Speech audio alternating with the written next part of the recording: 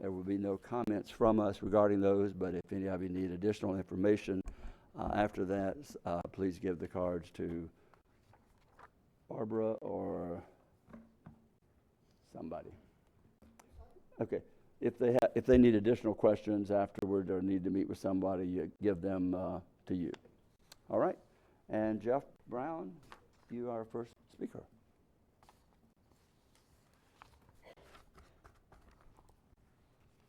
Thank you. Actually, it's Jeff Brower. I live at 310 Dawson Brown Road, DeLeon Springs, Florida, and I'm here for two reasons this morning. First, I just wanted to publicly thank Councilwoman Heather Post for actually doing the job of a representative and answering the concerns of her constituents and actually providing leadership and direction, attempting to provide leadership and direction to the county manager. That's what every one of you were elected for, so thank you for stepping up. I hope that you will continue. I encourage you to continue. The other thing I would like to say is the response to her attempt to represent her constituents is below the belt. It's untawdry, it's uncalled for, and it Please should address your not be concerns to me. it should not be tolerated by this council or our county manager for him to come out and publicly try to humiliate her and with incomplete and inaccurate information to assassinate her character is wrong, and I believe it's against the law according to Florida Statute 112.313, our Code of Ethics, and the International Association of City and County Managers. It's totally against their Code of Ethics. It should not stand. It was wrong, and I would hope, and this is my request for everyone here this morning, is there one person on this council, I believe there is, with the courage to publicly condemn this untawdry display of despicable bullying by your county manager for her response to her constituents? It should not stand. The second thing I would like to say in conclusion, and this pains me to have to say it, it should not have come to this. It needed not to come to this if this council had done its job and given our county manager the direction that he requires to do his job instead of the reverse where he tells you what to do and it's dutifully carried out. I'm asking if there a county council member with the courage this morning to call for the immediate dismissal of Jim Deneen for his lack of any public courtesy to one of your own council members here. Thank you very much. We'll be waiting for your response. Sorry about the name, Jeff. This looks like Dan or Don Hunt. I hope that's correct. Terrible penmanship. It's Dan. You can join my crowd. I'm in there with you. My name is Dan Hunt. I live at 1 Orchid Drive, DeBerry, or DeBerry. One of these days I'm going to pronounce it right. I come here today just to say hello. I am running for County Council, District 5. Prior to the meeting, I stepped up, introduced myself to Councilman Fred Lowry. I'm running for his seat. At this point in time, there's only 2 of us running as far as I know. I haven't checked lately. How long have I been? Count 1972. Do the math on that. I've been a resident of Volusia County, primarily Southwest Volusia County, since 1972. Grew up in DeBerry. I actually lived in Ormond Beach for a wee bit. Had a hot dog stand out there behind the La Playa Hotel, and so I'm from your territory for a little bit. Lived out there, so I'm pretty well versed in Volusia County. Been on both sides of the county. I'm the business manager of the Electrical Workers Union, Local Union 756. We're located in Port Orange, but we call ourselves the IBEW 756 of Daytona Beach because of the name Daytona Beach is known throughout the country as opposed to Port Orange. No offense to Port Orange. Lovely town. Just want to stop by and say hello. I do know some of the council members up here. I've met you before in the past, but I just wanted to go on record and see what it's like to be here again in the morning, because when I get this job, I'm going to have to be here twice a month at this time in the morning and make my adjustments. But wish you all the best. It looks like there's a hot topic coming up. I'll have to stick around and watch it, but like I said, I want to introduce myself. Thank you very much. Thank you very much. Deborah Zacharias.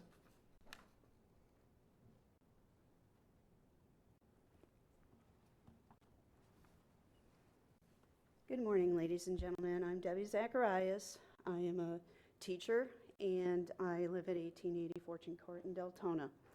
The reason I am coming here to address you today is in regard to the pawn shop situation that we have here in Volusia County. I'm a victim of having some merchandise stolen from me. And in Seminole County, what they do is they take pictures. They are forced by the county to take pictures of the merchandise that they go ahead and scrap. Volusia County does not have that in place. Due to that fact, the detective I'm working with was unable to get any of my merchandise back. When you have a description from the pawn shop that says a gold ring with a blue stone, you know, that can be anything. And so I am asking you to please take a look at putting that in place in Volusia County. When I talked to the detective, what he was telling me also is what's happening is when they know that there are some counties that do not require these pictures taken, they are going ahead and bringing their merchandise to these counties and selling it here so that they don't have to have any trail. I'm begging you, I'm not the only person. When we have so much of a bad drug problem here in this county, and people are doing whatever they can and taking whatever they can and pawning it off, we really need to take a look at what we can do to protect our citizens. And the other thing that I would like to address in that, saying instead of just the merchandise that they go ahead and pawn and they scrap, but that every single piece of merchandise, when it's brought into the shop and the pawn shop decides to acquire it, should have that picture taken, because that way it's going to help our Volusia County Sheriff's Department and any detectives to look back and say, aha, we have it. Because the pawn database here in Volusia County does not require any pictures at this time. So I'm beseeching you, because we have a lot of people who are getting stuff taken left and right on a daily basis, and it's causing so much problem for our police department to even try to track anything down. Thank you very much for your time. Thank you very much. Jennifer Oropesa. Close?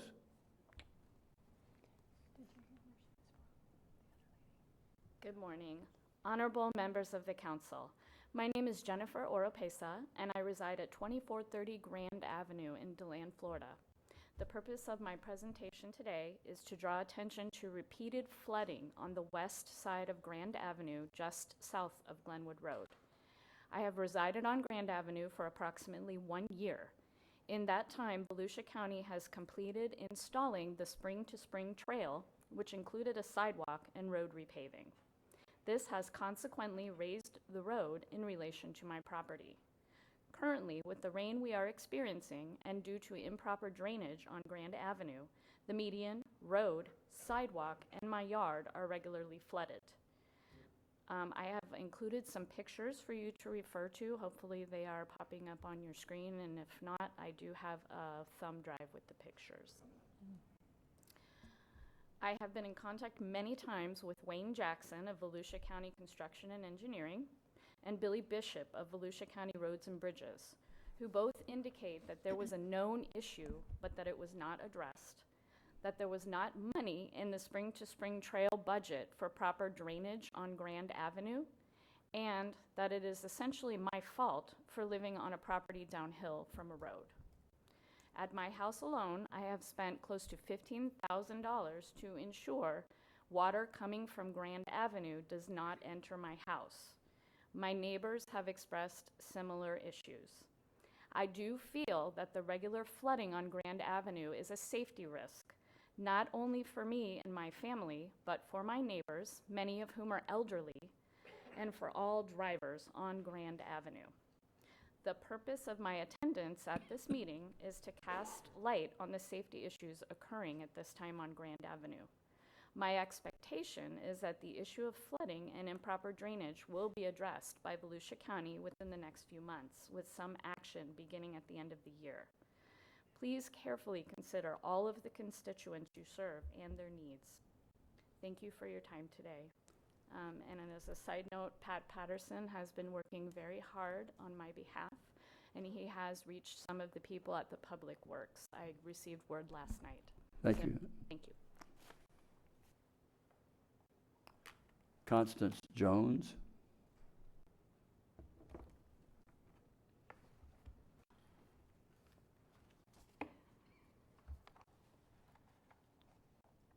I have a request to lift the Volusia County Council ruling on my lot. Good morning.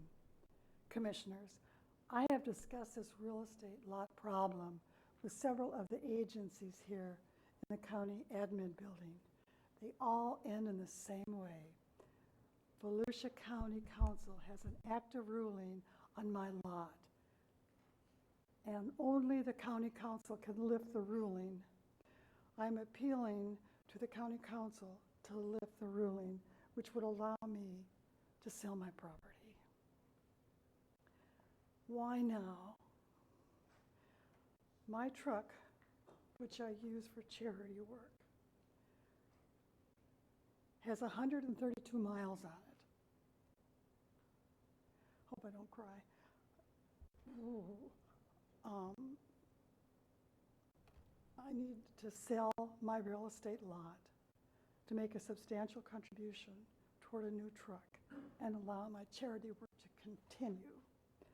Background information. I bought my real estate lot March 14th, 2003. County Council ruled with issues on my lot April 10th, 2003, just a few weeks later. Parcel number is shown below. I have an attorney to help with this work.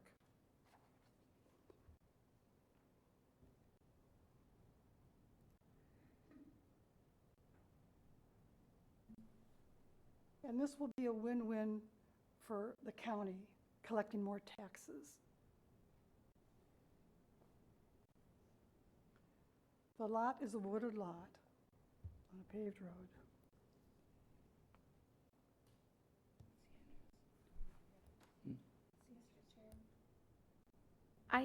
I'm sorry if I missed your name and Constance. location. I'm sorry. Constance Jones. And where is? 310 Dawson Brown Road, Leon Springs. Okay. No, Oh, that was wrong. How about the land, yes, 2830 Larkspur Road? Clarksville Road. You got it, Mr. Kelly? Yes, Larkspur Road, DeLand. yes, yes. Yes. Okay. Is that it? I think you've given us the information that you want us to check on, and I'm sure that we will have someone to follow up on that.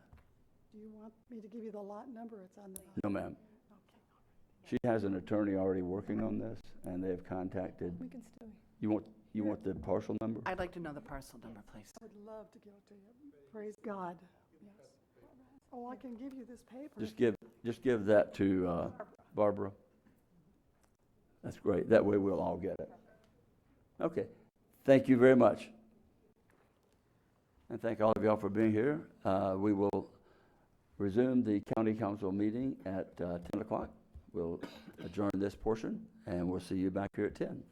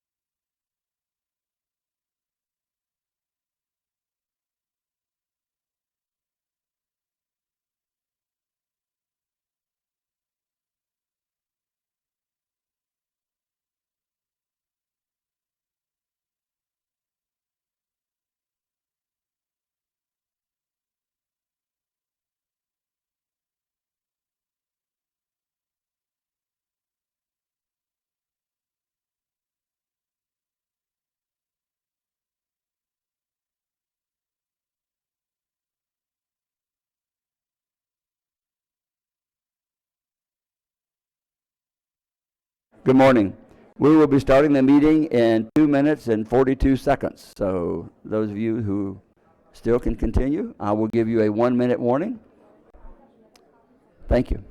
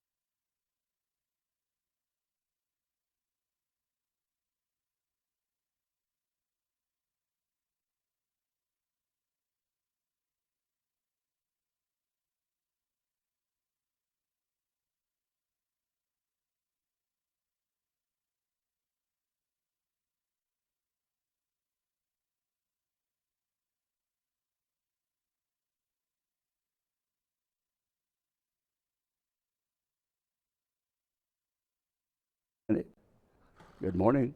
Is it on? Yes. It is on. Less than 1 minute and we'll be starting. So thank you all.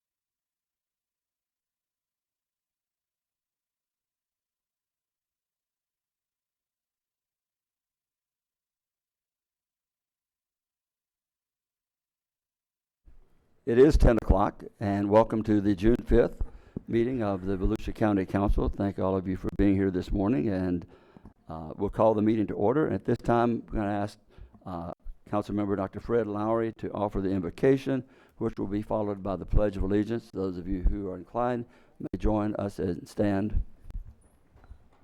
They always get me when they attempt to get other people and it doesn't work out. So just want to let you know that I'm the stunt guy this morning anyway. Let's pray. Lord, thank you so much for another beautiful day, an opportunity to acknowledge you and your goodness to us. We come before you today realizing that we're very needy and very limited and need your help. You said in James, if anyone lack wisdom, let him ask of you, and we're certainly asking for that today as a council. Also for those that are here who will be speaking today, we just ask that everything will bring honor and glory to you. For us this in your name. Amen. I pledge allegiance to the flag of the United States of America and to the republic for which it stands, one nation, under God, indivisible, with liberty and justice for all.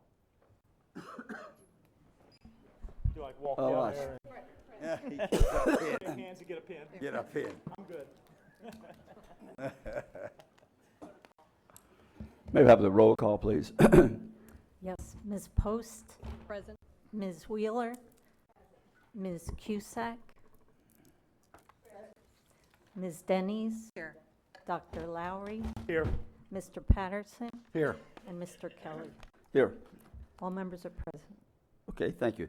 Now we'll move to, does anyone have comments on the consent agenda items? Mr. Deneen. Yes, Mr. Chair, Donna Butler will comment on item J. That is the only one I have for comment. Okay, anyone on the council wish to comment on any of them?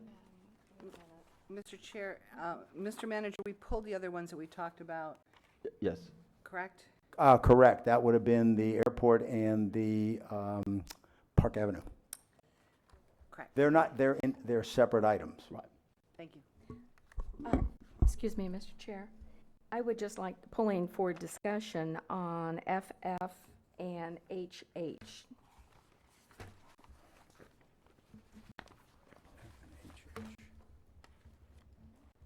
Okay, Donna Butler.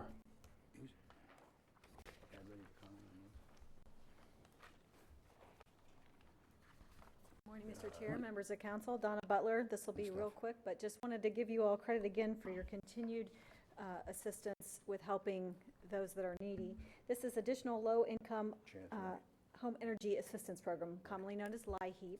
It's an additional $1.2 million that will help folks with their power bills, and it will assist about 3,420 families. So just wanted you to know that. Thank you very much. And it was good to read this morning that Hope Place, which we are partnered with, is doing a great job already making a difference in our community. And just another way, Donna, of what we're trying to do to help with those, to prevent them from becoming homeless or helping them find homes. Can I have a motion on the consent agenda absent items FF and HH? Mr. Chair, I move approval of all those other items on the agenda. Second. Anyone opposed to the motion? Hearing no, the motion passes unanimously. We'll move now to item FF. I can't pull it up because my computer is slowed It's a down, but contract with it's Paul. just mainly a discussion on it. I think it needs to be heard to the public, that there is some improvements being made. Yes, ma'am. Good morning. Tad Casebeer, interim county engineer. Item FF is Fire Station 36. It's located over in the southeast corner of Deltona on State Road 415. We're making some improvements to it. The facility is on the older side. We're upgrading the bunk room, adding a decontamination room, upgrading the HVAC, and several other improvements to include the garage apparatus location. We're improving the ADA accessibility and bringing it up to current standards.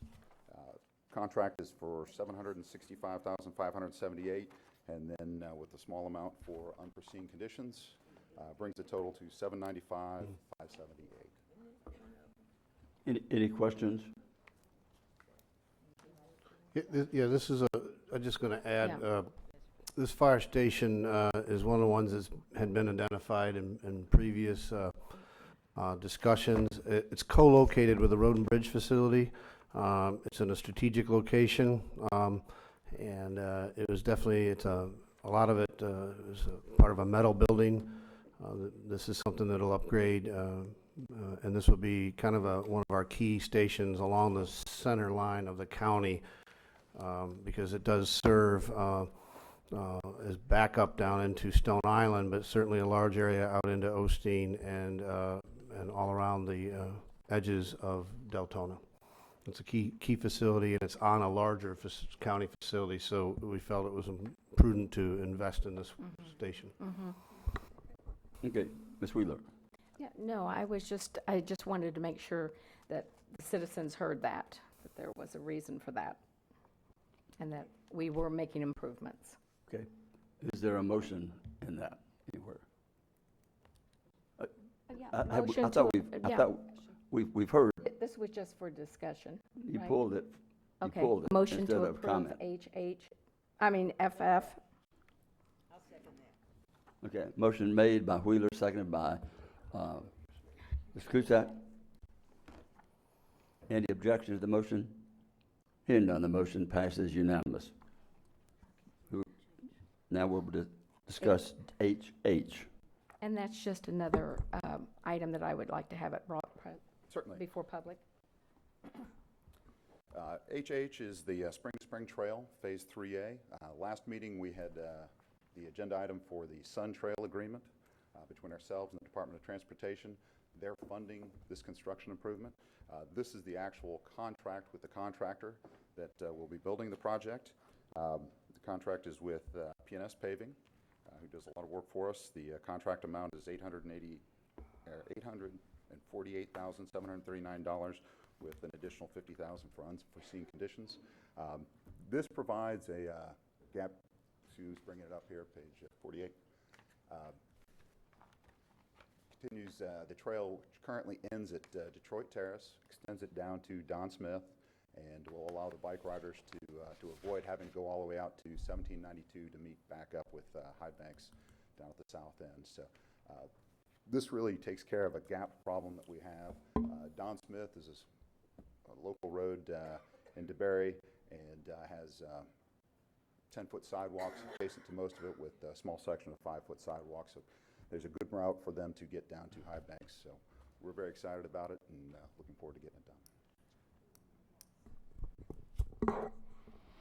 Thank you, Tad. That's probably going to lead into our item number 2, but I'd like to make a motion to approve HH. Second. Motion made and seconded. Any objection to the motion? Hearing none, the motion passes unanimous. And we will now move to item 2, I'm guessing. That's you. Yeah, Mr. Chair and Honorable Council, it's really a great pleasure that I bring before you today Tad Casbeer. I guess he's going to have to come back up. He's going to have to come back up. You worked him just a little bit, warmed him up there. I That did. that was nice. That was Okay. Good job. It's a test. And he was real good that he reminded everyone that he was in the interim spot until right now. But we're very fortunate. Actually, Tad was brought to us about 2.5 years ago under the Jerry Britton, who I think I see out in the audience looking very relaxed. So, and Jerry did a nice job of actually bringing Tad in and increasing his responsibility level over that period of time, and getting him ready to take on this position. That's a really good, I think, example of a good transitional work that we've done here. And I wanted to point out that Tad has a really good body of work behind him and experience, both in the private sector and in the public sector. In about 24 years that I was looking over here, he has 14 years in the private sector and 10 years in the public sector. So that's a really nice mix, and we like to have that because of the type of work we do and the people that he'll be working with and has been working with out in the public. And I see some of the engineering firms and stuff that are familiar with him, and I think he's actually worked for them at times. And so we're very, very excited about this. And I think the projects we've been working on lately, I think everyone would agree that the team that we have in place, led by Mr. Casbeer, is really, we're making things happen, and we'll look forward if we can build roads and things in the future. We definitely, I think we got a great leader here in place. Okay. So with that, I do know that Tad's got some family here, and I'm going to turn it over to him for a second. I think it's kind of neat to have Casbeer to be with the Casbar, right? Thought that, throw that in. Go ahead. Okay. I would like to introduce my wife, Lori, and my middle son, Rusty, and my oldest son's wife, Brittany. So Why don't we do this? Why don't we see if we can get you confirmed by a vote? That'd be great. And then take some pictures, because I don't want to I'd talk really, until then. I know you can save some of those words. So do I have a motion to confirm County Engineer Tad? So moved. Motion made by Deb Denny's, seconded by Wheeler. Any objection to the motion? Hearing no objection, the motion passes unanimously, and now is officially the county engineer. I appreciate that. I appreciate the trust and the faith that the council is putting in me, Mr. Deneen, Mr. Rechtenwald, Mr. Anjuli. I will do everything I can to live up to that. One of the things that I'm a strong believer in is, having done a lot of work on the private side in front of elected bodies, the old axiom, don't talk any more than it takes to get the approval. Since I have the approval, unlike a land use attorney, I'm going to be short, be brief. Okay. I want to thank my wife and thank my sons. They've been fantastic. Their love and support has been fantastic, and I appreciate that. Okay. Some of my former bosses, Ray Malavey here from Dewberry, Dwight Grant from Zev Cohen, Fred Burney from DOT, and obviously Jerry Brenton, my predecessor. So I'd like to thank all of them for their love and support and yelling at me and kicking me in the butt every time I needed that. So I do greatly appreciate it. I would like to also finish by thanking Jerry. He did a fantastic job putting together an excellent staff.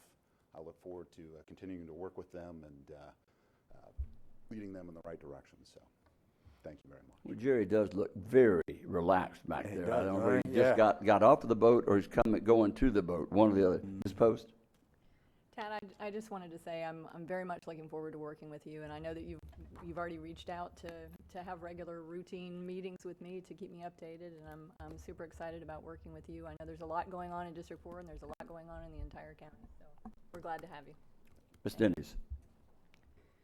Thank you. My biggest celebration will be when Turnbull Bay Bridge Jerry Britton is done, the end of this year. Thank you. That's been a heavy lift. That's been a heavy lift through the years, but thank you. And I was asked if there's no public participation on this agenda item, right, Mr. Chair? So there's several that would like to recognize you. Can I just ask real quick, anybody that's here to support Tad in this new position, can you stand in the audience to show your support for this appointment? Take a look around, sir. There you go. The jacket. On my other jacket, I apologize. So that, consider that public participation. Yeah. With that, welcome aboard. Look forward to working with you. Thank you. Mr. Patterson? Yeah, Jerry Britton had better stand up back there, or else we'd have to bring him back on board here. But Tad, you know, I worked with you as a counsel on when you were in private practice, and it was a pleasure working with you then. It's a pleasure working with you now, because some of the issues that I've got going on in the district, you've really jumped on them, and we're working forward to get them solved. So thank you very much. Thank you. We're not going to do a picture of this on these now. But anyway, nice to see your family here supporting you, and I'm sure that they are welcome when you come home, if you do get home every day for an early evening. But thank you. I know the work is a lot that we're going to be doing. There's a lot in the plan and a lot more to do, and glad to have you on board. So thank you. We'll go back.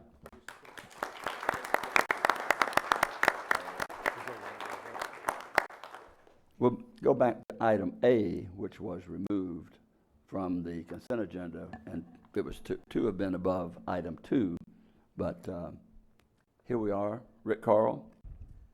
Thank you, Mr. Chair, members of the council. Rick Carl, Director of Aviation for the county. I'm here with Karen Feaster, who's the Deputy Airport Director and manager of this project. This is, what's before you is a request to apply for a grant and to accept the grant if it's awarded. This is Taxiway November. Sue, could we pull that up? See. It's already underway. This has been before you 8 times before, and we are. This is the request to apply. So you see the runway here. There it is. All right. You're looking west there. Embry-Riddle campus is right at the bottom. All right. So that is the taxiway. November and its other connectors that are going to be involved with this. This is not just a repaving project. They're changing some of the geometry on the connectors, and there's a lot of drainage facilities underneath. So it's totally a $40 million project, and it's in multiple phases. The layout. Karen can explain more of the detail if you want to get into the actual phasing of this. But this is our main air carrier taxiway, and it will require the closure of the runway during times. Right now, we're in a 30-day window where the airport's closed. So if people call you and say, "We got, why are planes flying over my head?" It's because we're under construction. So we'll be different phases over the next 24 months or so. Again, this is already under construction. Started in April. What this would do is give us the ability to apply for the remaining grant for the remaining portions of the grant. So, Karen, any questions? Mr. Chair, this is part of the ongoing infusion of capital and upgrading of the infrastructure in the airport to continue us long into the future as being a viable airport And the one way that you get and keep air carriers is to invest in the infrastructure. This goes hand in hand with the runway replacement expansion that we had not long ago, together with we'll be coming forward with a plan for the upgrade inside the terminal. So all these things are part of our ongoing commitment to air service, and I think it's definitely a factor in why the air carriers want to stay with us and why we will expand air carriers. Thank you. Ms. Denny's. Thank you, Mr. Chair. I asked to have this pulled for several reasons. First of all, going forward, and I've said this again, on a consent agenda, I pulled this off consent, I pulled a couple other things off consent in the meeting, and we're going to talk about this. The others will be paired up with the City of Edgewater and Park Avenue. But when we have projects that are over $1 million, $20 million, even if it appears as housekeeping, I think it's important enough that it's discussed in public and it goes on the record, and we give staff, certainly with all their hard work into these projects, that it be discussed in the public venue.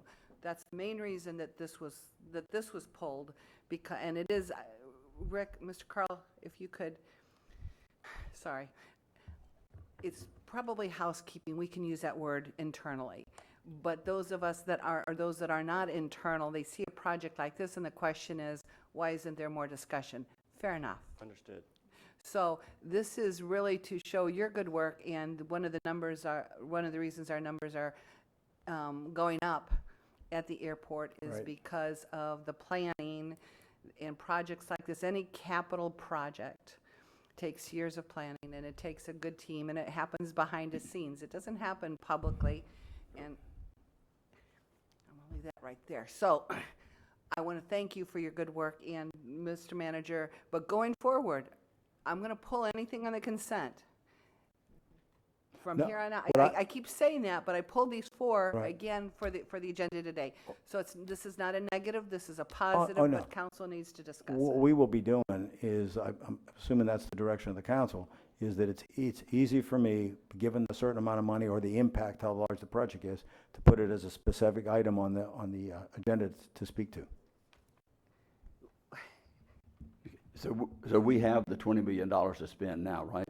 We're applying, this is. It's in a grant. this Grant. is- It's an You're giving us application. permission to apply for a grant with the FAA and DOT. So this is 90% will be funded by the FAA, 5% by DOT, Correct. and 5% by airport funds. I just was trying to get you to clarify what I understood. Yes, sir. That we're not spending the money right now, we're applying for a grant. If this had been an expenditure, I certainly would not have allowed it to be on the agenda. This is an application for a grant to be spent, and that will come back to us at a point. And that's why, just so, I didn't want you to think that I overlooked it, Deb. No, I understand that. But because it was a grant, I felt like to give them a consent to apply for a grant for $20 million is great, but on consent.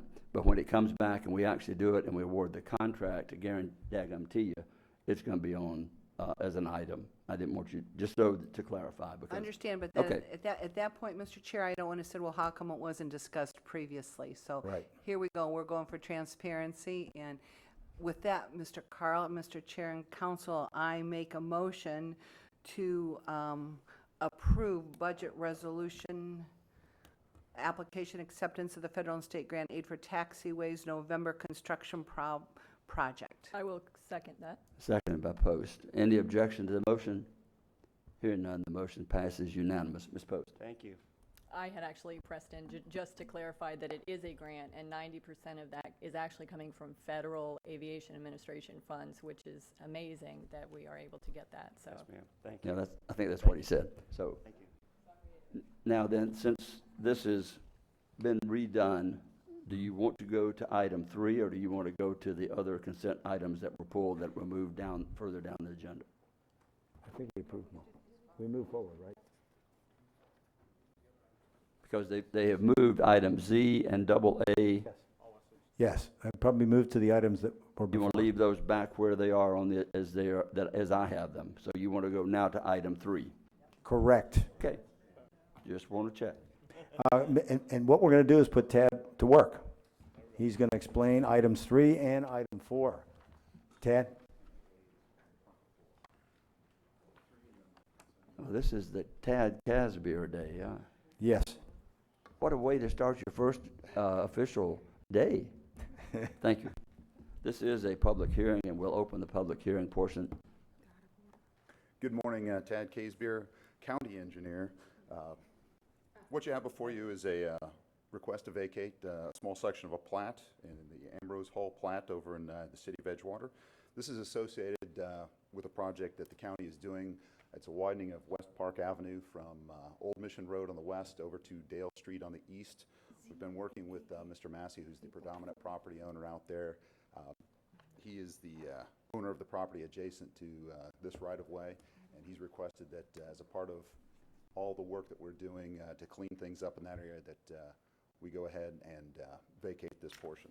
We've contacted the nearby residents, our property owners. We've had no objections from the utility companies, so we recommend the request for vacation. Okay. Donna, you had your lights on. Have to be careful touching those buttons. Ms. Denny's, any questions? No questions, but I'm ready for a motion. Yes. I'd like to make a motion that, make sure that I got my verbiage exactly right, that recommend approval of the vacation of a portion of the plat and map of South Third of the Ambrose, Hull Grant Map Book 4, page 199, and Map Book page 5, page 54 in the Edgewater area. Is there a second? Second by Dr. Lowry and Patterson, but pick one. Any objection to the motion? Hearing none, the motion passes unanimous. We close the public hearing without objection, and we'll move to item 4. I think we want to do Z first. Mr. Chair, we're going to do them in the order of Z, A, and 4, so that we keep them in the proper sequence. You can do Z. All right. Item Z is an agreement between ourselves and the city of Edgewater. They've got some property adjacent to West Park Avenue, the previous project that I just mentioned, that we're going to be using for a stormwater pond. So they're granting an easement to us. They also have it's their water utility out in that area, and we're going to be relocating the line on their behalf with their funding. So this agreement clarifies all that and defines the responsibilities of both parties. This is a public hearing. I have no one wishing to speak at this point, so I'll close the public hearing. Council, Ms. Dennis. Thank you, Mr. Chair. This is one of the items that I pulled off consent because it has to do with Park Avenue. We've been working on this, Mr. Manager, I don't know for how many years, but the only reason that this is actually going, it appears slow, but as quickly as it is, and if you drill down, Council, if you looked at all the attachments with this, with all the renderings, I actually read that, and the infill and the drainage and where the pipes go. It's, oh my good, I'm not an engineer and I don't want to be, but looking, sorry Sands, I know we talked about that earlier, but I don't want to be an engineer. Looking at all this work that goes into this, one of the reasons we're actually able to move forward and make the changes required for the slope of the land and the ponding and everything that comes with that is because the landowner, the Massey, we can't let that go unsaid. John Massey and Massey Enterprises have donated, literally donated all the right-of-way. We're paying nothing for right-of-way out there. So that has helped us. Well, if you remember, Ms. Denny's, this was the real issue is that we wanted to open this up for economic development. Exactly. And there was no way, and as you look at the engineering, you can see the complexity of trying to expand this to even to 3 lanes. No way could trucks use this, and it was dangerous, especially if you tried bringing trucks down there. We had no money, but if you remember what the council did was we said, look, if we scrape together everything that was left from the bond, we can maybe do the project, but we cannot afford the land. And Massey came forward and said, we'll dedicate the land, not only for the road, but for the ponds, which is a big deal. And that sort of set a precedent that would be that's the best way to extend our money for roads. And in this case, it made this road a reality.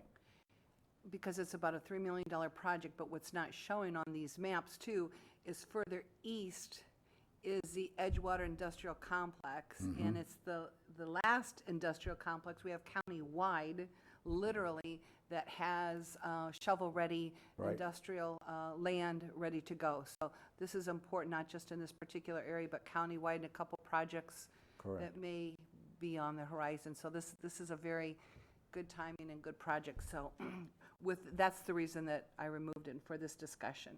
Going forward with a little, this is one that you might want to flag for the future remembrance. So with that, I'm going to move approval of our joint project agreement with the City of Edgewater for widening of West Park Avenue. Are we gonna, did we skip?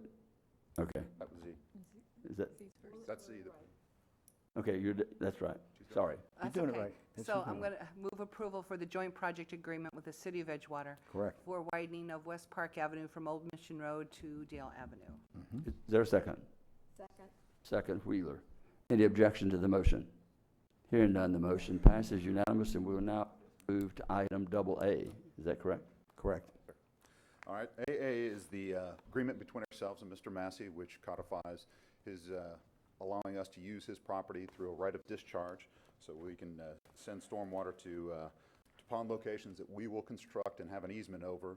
But with the right of discharge, he's allowed, if he develops the property, to adjust those while providing for the amount of stormwater that we need in whatever system he develops. So it allows for that, and he takes on, as a part of that, the maintenance that goes along with those ponds, which can be pretty expensive. And Okay. Ms. Dennis? Thank you, Mr. Chair. Without no further comments required on this, so I move approval of the right of discharge agreement with the Massey Family Enterprises and Drainage and Maintenance easement associated with widening of West Park Avenue from Old Mission Road to Dale Avenue. Is there a second? I got a second on Lowry. I got him just a second before you, or part of a second. Any objection to the motion? Hearing none, the motion passes unanimously, and we will now move to one more item, and this is item 4A. Four. You still got to finish four. Well, that's what I thought. That's got it. That's this is the last part on this project today, I promise. That's why I was questioning when we went to Well, we got Z. this new engineer guy, you know. we got it. But anyway, there were a lot of changes in the agenda up to and including yesterday, so they are there. Okay, now we'll go back and finish 4. Is that correct? Correct. Which was a public hearing that we had already closed the public comment on, correct? No. Oh, this is a new one. 3. That was on 3. Okay. I marked it off anyway, so this is a public hearing. All right, this agenda item is for the abandonment of prescriptive right-of-way at the east end of the project, previously mentioned. It, you have the aerial?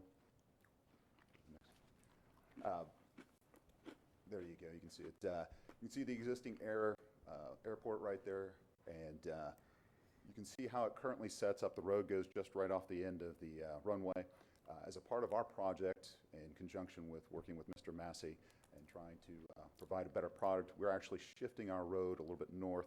That allows for more space between the road itself and his runway, creating hopefully a safer situation overall. So as a part of moving the road north, on the previous agreement, he's giving us the property to the north to shift the road, and we in turn are abandoning the property that the prescriptive right-of-way that the road currently sits on between ourselves and the airport. And that's what this agreement covers. I have no one wishing to speak on this issue, so we'll close the public hearing. Ms. Denny's. Thank you, Mr. Chair. I move approval of the abandonment of a portion of West Park Avenue in the Edgewater area proposed resolution. Move approval. Let's just do it. Second, Cusack. Second, Ms. Cusack. Any objection? Without objection, motion passes unanimous, and now we get to move to item 4A unless I'm given direction otherwise. Thank you, Mr. Chair. I'd asked Dr. Thogmorton to come forward. Let me give a little quick overview.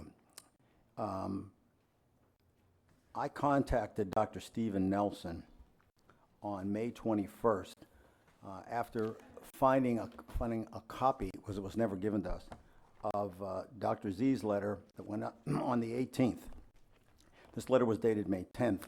I was concerned about the issues identified in the letter and asked Dr. Nelson, who's the head of the Medical Examiners Commission for the state of Florida, if he could recommend an independent third party who could assess the county medical examiner's office operation.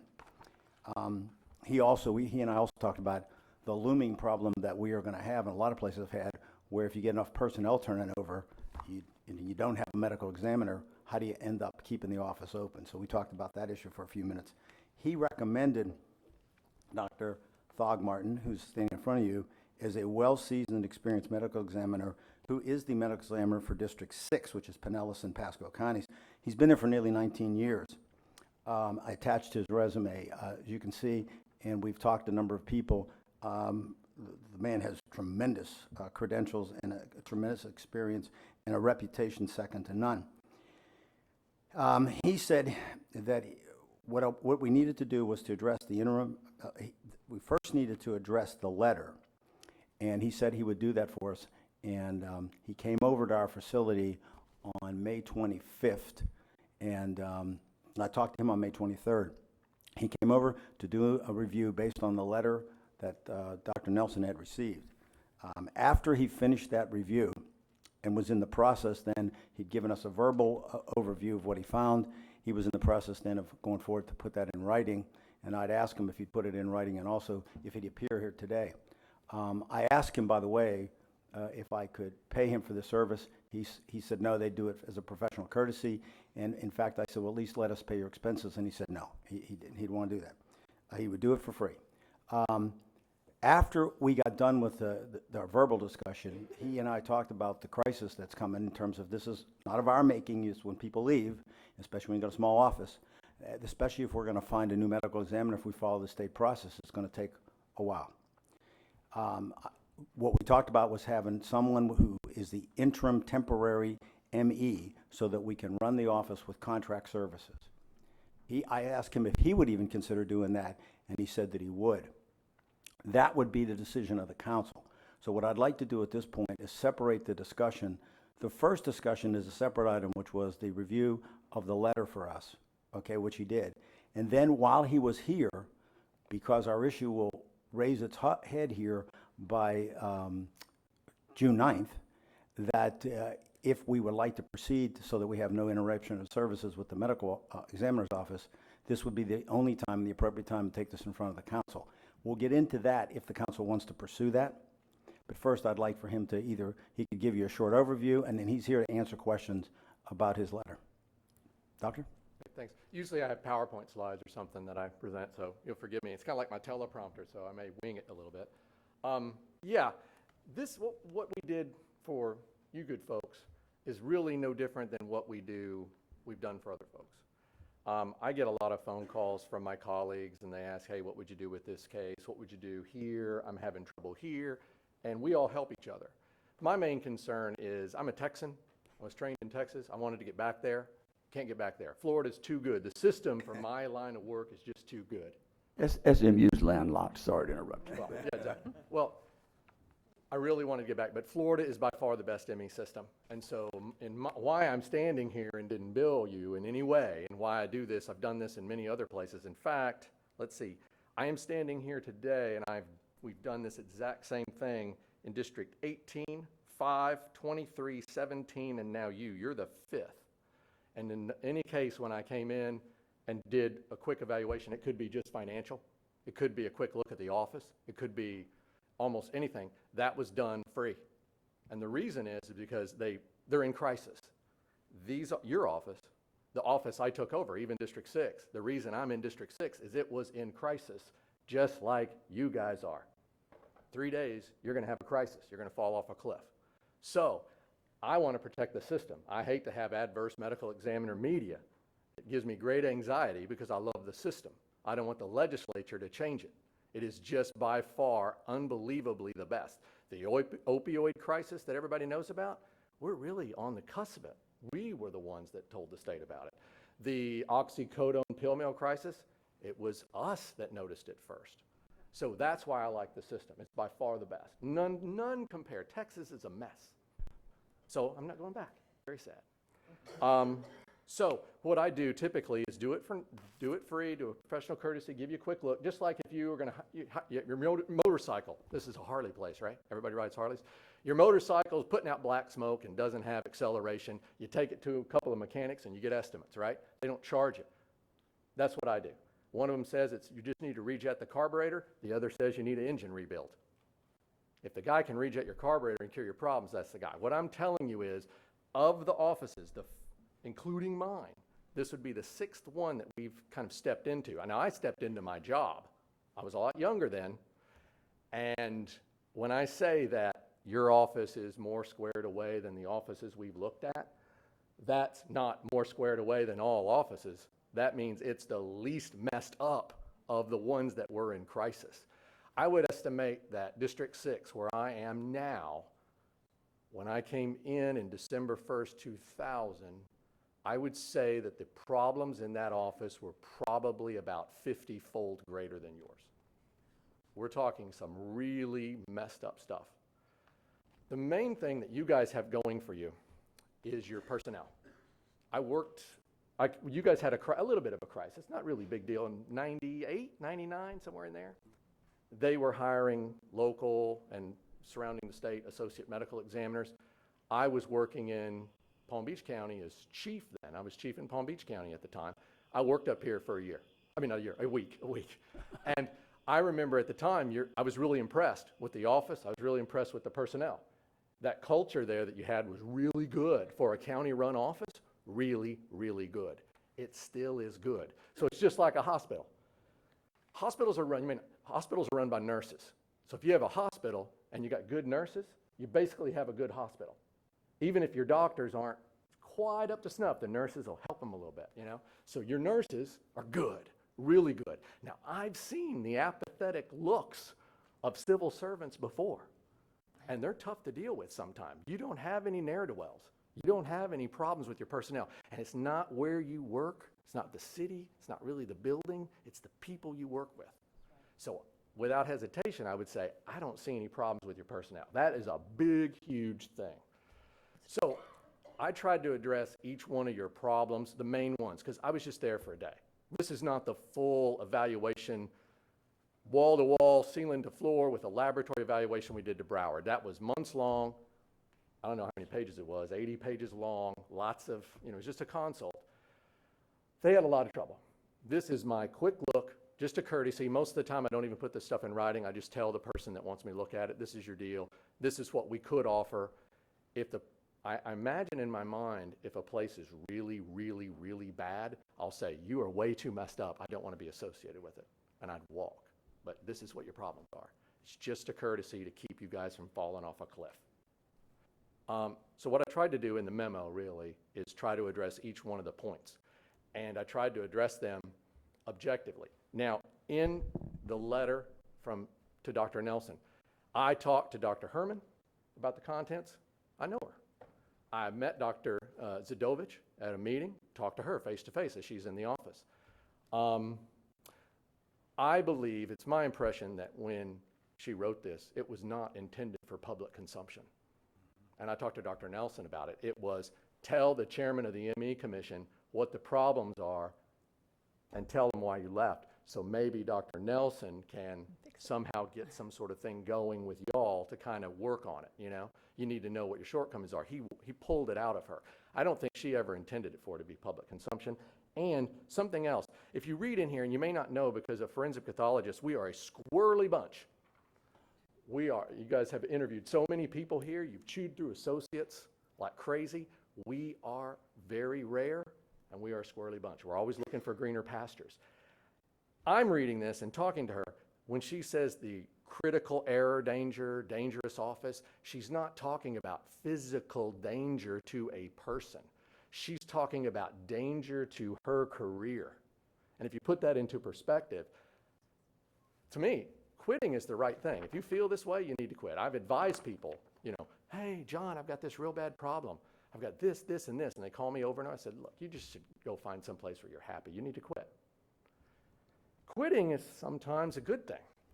But she felt that her career that she carefully fostered, think about the time, undergraduate, medical school, residency, taking those board exams. Oh my goodness, those are tough. So she's done all that, and she left Orlando for your place. You ever been in Orlando's place? It's very nice.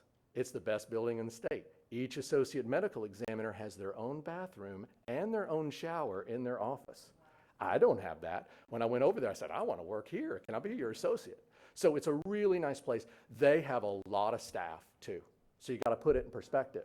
It is the Taj Mahal building, lots of staff.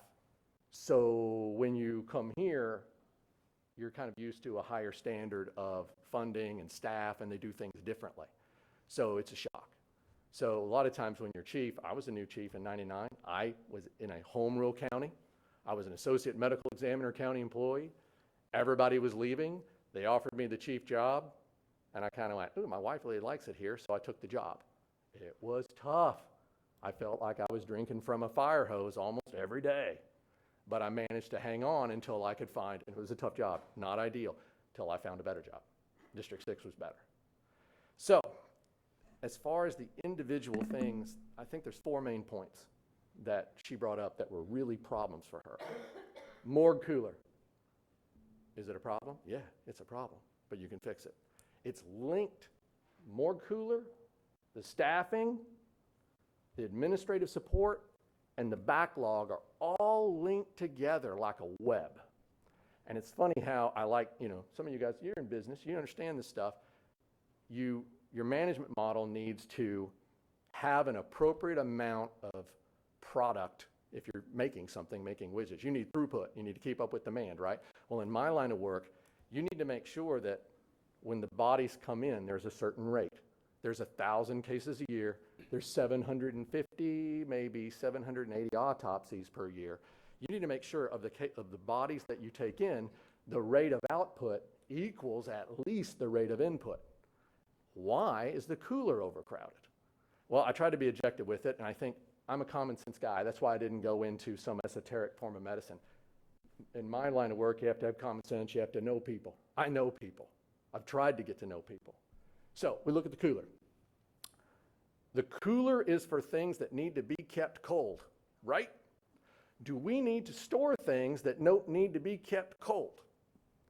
Things that are preserved in formaldehyde are preserved in formaldehyde. You could set them right there in this room, and they would stay there for 40 years as long as the buffer didn't wear out, because it's buffered formalin. You could just sit it there. You have about, I'd say, 10 to 15% of your cooler space taken up by formaldehyde-fixed tissue, just tissue. Let's let him finish, Heather. It's formaldehyde-fixed tissue. I have it too. You're required by Administrative Code 11G. Well, I'll explain the law. 406, Chapter 406 gives the medical examiner that you appoint the power to do what they do. So that sets the maximum. You have your baby die in your bed, not a good thing. Your son dies or drowns. The medical examiner has authority over that case. There's really nothing you can do about it. It's really, so I take it very seriously. I try to be, when I'm on the medical, I try to be ministerial with it. There's really no right or wrong way. You just have to do what's best for the community, follow the law. But then there's a minimum standard that comes in. So if I have someone that's murdered or has a gunshot wound, I have to autopsy them. Have to. Florida Administrative Code 11G forces me to. If I do not, I will be disciplined by the Medical Examiner Commission and maybe removed. And just because you guys are home rule and you have a home rule medical examiner, the only thing home rule does is you pick the medical examiner. You're making the choice. But everything else, it's still state regulated, it's still all that stuff, and that you can still have your medical examiner removed from you by the commission. So when you look at these things, you've got to look at, I've got 10 to 15% cooler space taken up by things that don't need to be in there. I've automatically, just by removing that, just remove that stuff. Store it somewhere else like I do. And you've just increased your cooler space by 10 to 15%, no cost, no problem. There's also some tissue in there that really, they're doing some things and storing some things that aren't under Chapter 406. Don't need to be. They're research, taking blood that they don't need to take, they're storing it, they're occupying freezer space that you could use. Space is a premium in your morgue. You need to take advantage of all the space and don't have any wasteful storage. The other thing, and I think this is the main problem you have with your cooler space, is with 1,000 cases, 750 plus autopsies, you have to do autopsies and exams and release bodies on weekends. You're too big. Yeah. That's your real problem. So what happens is, operationally, you can have a homicide that occurs at 5 p.m. on Friday, some horrible John Benet Ramsey thing, and that body could sit there till Monday. The first 48 hours of a police investigation, they're the most important. What do you got? What are you going on? You got cause of death? Nope. I'm waiting till Monday. How do you investigate that? I don't even know. My agencies would lynch me probably out in the public square for doing that. So not only is it the turnaround time on autopsies, but Monday morning you're coming in to do posts. You're coming in to perform autopsies and exams. You could have, there's your 20 bodies. Right. And then the way they do autopsies also is inefficient. It ties into turnaround time. So the way they do it causes their throughput on the day on Monday where they'd have a lot, they'd have to bump cases till the next day. So I may have a case Friday or Saturday morning that I'm bumping until Tuesday. We don't do that. If in our office, and what I always recommend is every single body that comes in every day is done. I have myself done 12 in a day just to make sure we get them out. We don't need to be an unnecessary delay for families. I want to be invisible. I want to be invisible to the public. So when the body comes in the ME office, we don't delay. We do what we need to do, take what we need to take, document what we need to take, call the funeral home if the family's picked one, and get them released. They don't want to be in the cooler. You don't want your loved one in the cooler for days. You could have... Mr. Chair, excuse me, I'm sorry, but, you know, I think this is really a lot of information, and I'm trying to take notes as quick as possible. I think it would be helpful if we were allowed to ask questions while he's bringing something up. You know, there's things that I would have liked to have asked on several comments that he made. I think it's really important, rather than waiting until the end, that we have this open dialogue. I would like to suggest that. Can we go issue by issue? Absolutely. Can we back up to the morgue cooler and capacity issues? And council, can we do that? Council, are you good with that? I just was trying to, usually when someone makes a presentation, we allow them the courtesy to make their presentation. I've made notes. Yeah. I can follow them. I've got 24/7, 365 written down, so. Whatever you guys need. I'll do it, whatever format you want. But, I mean, if you're okay, Doctor, with taking questions as we go? Sure. So how will we do that? How will you recognize them? That's a Is it good by- question. You Will can they either, just call Gerd out, or will you? I don't think that would by be appropriate to monitoring? just call out. I think we still need to keep some organized decorum about it. and- By the monitor? Like we Well- do, sure. Well, it could be that he would answer a question that we have later on in his presentation too, so I'm not sure. But let's try, you wanted to ask a question, Deb has a question, Heather has a question. I just want the questions that come forward to be relative to that discussion that we're talking about then, not on one of 6 or 7 other things that may come about. And that's generally what happens. One question will lead to a follow-up question and then to something else. So if we can keep, I think, to keep him on his points, if we can keep the questions relative to that particular thing, then I'm okay if we can try that. So if you want to go back, the first question you had. Okay. Well, the first question that I had was, I'm sorry. I was asking for the question to begin with. Well, I understand that, but I had already had Ms. Denny's. Okay. And also Heather had also had a point, Yes. a question that you saw it wait until the end. Pardon? I'm just saying that in the order that folk had requested to speak. Right. Councilwoman posted indicate at first, and you said wait until the end of the discussion before we would have the dialogue. Well, I have That's true. the list on here as, I guess y'all all have that as well, right? No. Okay, you No, don't we have it. don't. I have Deb Denny's and then Heather Post is what I have questioned. Interrupted comments or when we were talking, because I don't like to interrupt the speaker. I just don't think that's right. I don't either, but So, Ms. whatever the Denny's, if wish you of want to the ask, or you majority, want to y'all, ask it's a fine with question, me. and then Ms. Post, and then Ms. Wheeler, and we'll move on from there. Sure. Once your question is answered, just click your name off of the list so I'll be in sync with you. Okay, Deb? Well, if we're going to change the structure, because mine's going to be more of a comment than a question. So, If you want to comment on the issue of, the first issue you addressed was, but, yeah, but I guess here's my struggle, counsel, is because it is all tied together. These aren't standalone issues, like Dr. Thogmartin mentioned, and my comments are going to go even before him, if you will, to Dr. Nelson, the Chief Medical Examiner for the state that I've spoken to multiple times, including on the way in this morning. So what I'm hearing, I guess I don't have a question as much as a statement on some of these issues. So I don't need clarification. I'm going to be making a statement. So with that, Mr. Chair, I'm going to wait till the presentation is over, and then I'm going to share what I know and what I have learned, not through social media, but by talking through Dr. Stephen Nelson at the beginning of this issue, and then yet this morning before I walked in. So I'll defer till it's over. well, let's just do this then, Dr. Thogmartin. Let's go ahead and let you finish. Okay. And if each of you make notes on a particular thing that you have questions on, or you have statements that you want to make relative to the overall, let's do it at the end like we normally would do that. And then if there's a question, you're sharp enough that you can go back to item 3 or 2. I know that. I can see that already. You're from Texas. That's Right. I'm sorry, I may be talking a little fast, maybe kind of drinking from a fire. No, you're fine. Okay. You're perfect. What I'm saying is, the procedures in the morgue involve a lot of changes, and it's slow, it's a little bit inefficient, and so what happens is they're not able to even finish the autopsies a lot of times for the day, even when it's a Tuesday. And Monday's done, maybe it's Wednesday, they're not able to finish them. That wouldn't happen. I mean, in the way they do it, and what happens is, that's tied in with, they use transcription. I don't.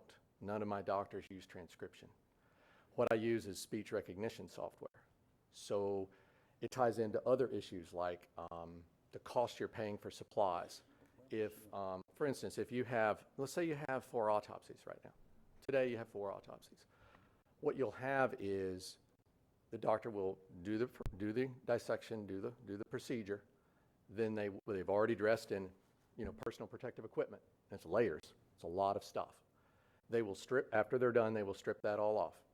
They will then go and finish the report. Dr. Zadovich uses dictation and transcription. Dr. Koopmeiners does it on his computer. I have some people that do that as well. Then they walk back. It's a 45-minute turnaround, maybe 30 minutes between cases. And then they go back in. They dress again. Then they do another case, and it repeats. So for every autopsy, your tax dollars are paying for a full PPE suit every time, thrown away. The way I do it is I'll walk back there with those 5 cases, and I put on one set of PPE, one set. And then I'm doing speech recognition. I use a digital audio file to back it up, but I'm talking very fast. We've worked out a way where we can make the speech recognition work, and I can talk really fast, and it'll type it fast. And so as I'm doing the autopsy, I have the organs in front of me. I don't have to rely on memory later. The renal cyst is this size. The coronary artery looks like this because it's literally right in front of me. And it's no slower than just doing a regular dissection because I can walk and chew gum at the same time. Then I, between cases, I've got a finished product. And then all I do is change my outer gloves and go to the next case.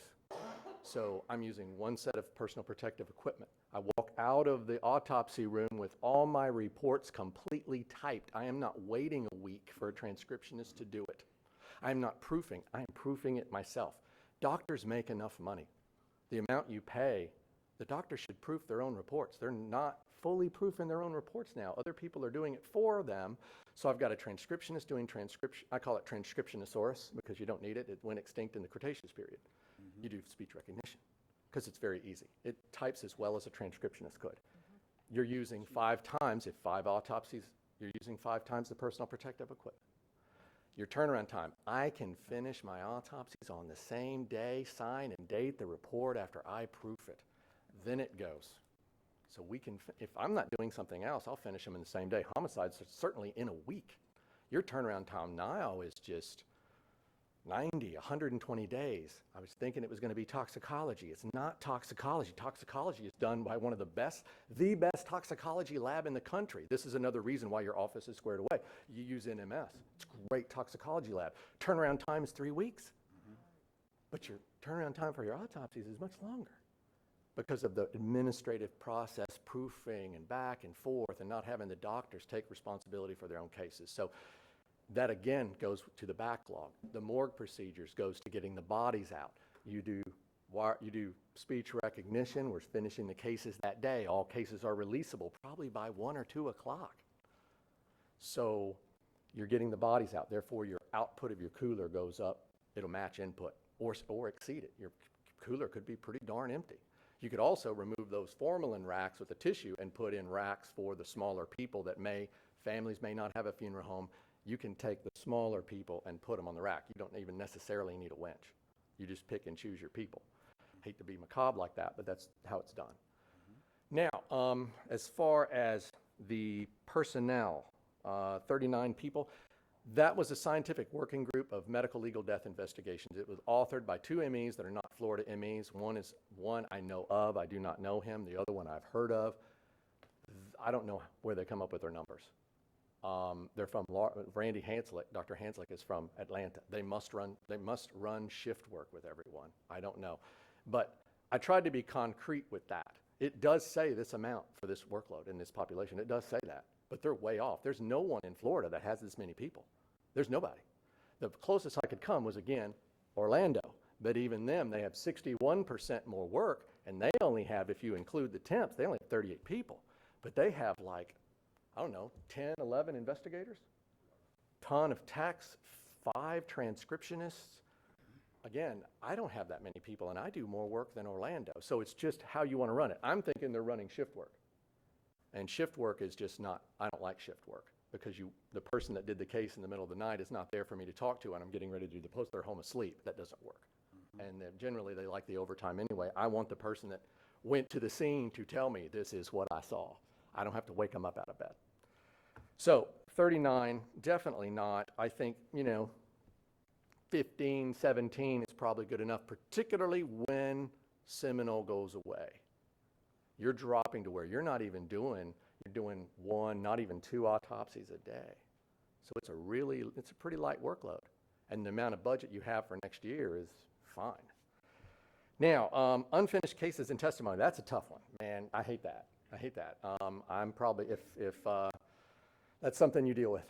And it's terrible. When I took over for District 6, the former chief just went away and left a bunch of unfinished cases. And when I say that she left unfinished cases, she left unexamined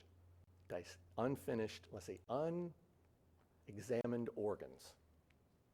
So there were cases with intact organs that had not been done, that she had retained. So we had to finish that. Unread slides, unfinished reports, testimony I had to go on.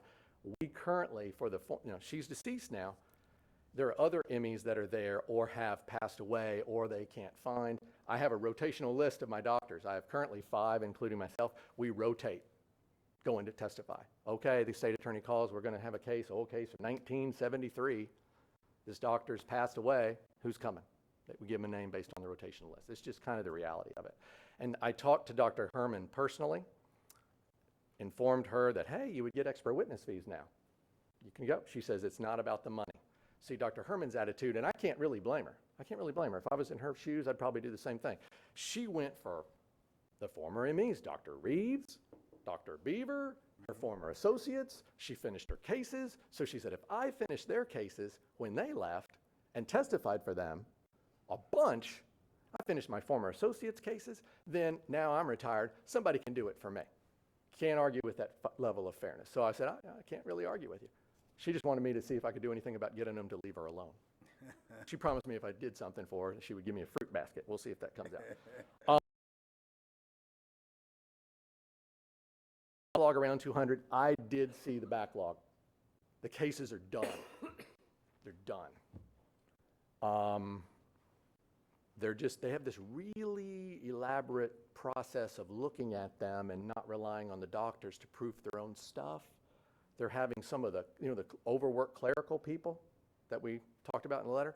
They're doing things that I don't have my clerical people do. I'm not going to have my secretary proof my content of my autopsy report. Theirs are doing that. My counties pay me enough where I can actually proof my own stuff. Now, I proof my own stuff. I have other people proof my own stuff, but not necessarily for content, but look it over. Every case that's a criminal case that we have from my associates, I proof that. I give it a good once over, make sure there's nothing weird.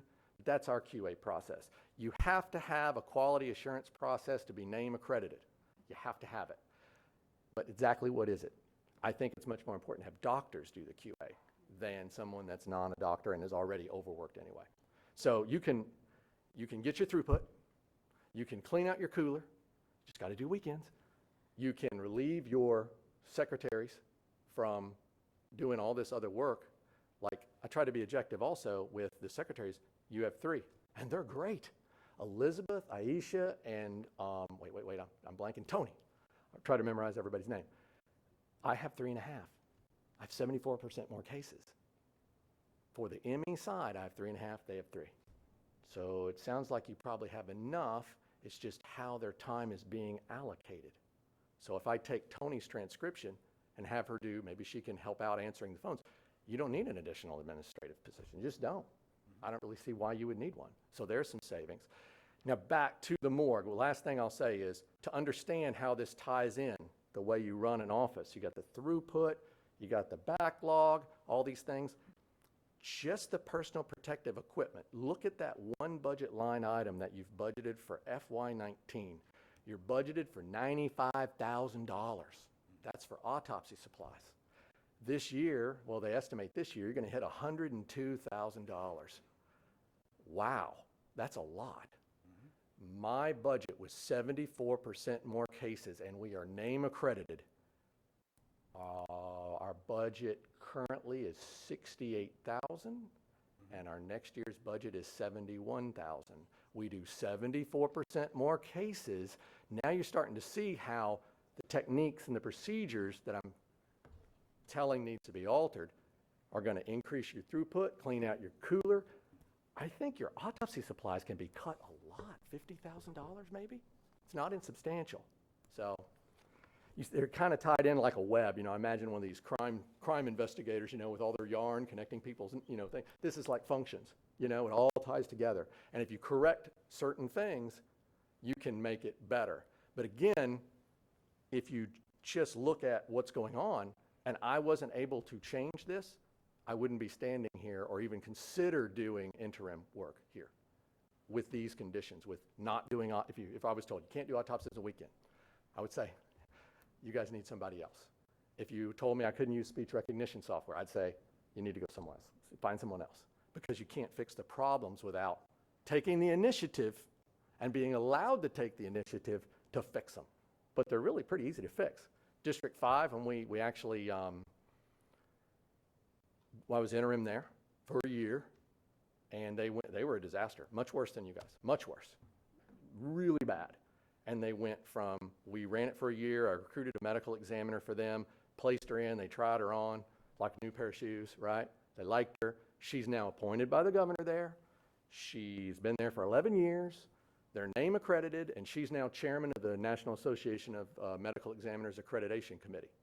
Now for you guys, the reason you lost your accreditation, I understand, Bill's actually on the accreditation committee. He's an operations manager.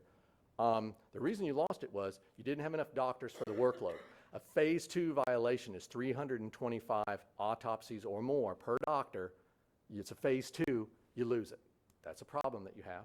Another problem is inadequate morgue cooler space. So when your name inspector walks in there and hears you're holding bodies at hospitals and you've got a full cooler and you're holding people over, they're going to ding you with a phase 2 as your cooler's not big enough. Your cooler is big enough, particularly when Seminole's done.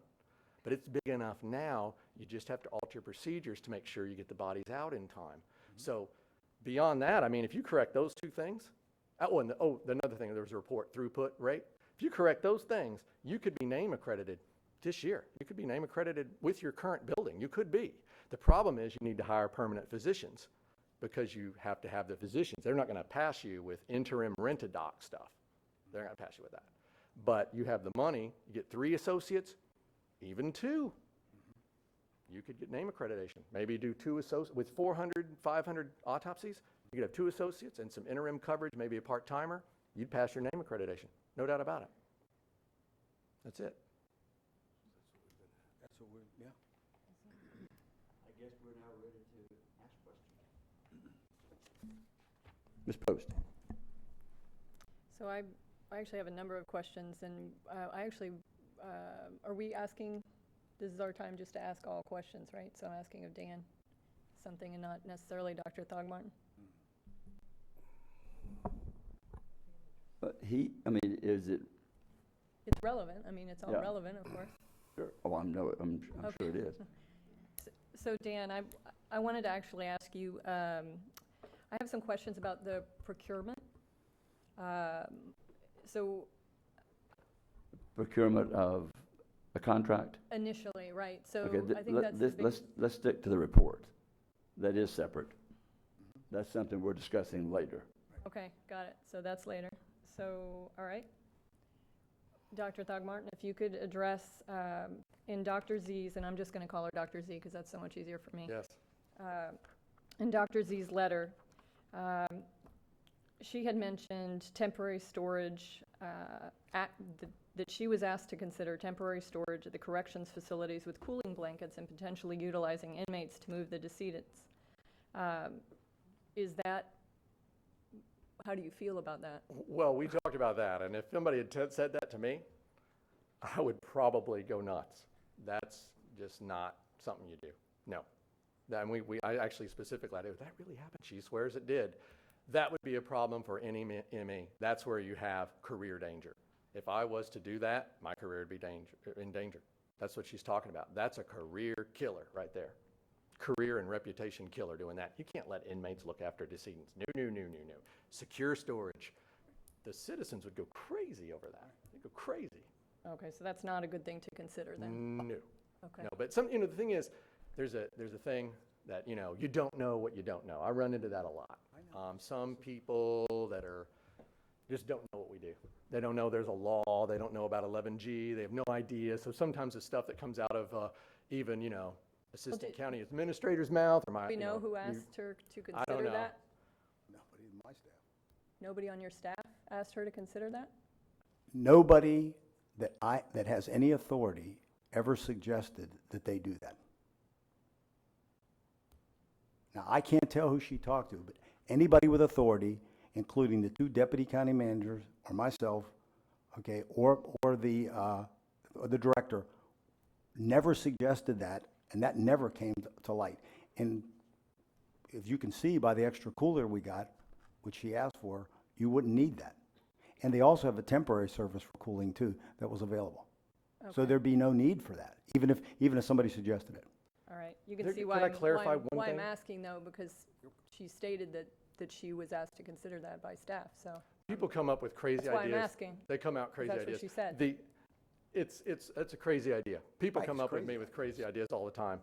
And it would probably, if I was 20 years ago, somebody had mentioned that to me, I'd probably be pretty alarmed. The asking about whether another ME had space, people do that. But it's incredibly inconvenient for the funeral homes and families. It's not, you really don't need to do that. So Where did that come from? I don't have that in my letter. it's in Dr. Z's letter.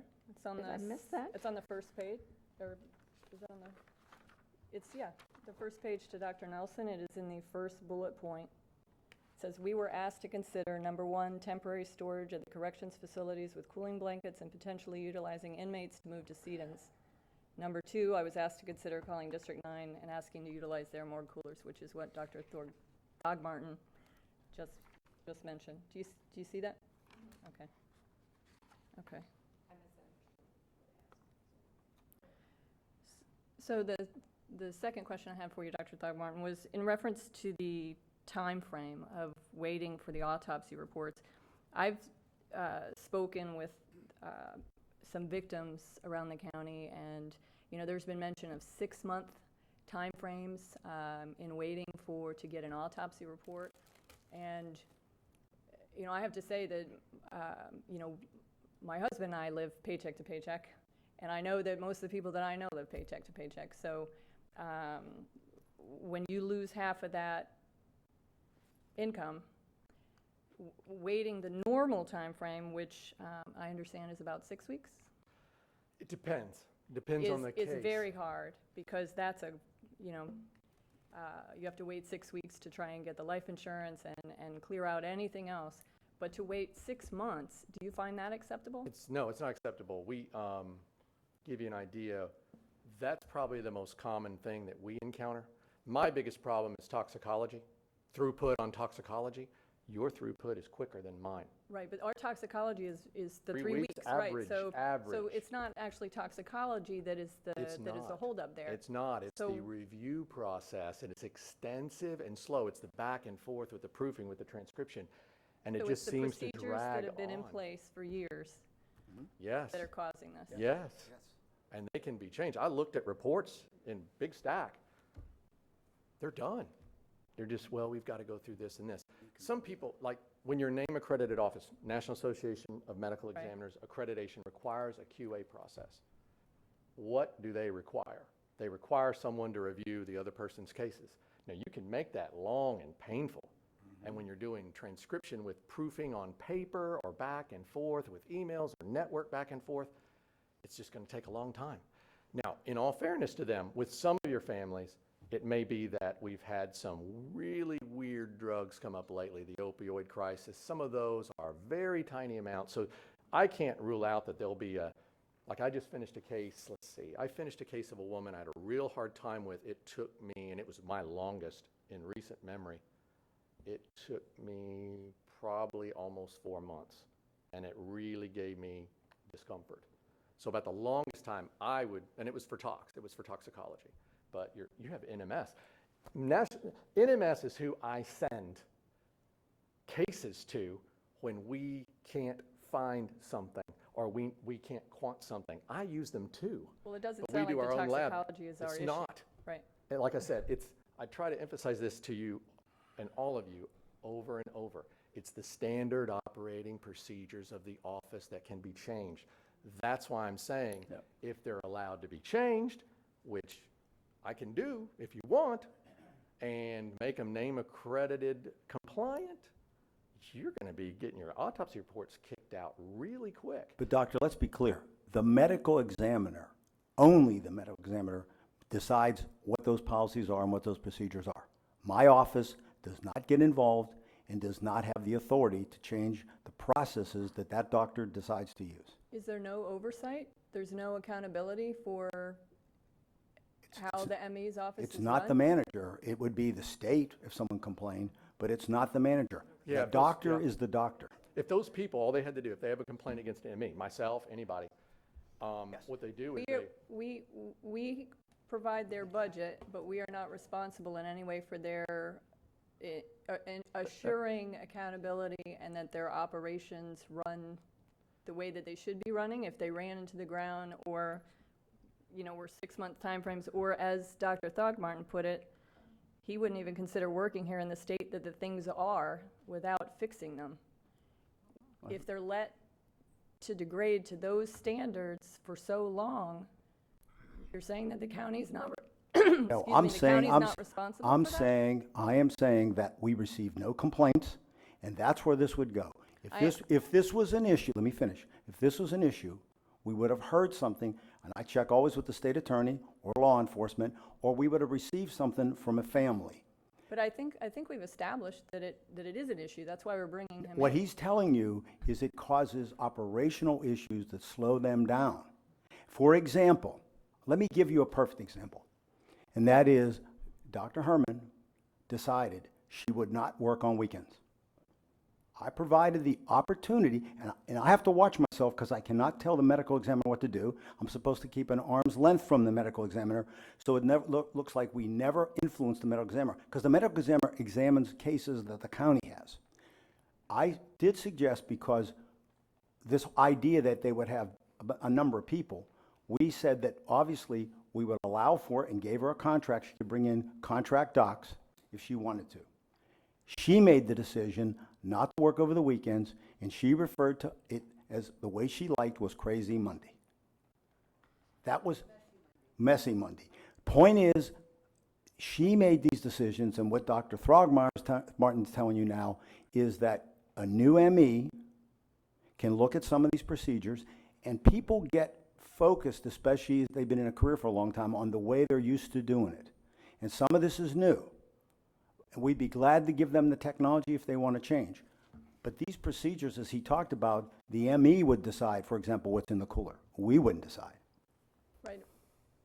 I understand that, but it is a county-run facility, and they submit yearly the reports to us and the requests to us as part of their budget.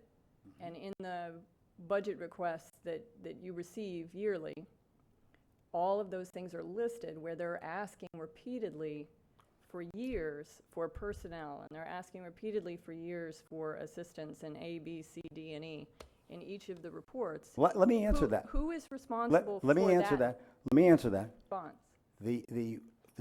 All the directors, especially the medical examiner, and the three that we have that are elected department heads, they especially have the right to come to my office at any time if they have a request. Now, let me make this clear. Dr. Herman never came to me, in the budget process, as they went through the process, and requested anything outside of what she worked out with in their budget negotiations. She never came to me. I never turned anything down. Now, one thing she talked to me about that she was concerned, two things. One was we went through a process of trying to hire people, and she made it clear to me how difficult it is. We went through from 2016 to 2018. We have interviewed for ME and 16 for associate, okay? And of that, we only were able to hire 2 people. And part of it is people, they have other jobs, they take other opportunities, people pay better places, so she was frustrated. The positions she had were open, but filling them, and Dr. Throgmorton can speak to this, this is a very difficult field to get people hired in. The second thing she talked to me about was that she believed that the new building was necessary. She wanted to wait specifically on Seminole because it would allow for a larger facility. And as you know, that only in March they decided they didn't want to go with us. I told her that I supported that we would move forward on the new building, and in 2015 put that in front of the council. The only decision in front of that was to do the evidence building, the communications building. Those buildings came, the jail that we repaired. She wanted her building, and that was put in line. So I understand that we're looking at, you're saying, well, we told her that we're building a new ME's office in the future, but I still would like clarification as to if the ME and the ME's office is submitting a yearly budget to the county and asking for various things, how is the county not accountable for not providing those things? Understand. I know that line of question. I know it's one of your questions, but I was hoping we could stick to what Dr. Throgmorton had given us and the questions. I think one question that he didn't get to answer was, and I'll rephrase it, would your county administrator tell you how to run your office? No. Would they allow it to be run into the ground? Well, I'll explain. I'm well, different. I'm just saying, Dr. Throgmorton specifically said, I wouldn't even consider working here in the state things are without fixing things. And Dr. Z states in her letter, she's deeply concerned about the state of the office and the county's long-standing pattern of lack of response in addressing the issues. She's repeatedly voiced her concerns, and she hasn't received a satisfactory response. She worked here for a month and quit.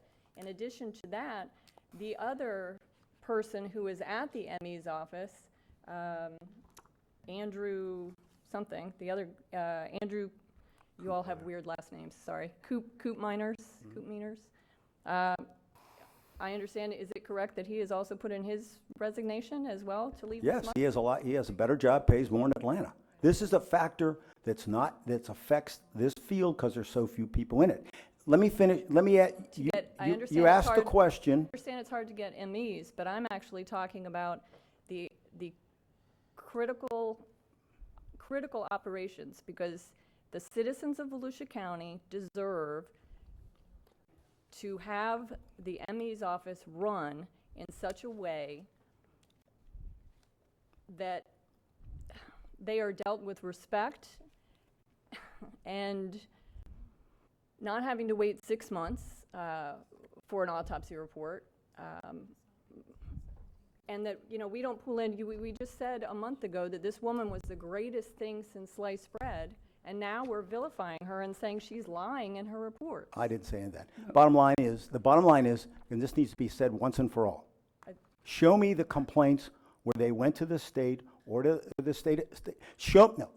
We always hear, all the people that you talk about as though there's common knowledge that this was misrun. There is no evidence to support that. Can you put that up, please? So there's never been complaints to the state attorney or to law enforcement or to our saying office. that there's never been an official complaint. So I can tell you, and Dr. Thogmartin, I'm prior law enforcement. So I've been to the ME's office, I've sat in on autopsies. I understand how they work, right? I've worked cases, I get it, I understand how they work. If I'm not getting something from the ME's office, I'm not going to go and file an official complaint against the ME's office. I'm going to get pissed, and I'm going to repeatedly call you and do the things that I need to do, just like apparently everyone else is. No one, to say that we haven't received an official complaint against the ME's office in many, many years is silly. Yeah, what's silly is to sit there and to keep repeating that it's poorly run when there's no evidence to support that. Her letter, his words just a moment ago, I wouldn't even consider working here in the state that things are without fixing things. I'll let him explain that. The fact that we're jumping in now. He's talking policy. I get it. We're looking and we're saying, look, here's where we're at. They're really mucked up, but we're totally on board. He's got a plan. We're going to fix it. And he can have us accredited this year. Great. Because we lost our accreditation as well, which is another point. So I get it that from this point forward, that's fabulous that we're going to move forward and that it's all going to be, unicorns and fairy dust. But what about the last 10 years where I'm looking, it's not 10 years of reports? Let's try to move forward, and I know you've built some points, but the question we're trying to do. Valid questions. I mean, I wasn't here 10 years ago. they're not accusations. I'm asking. Okay, let's keep that separate. I know you have some points that you want to bring against management. Well, this is not a headhunt against anybody. It's accountability. Certainly sounds like it's. It's not a headhunt against anyone. It's accountability. What he has said was, and the way I read it, he would not come here unless he could make the changes to make it efficient. He specifically said, I wouldn't even consider working here in the state that things are currently. It's mostly, I'll be clear about that, and I want to make sure nobody misconstrues anything, is that if you were to approach me to be a county employee, not be able to work weekends, not be able have the same SOPs, not be able to change them, there's no way, because I would fail. Which is exactly what Dr. Z did, because apparently she's repeatedly voiced her concerns and did not receive a satisfactory response. There is a standard pattern of lack of response in addressing the issues. Can you put up those budget reports, please? Let's pick one. I don't think the budget reports are. The budget reports, so that's something additional. The budget reports, I know that we all got them. The budget report is a report that is submitted yearly by the ME, and the budget report is not just the budget. There is a cover letter or a cover report to it that actually details any deficiencies and details any all the things that they're asking for each year, and they did that every single year, and every single year they're reiterating over and over again, these are the things that we need, these are the things that we're deficient in.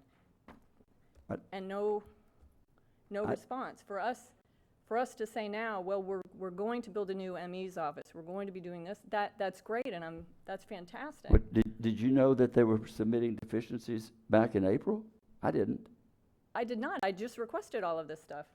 I just actually got some yesterday, actually. I just finally had some of my information requests I delivered just to don't my house. understand what deficiencies. 7?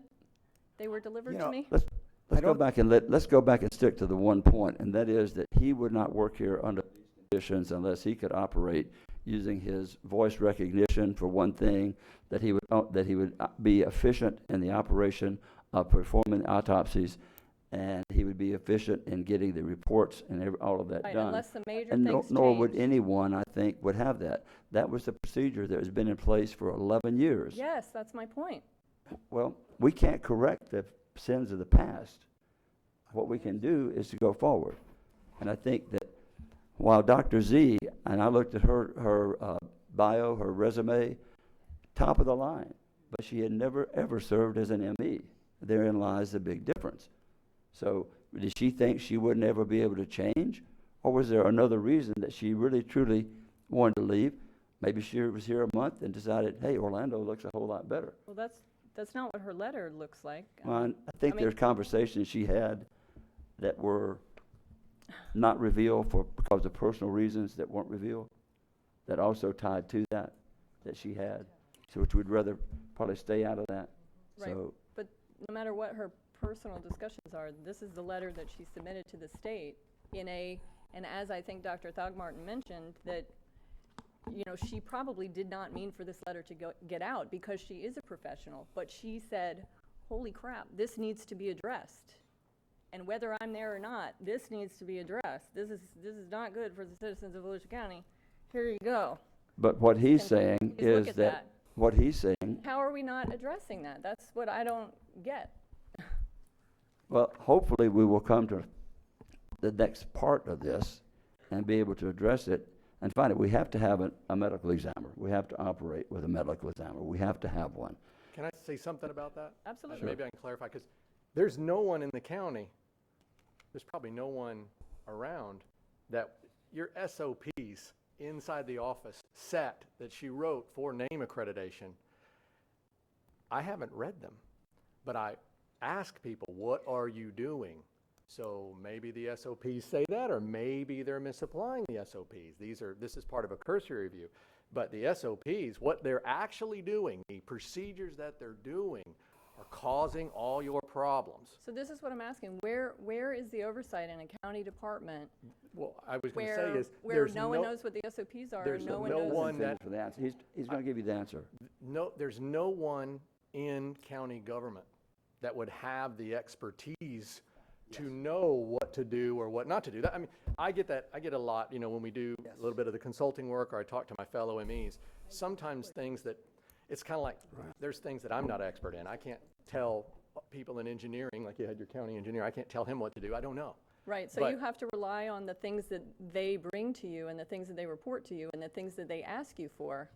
And that's all I'm looking at. I don't, you know, I'm not a medical examiner.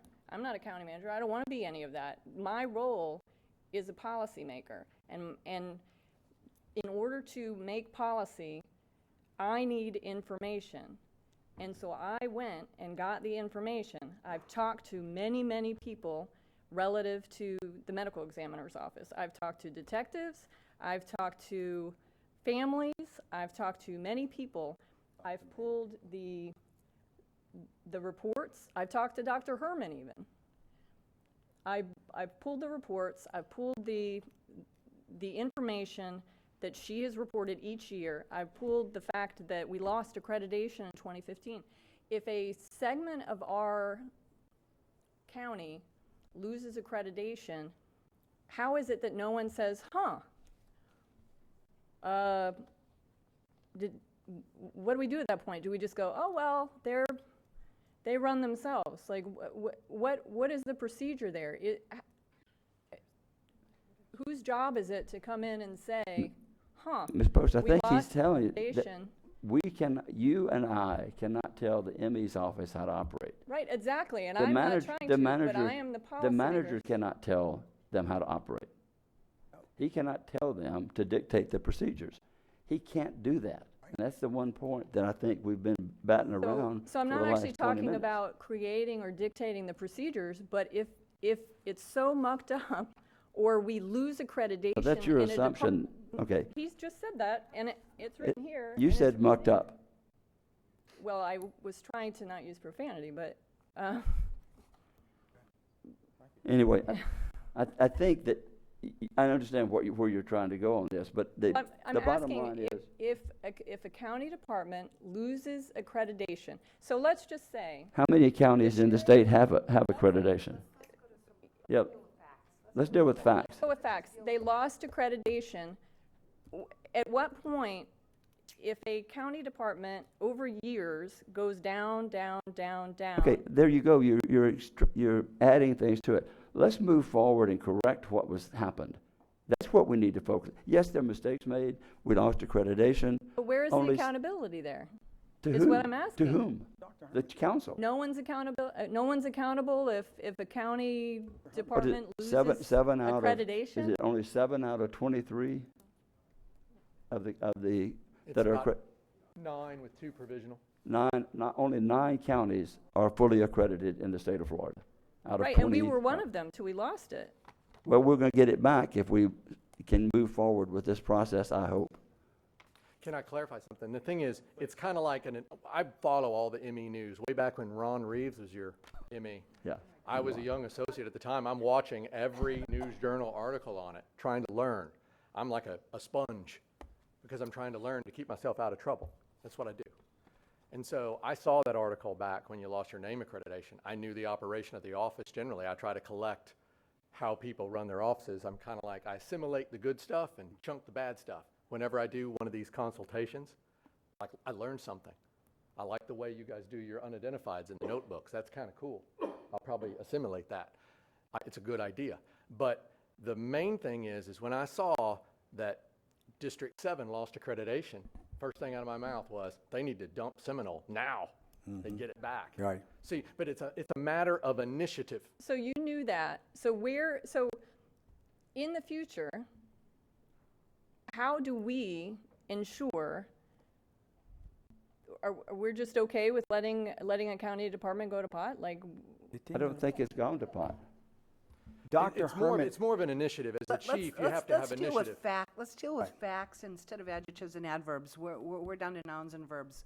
We need to move forward. If we well, I could stick laid with out all the facts, but no one's listening. A and fact is that apparently Dr. she Herman, lied in this, when we lost and accreditation, that Dr. doesn't mean Herman anything. came to see me. It was one of the few times that she had a concern that she expressed. I never denied her any request that she asked on budget when it came to me, and she never complained about any of these What issues about to for me. personnel? Because She apparently she was biggest satisfied. issue, he She said. was satisfied in the budget review process. She never came to me and ever asked for anything that I didn't give her. And when it came to the accreditation, she came to me. Let me finish. She came to me and she said she had a concern. And Dr. Thogmartin, her response to me was that the only way she felt that we would get accredited, it probably had to do with her SOPs, okay, SOGs, was the fact that she felt that we needed a new building because of air exchanges and a number of other things at a larger, cooler capacity size. I immediately took that to the council. But the paperwork shows that every year she's asked for What the personnel. paperwork shows is that in the budget negotiations with the budget staff, that they brought in a wish list. Now, I know you're going to be surprised to find this out, but everybody asks a lot of times for things that we discuss, and not everything gets approved. I'm usually But- not in on those. Excuse me, let's just stop for a second. We're going to call it Mr. Recess. I know we're trying to be a little informal with the question, but please let's all let the person who is addressing us finish their thought. For each, it goes both ways. I won't interrupt anybody up here. If a question is asked, let that person finish so that we all can comprehend instead of going back and forth. And so if we can just finish our thoughts and so we can move on. We have 4 or 5 other people up here who would like to maybe ask some questions as well. Mr. If we- Chair, could we have a 10-minute recess, Mr. Chair? Move for a 10-minute recess. Dr. Thagmart, are you okay for a With that, 10-minute I- recess? Sit down, that'd be great. Okay, thank you. Scroll up when we come back.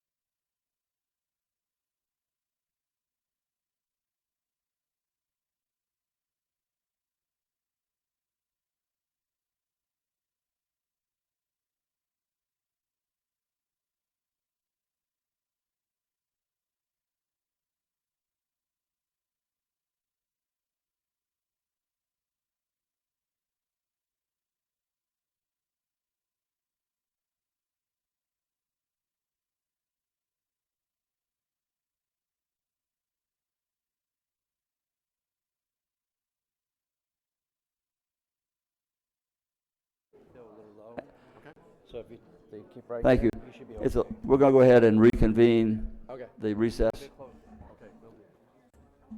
We're going to start the meeting back up. So,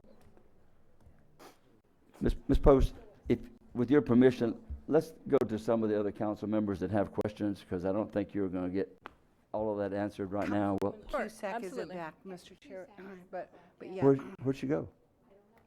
She's in the back probably. Well, she was here. We are out of recess. If she's back where she can hear, she can hear.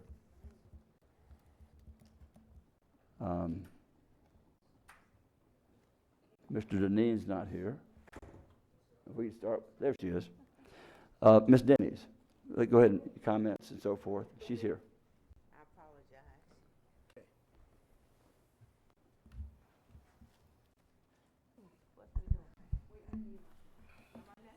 No, she says she's here. You're next after me.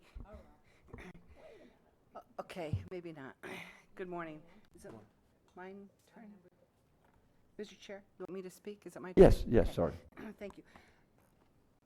Dr. Thogmartin, first of all, thank you. I've got a couple questions first. In this whole situation where we are now, if we had a brand-new building yesterday with the current standard operating procedures and the staff before you stepped in, would we still have the same issues even if we had a new building? Everything but the morgue cooler. I'm assuming that the new building would have a bigger cooler, so the morgue cooler would be taken care of. So that just goes to say, first of all, we have allocated money for design and planning of a new building. That's already been done. Council has done that. That's on the record. No gotcha there. And it was also my understanding that there was a delay in the new building to allow the new ME to structure the building the way he or she saw fit. That was also a discussion I remember happening during the budget time. So there's been a lot of planning going on with this. So what we're looking at is internal measures, and I'm going to back up a little bit, because when this first hit, what this issue first became, we became aware we had an issue that needed to be addressed at this level. What I do is go to the source. I go to the source, and the highest source that I could get on this would be, okay, who at the state, who do I call? Well, Dr. Nelson would have been the top source. So I immediately called Dr. Nelson, and to my great surprise was forwarded to him, and he gave me his personal cell phone number. I've had several conversations with him, including on my way in this morning, which I find the most enlightening. So in my first conversation with Dr. Nelson, and this is before you were even engaged and involved, and I said to him, I said, Dr. Nelson, as an elected, I don't even know the question to ask you, very honestly. We're policymakers and we deal with budget issues. What is it? Where are the red flags? What do we need to fix? How do we fix it? And where do we go? So he said, well, it's obviously the letter. So he talked about the letter just briefly. And I was taking notes as we were having this conversation. And again, his first response was, well, if you get rid of Seminole County, 30% of your problem, and the cooler's fixed instantly. He did recommend you. He said you would give a candid appraisal, a fair and candid appraisal. And I said, well, her letter, Dr. Z's letter stating that we need 39 people. Is that true? I mean, is that a number we need to budget for? Are we that? Is the scale that unbalanced? And this is an exact quote, and he used it multiple times, was that is outrageously high. And he used the word outrageous multiple times, not just this one issue, in reference to other issues in that particular letter. This is Dr. Nelson. He also explained to me at our initial conversation about accreditation and that his office wasn't accredited. He said, why would I pay $3,000 to have a plaque put up on my wall that means nothing? So I thought about that. I've thought about that since then. We keep talking about accreditation. So we're members of the Florida Association of Counties, National Association of Counties. I serve on the Indian River Lagoon Council. We all serve on different boards. So why aren't we certified in our own organizations? We're not certified council members from the Florida Association of Counties. Does that decertify who we are and what we do on a day-to-day basis because I don't have a plaque on my wall in my office that says so? So practical, there's one thing, I'm looking at practical implementation. I'm looking at what is it we can fix? Where is the breach? If we have a weak area, like a SWOT analysis, if we have a weak area, let's strengthen it. And if we have an issue that we can address, let's do that. That's the approach that I took with Dr. Nelson, so to help me understand all this. He also explained to me about the toxology labs, and he explained to me several other things, including what was really interesting was the complexity of the reports in the autopsy analysis. He said a couple years back, and I don't know because I don't move in your arena, but the report used to be a one-page, double-spaced report. Now with the opioid crisis and the cocaine with fentanyl, the meth, the imported, he went right down a whole litany of issues. He said it's not unusual now for one analysis, autopsy analysis, to be 2 pages, single-typed, both sides. So there are things that have changed in every arena that adds to an issue, obviously, which stacks up. He talked about the portable, expanding cooler, and the workload. And the first thing he said to me, too, was working on the weekends. He said that alone would have fixed it if you worked weekends. That alone would have fixed the issue and the backup on the autopsies. But again, we can't, the manager can't, nor should we, have the ability to go in and tell our medical examiner what hours you're going to work, how you're going to work, and what your standard operating procedure is going to be. There has to be a clean hands approach because the main purpose for an autopsy report is usually a legal challenge. I mean, if there's ever a problem, and I'm not an attorney either, I'm not a doctor or an engineer, sorry, ever. But or an accountant, I heard that, and I know that. So, but the purpose is, if there's a challenge, a legal challenge, you have to have clean hands. If, God forbid, we get into a court situation or a legal situation with a family or whomever, we have to have a hands-off approach. I get that. So what I'm hearing is that even if we had a Taj Mahal built like Orlando does, we would still internally have the same problem with standard operating procedures, and the ME chooses what standard operating procedures he or she uses. So the good news is, and I kept hearing this with Dr. Nelson. In fact, I spoke with him this morning on the way in. I said, Dr. Nelson, I said, now that we are where we are, I'm getting ready to go into a council meeting, and Dr. Thogmartin will be presenting. Again, is this something we can recover from? And he laughed. He said, this is an easy fix. That's his exact quote. This is an easy fix. I said, well, it has been said, and I heard it here this morning up at the DS, well, we should discredit your report because you did it for free, because we may possibly, council may choose to hire you on a contract basis in an interim until we can stabilize and use your professional services to stabilize Volusia County. And again, he laughed. He says, you don't know Dr. Thogmartin. He said, he's much too professional for that, and who would do that anyway? But before I go on to a couple other things, I think there's a shift that has occurred in the industry and in our economy that we have yet to even identify as I'm listening to this. I serve in the board of directors Board of Trustees for Florida Hospital. I have a son who's an ER doctor. I know contract physicians and nurses, the whole industry is changing. It's not like it used to be where the doctor or a nurse or a contract employee goes and they stay at the same establishment forever. They don't. You take our doctors, take it out of this arena. They're in between the hospitals, the ER docs.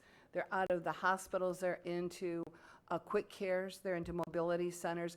It's a different economy for our professionals out there.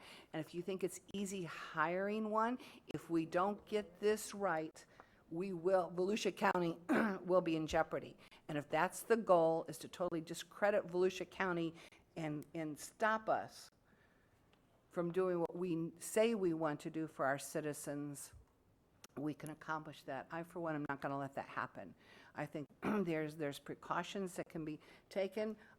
Working the weekends, and I heard the word that I heard was from staff was they called it messy Mondays, because obviously they weren't open on the weekend. And you said you were squirrely. Well, your establishment, not for nothing. You work with dead bodies. I meant my colleagues. Yeah. We're all squirrely. I know. When we smell trouble, we run. There's just some, but you're brilliant. You're a physician. You're brilliant. Thanks. Yeah, they are. You're brilliant. And I have to ask you on the record, was there any thought when you did your appraisal of what's currently going on in the Volusia's ME office, was there any slant as to whether or not you would or would not be hired? Did that even, was that did that enter your mind when you did No, the I have report? one reputation, and so far it's good. I'm going to keep it. So I'm not going to color it. I mean, that's why I tried to keep it simple. I tried to keep it simple. I mean, if Palm Beach has, on their budget, publicly published budget, has 21 full-time equivalents, and they do this much work. So I tried to keep it objective. I have this many administrative people, things like that. I tried to keep it objective. I'm a scientist. I'm a forensic scientist, so I tried to keep it scientific. I'm not going to delve into the he said, she said stuff. It's just that there's 4 concrete things here. Right. You need 39 employees.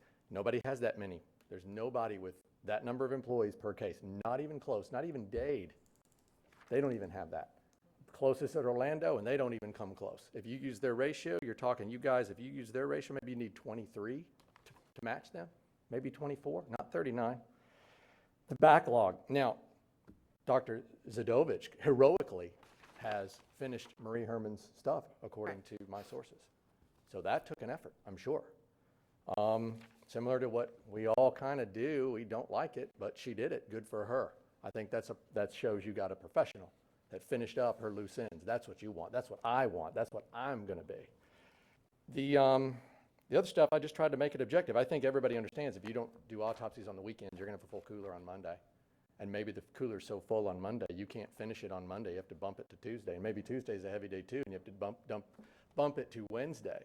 I just can't imagine the criminal cases that are coming in on Saturday morning or Friday night, particularly if it's an important one. Like I said, my sheriffs would really hurt me, I think, if I did that.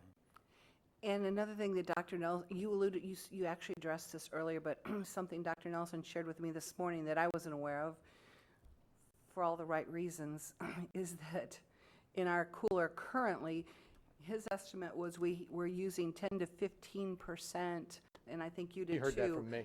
In our storage because of formaldehyde storage in quart jars that could be stored anywhere. So if you take out Seminole, there's 30%. You take out another, let's just say 10% on the low end, there's 40%. So, and then Dr. Nelson also explained the stacking the bodies like you did, that is an option too, that again, for whatever professional reasons our previous MEs chose not to do. Let me make sure. It's not stacking. You put them on Understand. racks. Stacking is Stacking the a rack. completely different thing that's bad. Racking. So we don't stack them. You have racks that you place them if they're long-term people there and they're, insufficient weight, that you can move them easily. You put them there if you have overflow. The thing is, with your temporary space, you always need some overflow. You may have, heaven forbid, you have a bus crash or something like that, you need some overflow space. But if we are able to do what I'm pretty darn sure we can do, I don't think you'll be using the overflow very much.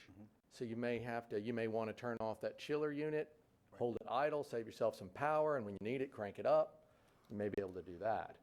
But I think your coolers, you've basically, as of October 1st, you've turned back the clock on your caseload to about 1997. So when the building was built in 94, so Seminole was your big storage problem. Not working weekends, number one. That's what I'm going to do to take you to October 1st, if you want. And then after Seminole is gone, you're really not going to have a cooler issue anymore.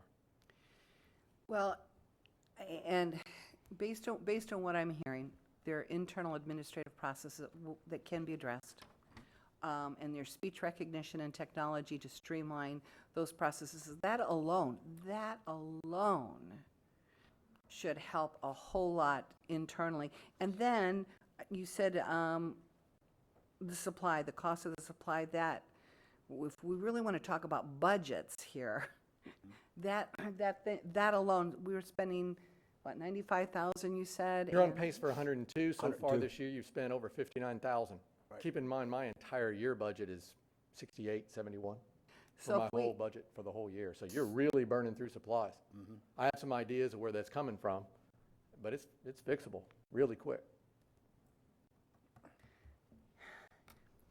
I think you have hit all the high spots on, here, this is my final comment, and then I'm going to pass it on to my colleagues. But this is what surprised me.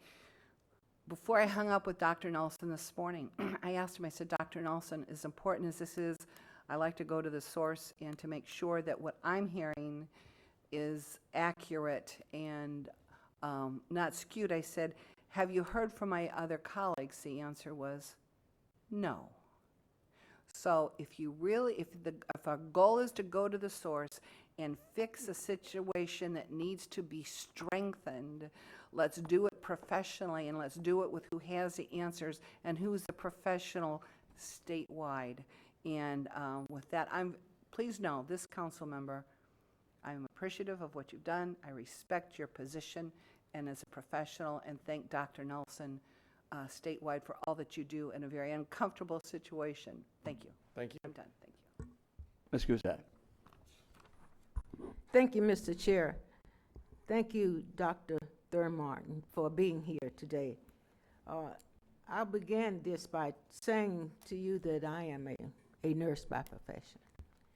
And I want you to know that I understand process. And I also understand what it means to be the person who's responsible for an operation, a medical examiner who is responsible for the operation of that office. And that, you know, I often used to say in the operating room, two things would happen if we made it into heaven. Those folk that were in the operating room around the patient, first thing would be that we made it in to the pearly gates. And the second thing would be that doctors wouldn't be sitting on the throne.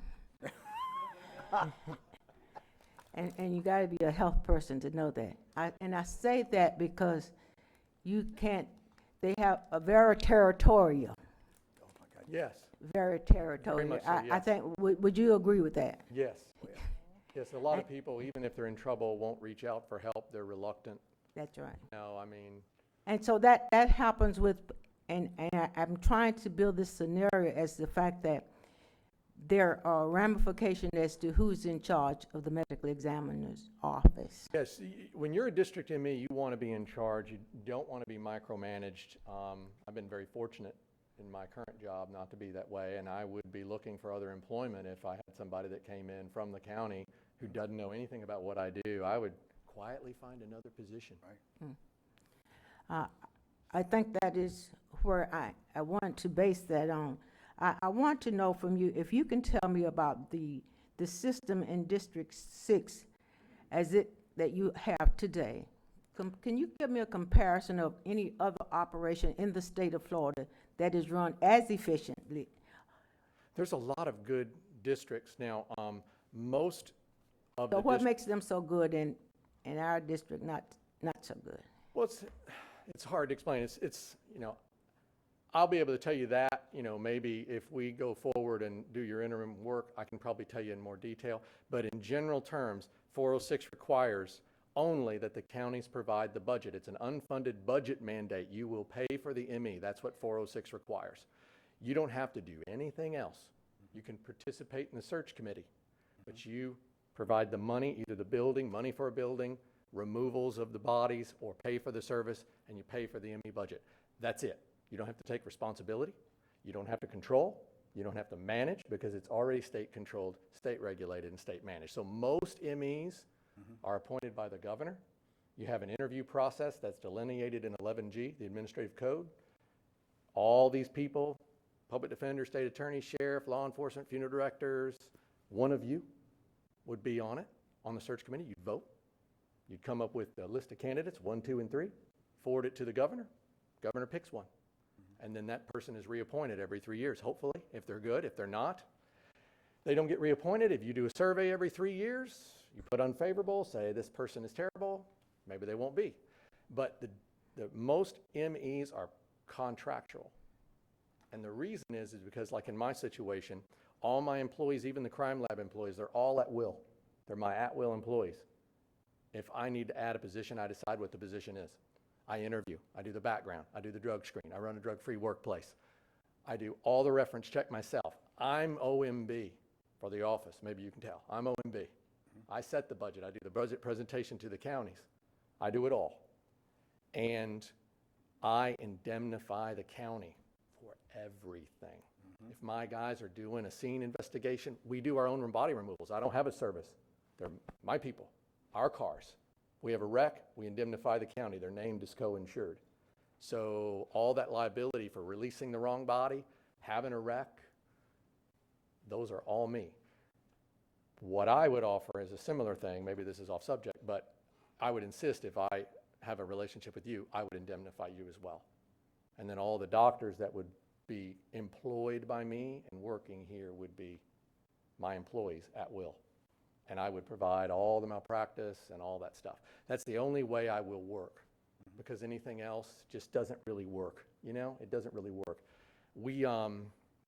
I enjoy having the responsibility. I enjoy having the control. If I mess up, my counties do this. Look, all we do is provide the money. If he goes crazy, it's not our fault. But the home rule counties, this county, Palm Beach, Hillsborough, Dade, let's see who else, Broward, they're home rule.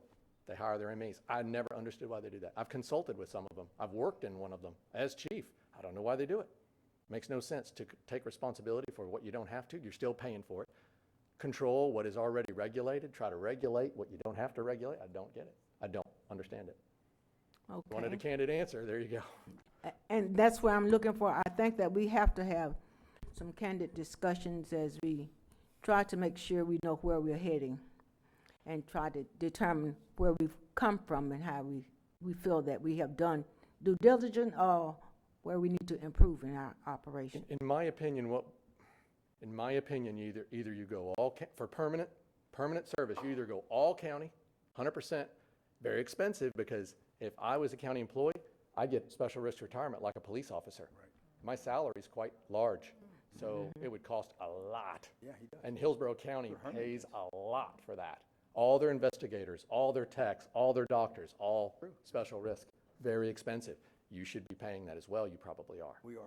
Yeah, it's very expensive compared to my health plan, which is a 401k, 10% profit sharing. Everybody's in. Hey, we all want to do good because we want that 10% contribution, right? The difference, you either go all private or all contract, one of the two. I don't think it works. I've seen it tried in other places, and it may work for the short term, but eventually you have a contracting position with county employees and who's bossing who, and it gets really weird.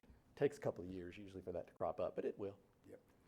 So my next question to you is then, do you think that the amount of the process that you talk about in your presentation was is there anything that we as a county should have been doing to oversee that process?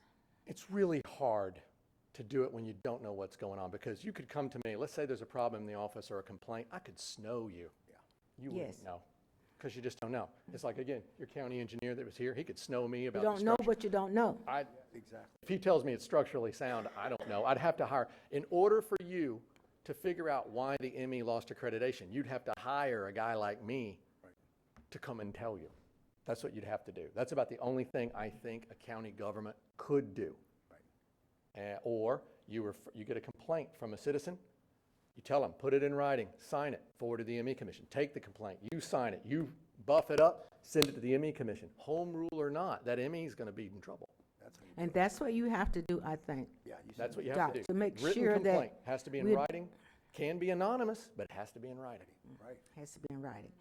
I think these are the things that we want to have on the record so that you can say where we are and what can we do to do difference, or are we doing due diligence as it relates to the citizens in Volusia County. I appreciate your comment as it relates to the 7-day of operation. I think that's almost a no-brainer. It is. But that has to be It's like the an emergency decision- room. You don't want to be closed on the weekend. Has to be decision of the medical examiner. Right, and if you he's came in to me char- and if that person is in charge. I they're mean, either I in charge cannot- or they're not in charge. Right. And so there are some clear lines of delineation that I think that are not so clear, that we need to have some clarity on. I think that I want to ask you, go back to your expertise. When you compare the District 6 medical examiner operation that you are involved in today, how do you think that, is there any other counties around this state that compares with that? District 5 was a county-run, gubernatorial appointed, 5-county circuit district, District 5. Brad King's the state attorney still. Lake County employed everybody, and the counties were bickering. Lake County had the facility, Lake County had the employees, even the doctors paying that special risk retirement. And the counties kind of started bickering. They lost their ME, there was some trouble there, so that's one of the first places that contacted me. I think Dr. Nelson referred them, or maybe FDLE did. And what we did for them, we came in and turned them into District 6. I recruited their ME, hired her, let them try on for size. She's now the ME, has been ME there 11 years. They're fully accredited, and they're taking Seminole. And she's actually now the chairman of the NAME accreditation committee. So that office is basically our office that we set up for them, and they're just modeling it, and they're doing well. I like to see it. I want them to do well. If they start doing bad, it looks bad on me. But they're doing great. And there's a couple others that are similar. People do things a little different, but what I like is everything that is a consumable, a person, a service, a consumable supply, and of course vehicles. In order to indemnify a county, I can't have Pinellas County or Pasco County owning the vehicles. I'm driving their vehicles, we have a crash, I can't indemnify them. So we provide the vehicles but they pay for them. And what would happen is if I died, I would gift those people, basically sell it to them for $1.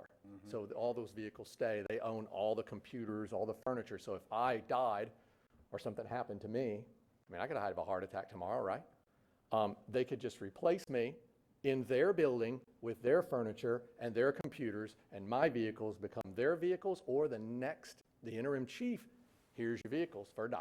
Boom. So it provides the best of all worlds, in my opinion. District 5 does that. Dr. Nelson is private, very similarly to me.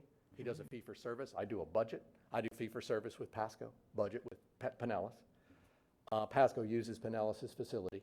You are a single county district now. Working this is much simpler, and your workload is tiny. Naples, Collier County is private. Let's see, those are a bunch of others. But any office, private or public, can have trouble. They can. Okay. You get bad legal advice, you do dumb stuff. Everybody does dumb stuff. But overall, the counties are protected when you're indemnified. Right now, if your employees release the wrong body, That's one of the biggest risks of morgue operations. You misidentify someone and release them, and they get cremated when the family wanted a burial. Not good. When your investigators are out driving one of your cars and they rear end somebody and the personal injury occurs, not good. You're on the hook. So under your system, you indemnify the medical examiner. There's no incentive for the medical examiner to do better. Why should I be careful? You're going to take care of it. Why should I be careful with my procedures? You're going to take care of it. So that's the problem, I say. You need human beings like incentive. Human beings like responsibility. In that same line, Doc, tell me, have you seen what is the turnover in your employees? That's a good one. I meant to bring that up. I have had of all my associates, the entire 19 years, the ones, I inherited a couple of them. They don't count from the old regime. I don't count them. But I have had, over 19 years, only 2 associates. One I had to fire for an act of incompetence, and one resigned with no big deal. She just wanted to go somewhere else, no big deal. But my newest associate, I've had 4 working for me now, 2 coming. He's been there since 2006. And the person that is my deputy chief started with me in Palm Beach, came with me to District 6.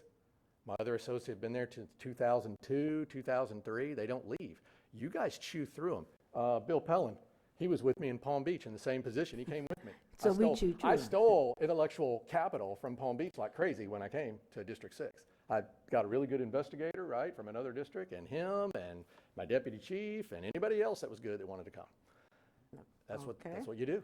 So you think that we can do better as far as the turnover is concerned? For the doctors, I want to emphasize, and I told as many people that will listen, you have 11 excellent employees. I have never, ever encountered an office with better, the eyes, the eagerness. I remember all their names. I can name them off. They really seem to know what they're doing. And I experienced that when I was here 20 years ago. That was a surprise. It was a big surprise. Most of the time when we have an office in trouble, you go in there and talk to the employees, and they're unhappy, they're sour, they're apathetic. And I'm just going, ooh, I wouldn't want to work with that guy. But I have no hesitation about anybody you have in there. No hesitation at all. I may want to steal them. You may want to get a non-compete with me right now. Right? Sign that non-compete right now, right? And before I give you my final question, is that let me thank you for coming, and thank Dr. Nelson for the recommendation that you would be the person that could do this evaluation for us. And I hope that you will have open dialogue with the council as we proceed in the direction that I would like to see us go, that we may be able to work closely together to do what we need to do to improve the operation of the medical exam. And I can't help but say, so the fact that we do not have that new office today, we would be here anyway. Except for the cooler part, just the cooler. I mean, you can't get around that cooler, but even with the SOPs, you're still going to have the backlog. You'll still have everything going you're currently going. But it'll be much nicer looking inside. And I don't think our customer would care about how it looks inside.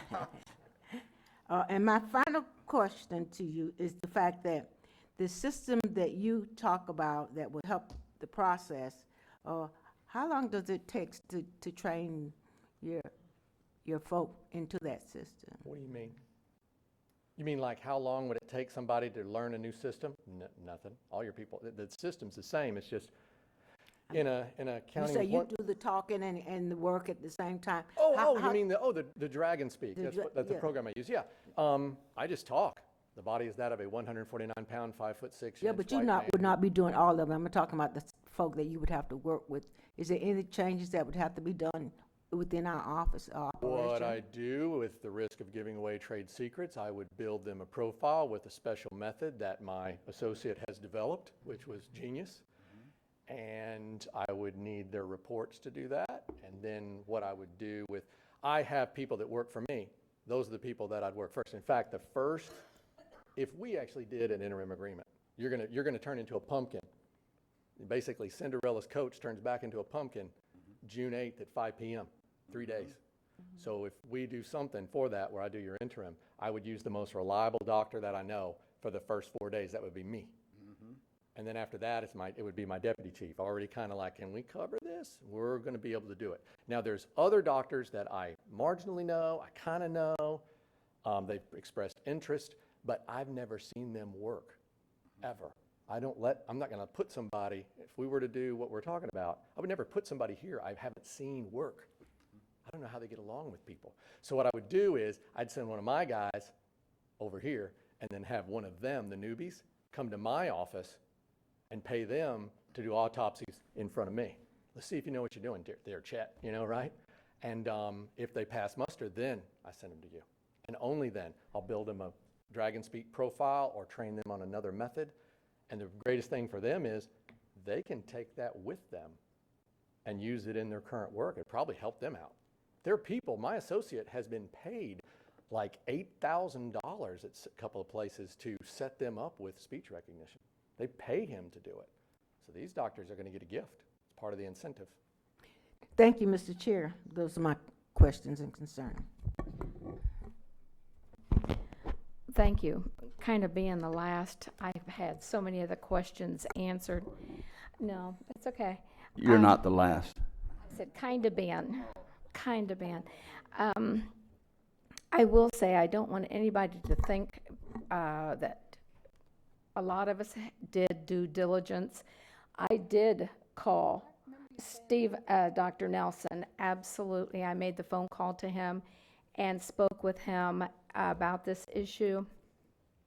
And he informed me he was terribly surprised by the letter that he received from her, and that he had talked to her the month before to congratulate her, and really nothing was discussed at that time.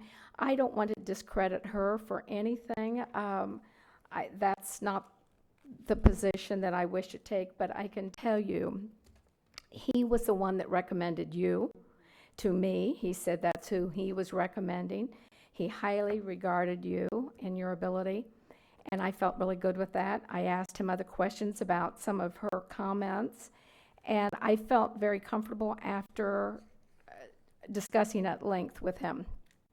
I also made an appointment to go through the ME department, as I have gone through many of the departments, but I've always had an appointment with staff so they could, be there to answer my questions, the proper people. I do due diligence, and I chose to, there was a lot of social media that went on that I regret that happened before all the answers, all the questions were asked and all the answers were received.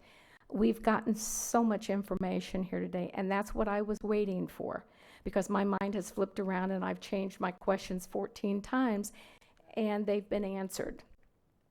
There was one question that I still had to ask on her report. At the very end, she said, the county conceded to hire temporary to answer the phones. This has not happened, and emails regarding the temporary position have gone unanswered. I don't know why they would have gone unanswered. She was only in there for a short period of time. However, I think we can learn from this that there were procedures that were not followed through, and we have to take from that change needs to be considered and moved forward. I do think us, the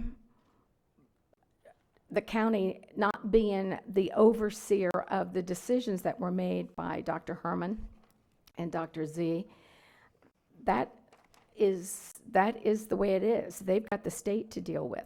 Just like I'm sure the sheriff's department has internal issues that we don't go in and jump in and resolve his issues. That's his department.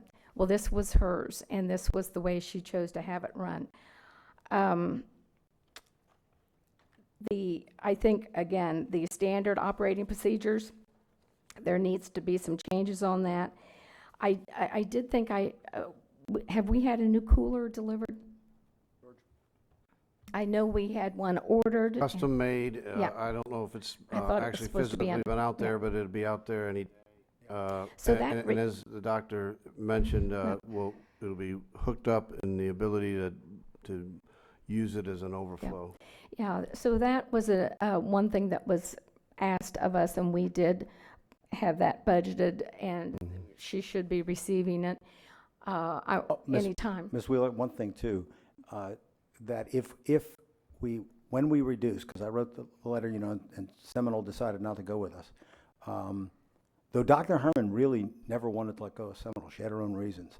But the bottom line is that when we get the extra cooler, one of the things that myself and Dr. Z talked about was making sure that with that extra capacity, if you have a mass casualty, which now people are starting to look at because of these shootings and so I don't think it'll be wasted, even if the procedures change and you can use more of the capacity, better, more efficient on the existing cooler.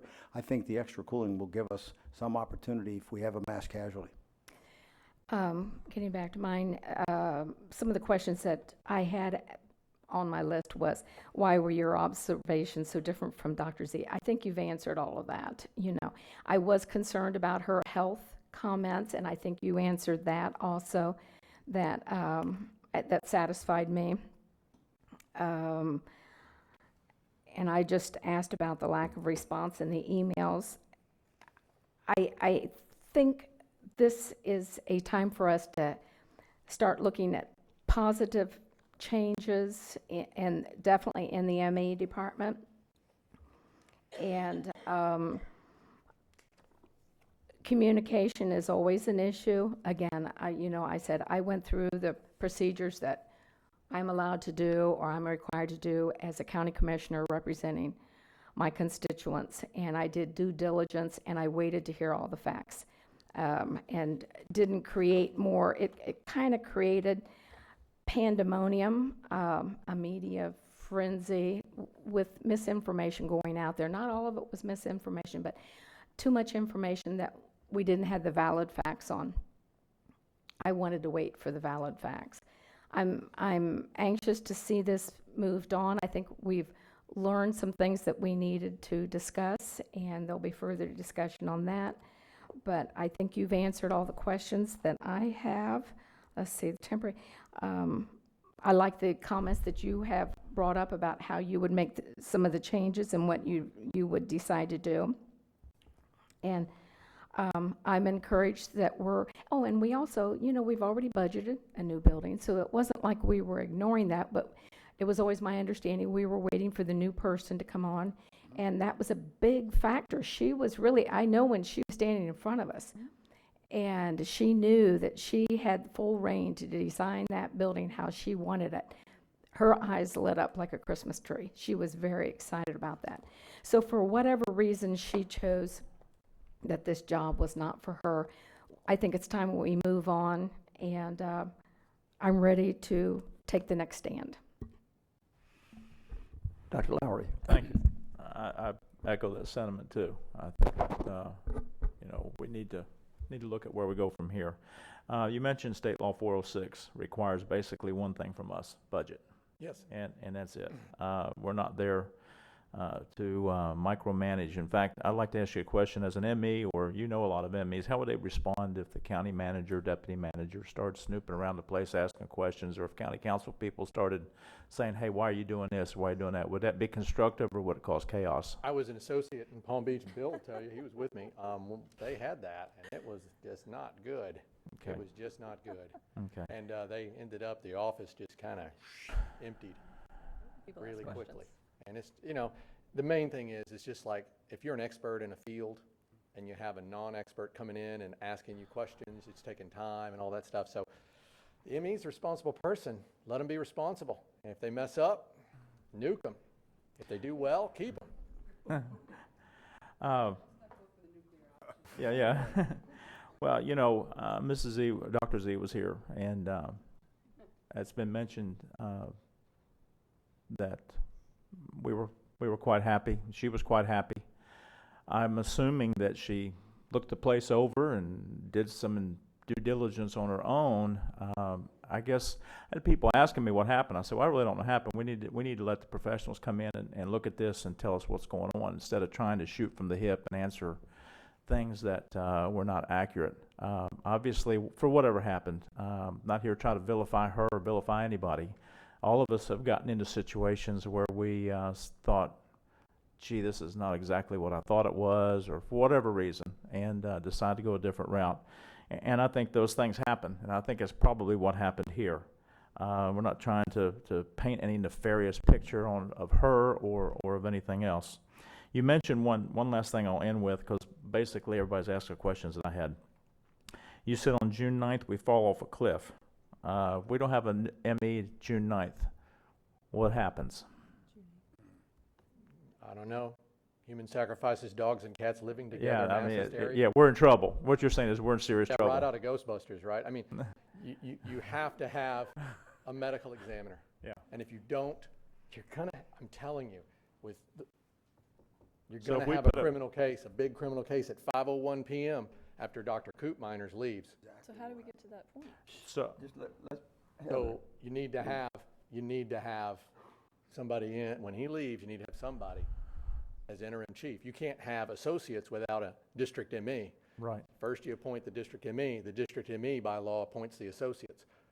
So you need So to if do we that. put an ad out tomorrow, we could probably get one like in 2 days? No. Oh, yeah. I'm being facetious, but I'm also trying to make a point, because we're up against a wall here, and we need to solve this problem I and was deal called with it. And on I think May, we have a solution, which we'll talk about later. May 21st is when I was first contacted, if my memory serves. Dr. Nelson had me call your county manager to talk about what's going on. That's tight. That's real tight, even then. And we didn't talk about any of this stuff till much, much later, so it's tight even now. When I'm prepared, I've done it before. I know what to do, know how to do it. I'm already working in the background a little bit with my own people saying, hey, Volusia maybe, just like District 5, or maybe they'll do a Broward thing, or maybe they'll just do the Jacksonville thing. I don't know, but keep your schedule. What's your schedule in June? Because you need people. And I need the people. I can't do it. There's a girl I dance with over in District 6 I gotta go with most of the time. So it's gonna be rent-a-doc a little bit. Well, I want to thank you, too, for coming and helping, because none of us are medical people, and we don't have the expertise to go in and try to micromanage. I mean, and when we're dealing with what we're dealing with here in leadership, trust is the coin of the realm. And you have to trust your ME that they are going to do what needs to be done. And if you don't trust, then you just need to replace. But I appreciate so much you coming in and explaining things in a way that we can understand it. And I want to thank you very much. And that's all I have. Can I insert something about Dr. Zadovich? I talked to her. I think she's great. I think that I've talked to her about covering weekends, still working. And I think that, I was a young chief once, and, it's scary and overwhelming. It can be, particularly in a system you're not familiar with. You don't know. Maybe she didn't. I had mentors. I had people like Joe Davis, the great Joe Davis from Miami, to tell me, hey, you need to do this. He always told me, if you have trouble with anybody in government, and they're really on you, don't worry about it. Just hang in there. Eventually they'll leave, they'll get fired, they'll get indicted, or they'll have a fatal heart attack. That's what he says. So just stick it out. That's what he told me. But I'd ask him by email, what can I do about this? I wonder if she had a mentor that could tell her, well, your cooler's full, what are you doing? Things like that. I wish she had spoken to me before resigning. I think you've got to do weekends, these little things. You change the SOP, you have the power, if you're not getting a response, if that's true or not, I would goon people. I'd go around them. I'm famous for that. If I'm not getting a response, I'll go up the chain. But I think she's highly professional. I think what you're reading here is just frustration. And hopefully we can fix that. And I hope she I hope she comes on board and works. And maybe, because I think she's highly professional. Mr. Patterson. It's been interesting. Of course, it brings back some deja vu for me, because when you mentioned 1994, 95, 97, I was on the council then when we were building a new facility, and we had a medical examiner that did want to build a Taj Mahal. He wanted his own bathroom. He wanted his own parking space with where he could drive in and close it, have a garage door coming down and everything. It got really hot, and then couple of years later, we ended up having to terminate that relationship, and I spent about 12, 14 hours in a mediation, which was a wonderful experience. So coming back to this, the one thing I'm really concerned about, and I'm hoping that what we've said here, changing the operating procedures, is that it will continue that way, that we don't get somebody who comes in and says, no, we're going to go back to a different way. And I think what you have put together really impressed me, and I did some outside research on you. I'm really impressed with, it impressed me that Palm Beach County was very unhappy when you left. Yeah, I had some officers, when they check references, it's really funny. If you take him, I'm going to kill you. That's what the detectives. It was. Hey, that's the best compliment I ever had. Yeah, I was really impressed with that, and I read the PBS story on the regarding children's things. That's really impressive, what you were able to do there, especially reversing 2 cases. Yeah, that's part of the 50-fold worse I was talking about. There was one guy that was in prison, a young 19-year-old that was in prison when he shouldn't be in prison. And there was another guy under indictment for murdering his daughter, and he didn't. That's what I mean, 50-fold. Maybe I should go up to 100. It was really bad. Yeah, those are the kind of things that I'm looking at is your past record there. And I didn't realize that Pasco County had at one time 16 times higher death than the national average. That really is quite all of Florida has 10 times the national average deaths because of the age. Yeah. It just so happens Pinellas and Pasco are more than that because of the age. Yeah, Johnny Carson used to refer to it as they served Geritol on tap over there. So yes. But no, I'm happy with the direction we're going, and I want to see that's what I'm all about. It's just, okay, we know where we've been, and let's move on. I'm ready to move on. I'm ready to make the changes that we need to make, and get the confidence back with the public. A lot of it has been ginned up that I think is undeserved at this point, and we can solve this problem and move on. Thank you. Well, I appreciate what you said. It's good to have someone with a long memory, because you've had some trials and tribulations that a lot of places haven't had if you have a long memory going back that far. Okay, Heather, you had quite a bit of time, so I'm going to take a few minutes or a few seconds and say a few things, and we need to draw this part of it to a conclusion so we can go to the next function. I know we're not going to get maybe all the. You've done a great job. Thank you for taking the time to come and do what you did to do the evaluation. We'll hear what is proposed later. But for someone to come in with 19 years experience in one location as an ME, that's a big difference than someone with no ME experience. Highly, the profile, her bio, fantastic. I mean, you couldn't ask for any better qualifications. Or as a surgical pathologist or a pathologist doing what she did, amazing. And hopefully we will go ahead and do what we're going to do in the second part and maybe re-engage her. And by being able to look at what we have, change some of the procedures, adjust a few things, and look to getting us back to accreditation this year is something that you've given yourself a goal for if we go forward.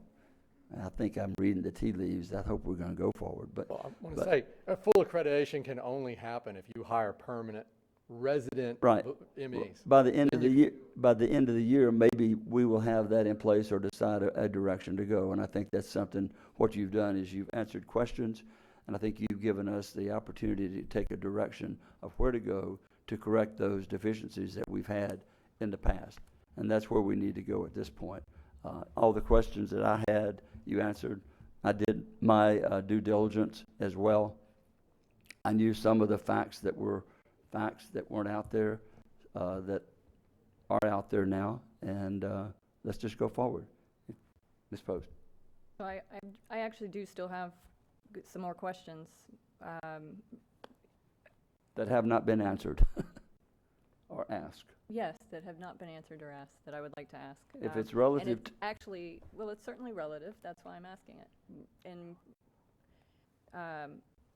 I wrote notes as Dr. Thogmartin was talking, and I have some questions. We're talking about not, I think it's very important that we make very clear the county's involvement then in the ME department that is under the county. Because I'm seeing a very gray line there at this point, and I think you know, that's I think that's the next part. Excuse me. Huh? I'm Okay, excuse go me. ahead. Sorry for interrupting your interruption. Sorry.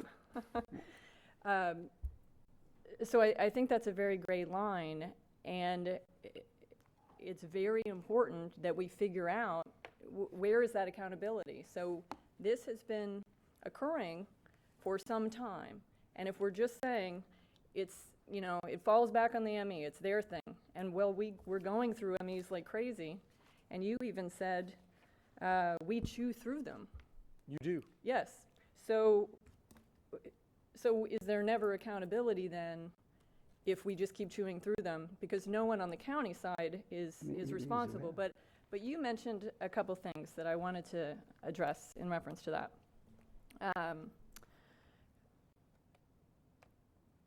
You mentioned that, you know, it's horrible for an ME's office to be micromanaged by the county. That's, you know, you definitely don't want that as an ME. You want to be operating fully on your own accord. Totally get that. That makes total sense for operating procedures. Yes. Makes total sense. But you also mentioned that most MEs are hired with input by so many people and put in place by the governor and all of these different things. In our county, and this I want to clarify, and perhaps Dan, you can answer, or whoever. In our county, how is our ME hired? Our ME is hired specifically by the county manager, correct? We have to approve it. Well, I'm just like we just did. I'm sorry? We just did that with Dr. Z. I'm Okay, making, but I mean, I'm asking a question that I'd like answered. Asking questions for which we know the answer is just taking time If I anyway. could expand. Taking time. But if I could expand. This is for the public. This is not for me to, this is a public meeting. Okay. Transparency. Well, The legal, if I can Asking a question, but if. It's redundancy. Go We ahead. probably could have done it 5 minutes ago if you would just let me ask. The county manager has the legal authority for the appointment, subject to your confirmation. In the past, this manager has used a selection process similar to that of the state. In the case of Dr. Zitowitz, she was already a contract employee with input from, there had not been complaints, and so the manager did not utilize that process. Again, coming through the outside, there's not a legal obligation to use that kind of process, but he's indicated that he would. And so, Dr. Thogmartin, you mentioned, you know, especially as a home rule county, we are responsible. We are still responsible for the ME's office. They are still a department under the county, and we are indemnified under this procedure that we operate, that Volusia County operates under. So if the ME's office messes up and we do not hold them accountable, we are liable. Is that correct, Dan? Well, I think, let me. He gave an example. He said, you know, if we accidentally release a body to someone else, or we accidentally cremate someone, or we get into a signal or an accident, I'm sorry? Dr. Thogmartin has indicated that he prefers an independent contractor status, and I understand the relationship that he's saying he's carrying the insurance to indemnify the county. But I'm asking about our current process under Volusia County. Current process, Are we liable for the ME's office, for their actions. And I'm trying to answer your Go ahead. question. Go ahead. The current status is that they have been employees or contract employees, and they enjoy the benefit of sovereign immunity. And so our claims have not been, whatever else other problems we've experienced, our claims, to my recollection, have not been significant. I actually What does that mean, Dan? Our claims I have don't- not been significant? You mean we've not paid- liability? We haven't paid out a lot of monies in liability? Which is what I think you're addressing. I frankly don't remember any at this point. How,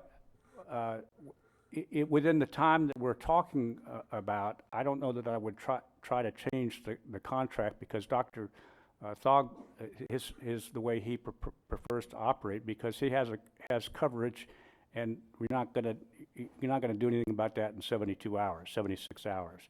However, there are, even with the model that he's talking about, you could still have an agency relationship that I think would afford him the benefit of sovereign immunity and perhaps positively affect his insurance rates.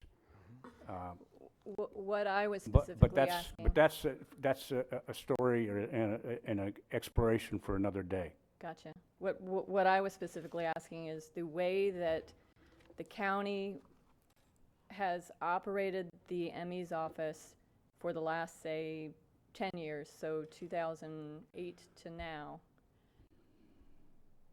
we have been liable for their actions, correct, in a court of law?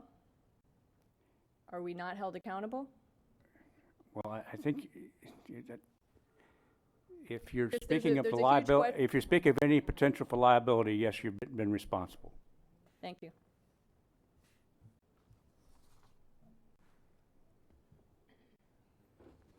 So there's some legal exceptions to that, but in the main, that's the answer to your question. Okay. I wanted to address, I know that we as a council discussed the ME computer program last, when was that, January? I don't remember. George, It wasn't maybe you can that address long that. ago. So what is the county's involvement in that when we were doing the negotiations, et cetera, for the computer programs for the ME's office? Because it's a very gray area, I think, that we're painting that. Well, our involvement was, she had selected as part of the county purchasing ordinances.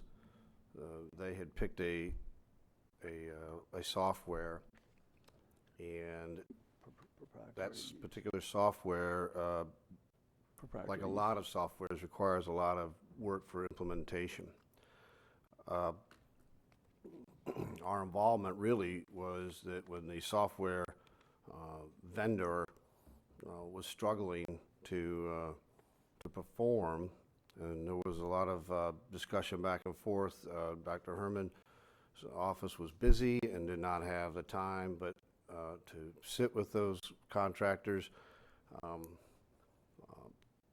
we kind of had to come in and mediate between the vendor and her office to ensure that they followed the contract in terms of providing personnel that was needed to actually fill out the software.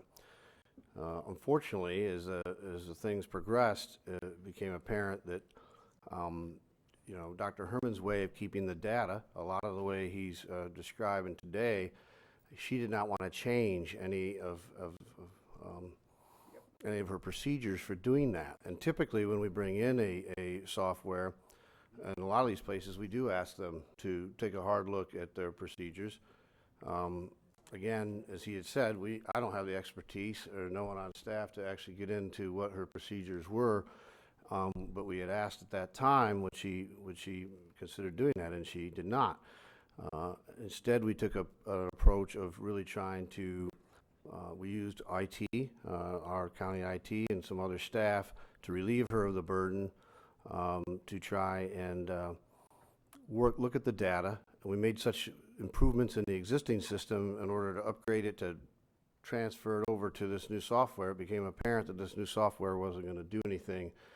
And I think both parties decided it was better to part company than to continue to work on it and add money. And then the same point as the building, we said, well, before we go any further, let's let the new medical examiner decide what kind of softwares they wanted, and rather than, because we would have to kind of go through the process all over again. And things like today that he's mentioned, this digital voice, that was never, that had never was brought up by Dr. Herman or as any way of an improvement, but we certainly in other areas, whenever we can find technology to streamline, we've done it. But that was a relationship and how we were always there to really to help. When there was a personnel issue, we would come over and when she requested that, and to handle the personnel issue. That's really how we mainly operated, was in terms of, it was her office, but if she needed something, how can we help? And, and that pretty much summed up the relationship for the last 4 or 5 years that I've been involved in it. So I'd like to make 2 points on that then, and then I'll close on this section. You said if the procedure has been then our involvement is if they asked for help, we would come in and we would assist, and we would provide whatever was needed. But I'm, again, every single year looking at requests after requests, saying that there's issue after issue after issue, and also in there saying that the requests are not being met. And then I'm reading Dr. Z's letter where it says, a long-standing pattern of lack of response in addressing the issues over and over and over. At what point do we as a county take accountability for that? The second question I had about the computer program was, did we not, we never got a computer program, and we threw away $180 some odd thousand, correct? It was a lot less than that, and I don't think anything was thrown away, because part of that deal we got hardware that we were able to keep, and we upgraded, like I say, the process that we used, upgraded our existing databases. I couldn't really explain it without the help of IT, but like I say, they got to the point where it said 180 in the. That was a total contract, and we received, as part of the ending the relationship, we received money back from the vendor, and also there was money that we did not pay the vendor as part of the agreement to walk away. Right, but in that final statement, it said that, and we were willing to let go of the 180 to wash our hands of the deal. So again, I ask you, at what point do we as county and me as a policymaker, what are we going to allow? What is acceptable behavior for us on a county level? What are we saying as an elected representative of Volusia County that we are okay with not having a medical examiner's office that's sanctioned by that's accredited, and having one that's sanctioned by the state, or having, losing out on $180,000 on a medical computer program, or, at what point do we continuously, what's an acceptable level of behavior for us to accept and wash our hands of and say, we don't have anything to do with that because they operate on their own, when there's such a gray area there? I think this is. I guess that's hypothetical. Yeah, it is. So that's hypothetical, and I'll just end with that for this section. One thing concerns me is that someone who worked for 1 month as a medical examiner says long-standing. How long? 30 days? You had to either aware of that as a contract employee, and that information was relayed by others. Fair. So to say that something's longstanding. But let's just close the discussion on this item and go to the next item at hand. Mr. Deneen. Yes, thank you, Mr. Chair. I would prefer at this point, because this becomes, I'll start it off, and I think Dan's office needs to deal with it because it's a legal issue. After the doctor went through and did his review, then we discussed, as you know, we are going to run into this issue. I'd mentioned this to Dr. Nelson, who was very concerned. Obviously, he's concerned, like Dr. Throgmorton is that we want to make sure that we never miss a beat. He also said that the doc here could probably assist us in that area if he chose to. After he did the review, I asked him if he would really help us by considering being the temporary ME, even though he's full-time employed, and coordinate, because we will have to run the offices with contracted doctors. That would give us time then, and as he mentioned to me, this was icing on the cake, which was the new procedures. He would look at that. What he would do is he would handle the contract of doctors. He would ensure that our doctors meet our demand, which can go up and down. And so he has the expertise to do that. When I talked to Dan, we agreed that legally, because it'll be all under his license, he'll take full responsibility. You heard him say that, which is very, very good thing because the ME is independent, that we put together a legal document, or Dan did, that would, Dan's going to ask, I guess, to allow us to move ahead on a contract. The contract, as you saw in the letter I followed up with, because this has been doing this on the fly because it's moving along pretty quickly, is the total amount not to exceed would be, it was $900,000, it dropped to $780,000. Dr. Thogmartin could talk about that a little bit. And this is specifically for the doctors that perform the autopsies.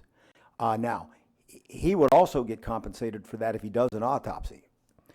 In addition, there was clarity.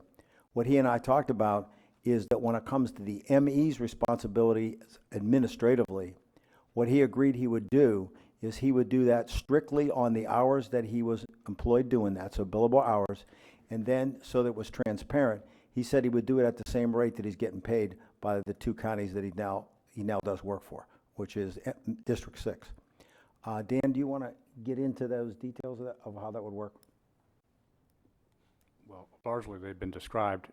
The manager would appoint Dr. Thogmartin as the interim ME. We would enter into a contract for not to exceed $780,000 for the end of the year, and you're going to compensate him separately for administrative duties. We're asking your authority to enter into that contract subject to approval by my office of the form. The other thing he promised he would do is that I've told him, and we talked, that I want to go through the state procedure because we've gone out for a new person. That will take some time, and he would help us in trying to get a first-class ME. The other thing that I will tell you I think is really added icing on the cake is I think we will do better in getting a really good ME because he's here. Once he's walked through the processes, and he's taught me something that I clearly did not have as much appreciation for. When he says they're all kind of, I'll use your word, Doc, squirrely, what it really is that they're a small group, and they know each other, and he will tell us whether I think a person is a candidate to fit our system better than anybody else, and I think his reputation alone will allow us to attract people we would never attract. Because by him being here, it puts his stamp of approval on our system, and that, I think, is wonderful with his background. So I think in addition to everything else, he will help us try to get a new ME through the process, get them, I'm going to go through the process where they recommend, like they would to the governor, that would recommend to me, and then I'd bring them to you for confirmation. Ms. Wheeler. Thank you, Mr. Chair. I just want to ask, where's the $780,000 coming from? It's already budgeted money. This would have been the money that we would have paid to the two associates and the medical examiner. So all that, and if we use any techs, all that money's in the budget. There's no extra money.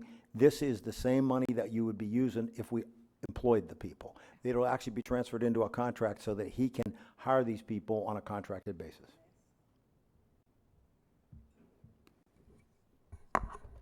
Ms. Cusack, I see you looking for punching your button there.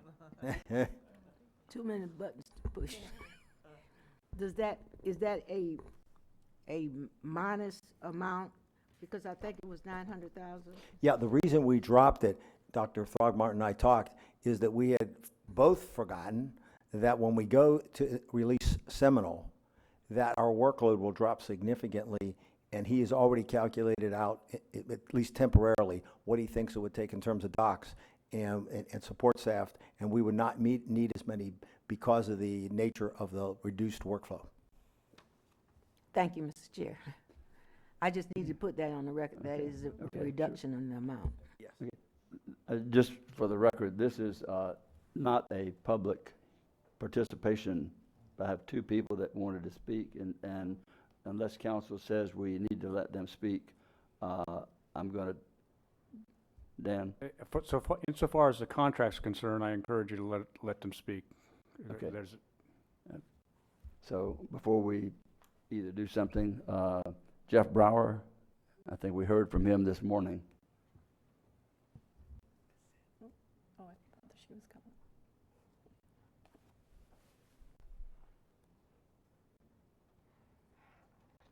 Jeff Brower. I live at 310 Dawson Brown Road, DeLeon Springs, Florida. I don't want to talk about the contract. I am interested in hearing about it. That's what it is. That's all you can talk about.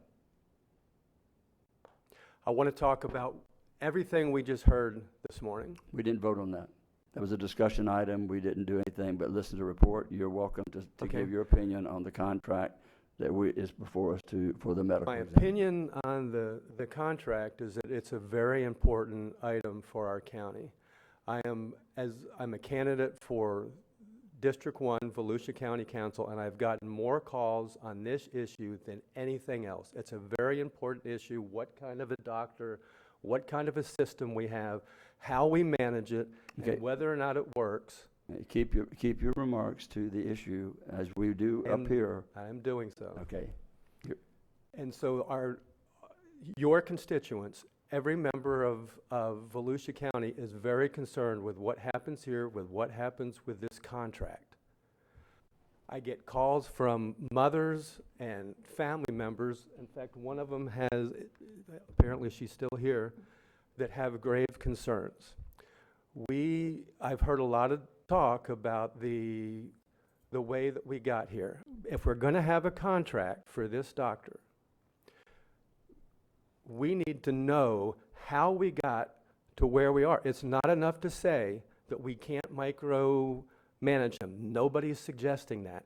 But if your GPS is broken and you have a wreck on the way, which we have had a wreck, we need to find out how we got into the accident and not just say, I'm going to set that aside. We're not going to fix the system that ended up in this train wreck here.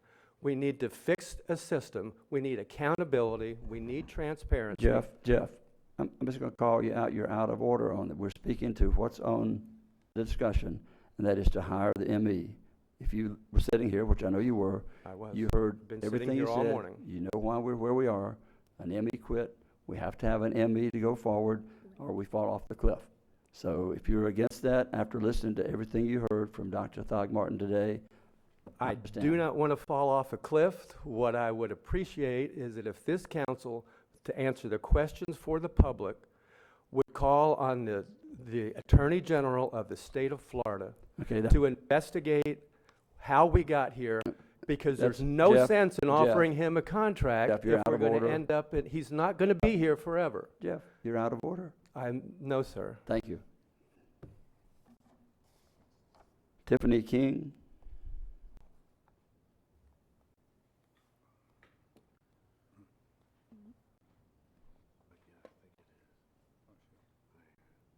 State your name and address for the record, please. Thanks. My name's Tiffany King. I'm at 2522 Edgewater, Florida. Sable Palm, Edgewater, Florida. I'm a little nervous. Sorry about this. I'm pretty sure you're going to be telling me I'm out of order too. I'm here today. I'm speaking here today to ask each and every one of you to look me in the eyes and tell me that our MES office is okay. After I tell you that the mom of this girl right here called the MES office and was told that wasn't her daughter. And it wasn't until she was found on the 18th on Gasline Road, the mom called a couple days later, and the medical examiner's office, a male at the medical examiner's office, told her, "Ma'am, that is not your daughter." We had a lot of hope that her daughter was still alive, only to find out on the 1st that it could possibly still be her daughter. Then we find out on the 7th it is her daughter. Can you imagine that? Can you imagine looking for your daughter for all those days when actually she was at the morgue and she was told that that was not her daughter? Now, I don't know about you. Maybe nobody else in this room agrees with me. This is a big deal. This is important. This is every parent's worst nightmare. Every one of you should be scared. Everyone in this community should be scared. And it is about Volusia County being a dangerous place. I've got off track here, but the medical examiner isn't wrong. This is very dangerous for our community, not just for her job, but for our community.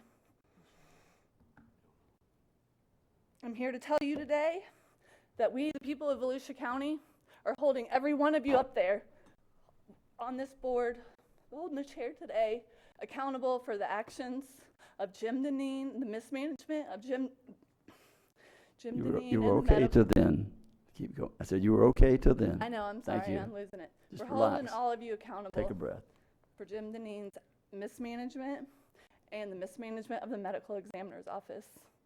We're watching, we're waiting, and we expect answers, and I hope you're hearing me today. My hands are trembling and my voice is shaking. We will get stronger and we will get louder, and this will not be the end of this. And I think all of us up here are sorry for the experience you had with your daughter. It was my children's best friend. Oh, but, I'm sorry. Sorry. She was our family. She was in our family for 8 years. Sorry for that. That's something that shouldn't happen. And what no we're- mother should have been Thank you. told that it wasn't her daughter when in fact it was. I think we understand that, and we are sorry for that. So, thank you. Thank you for sharing that. Council, do we have a motion to accept, to authorize the extension of the contract?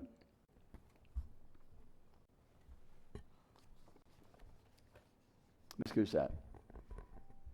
Mr. Chair, I would move that we authorize the conditions of this contract as presented. Second. Second, made by Cusack, seconded by Patterson. Any objection to the motion? I actually object. I had a couple more questions, but The question has I- been called. There is one objection. All in favor, say aye. Aye. Those opposed? well, Didn't you that would not be ask me. for a motion, Mr. Chair? We had the motion, we had the second. And she said she was gonna either vote against it or something. Okay. So I just want to make sure I was we just were trying to in order and clarify. appropriate. We had the motion, we had the second. I was unsure as to whether or not you were gonna be supportive or not, so I was gonna give you a chance to openly oppose the So I hiring. said I opposed, yes. You said you opposed. But you called for a vote, and so. Right. Yeah. So you still, you have to call for a vote, and you called for a vote, So, and she was silent. so No, I said I opposed. she opposed.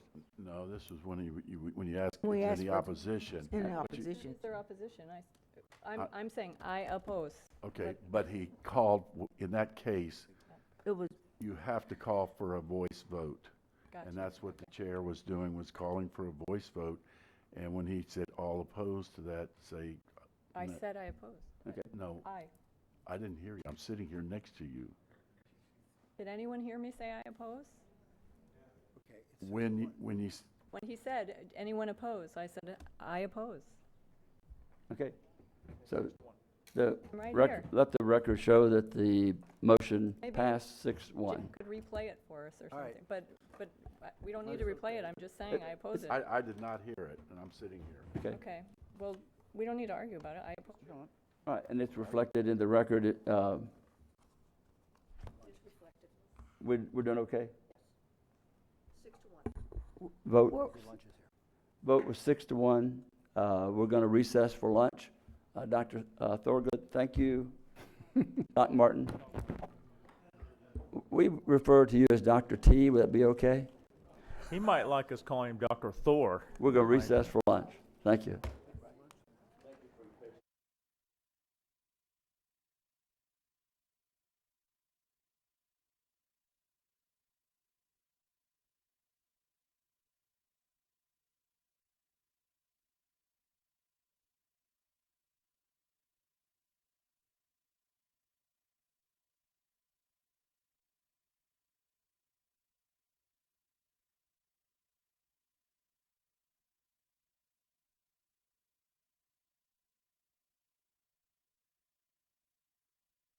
Marcy, oh, there you are. We're going to reconvene back here at 2 o'clock.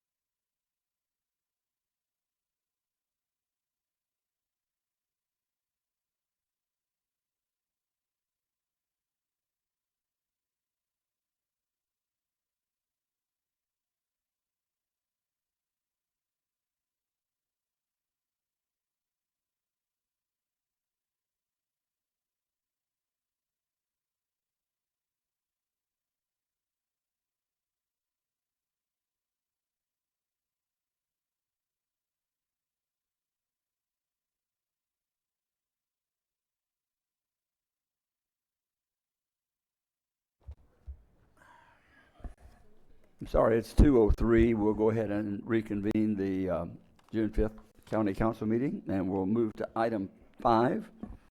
Clay Irvin. Good afternoon. Clay Irvin, Director of Growth and Resource Management. Today, we're going to do a presentation that gives an oversight of our impact fee system, specifically for our thoroughfare roads.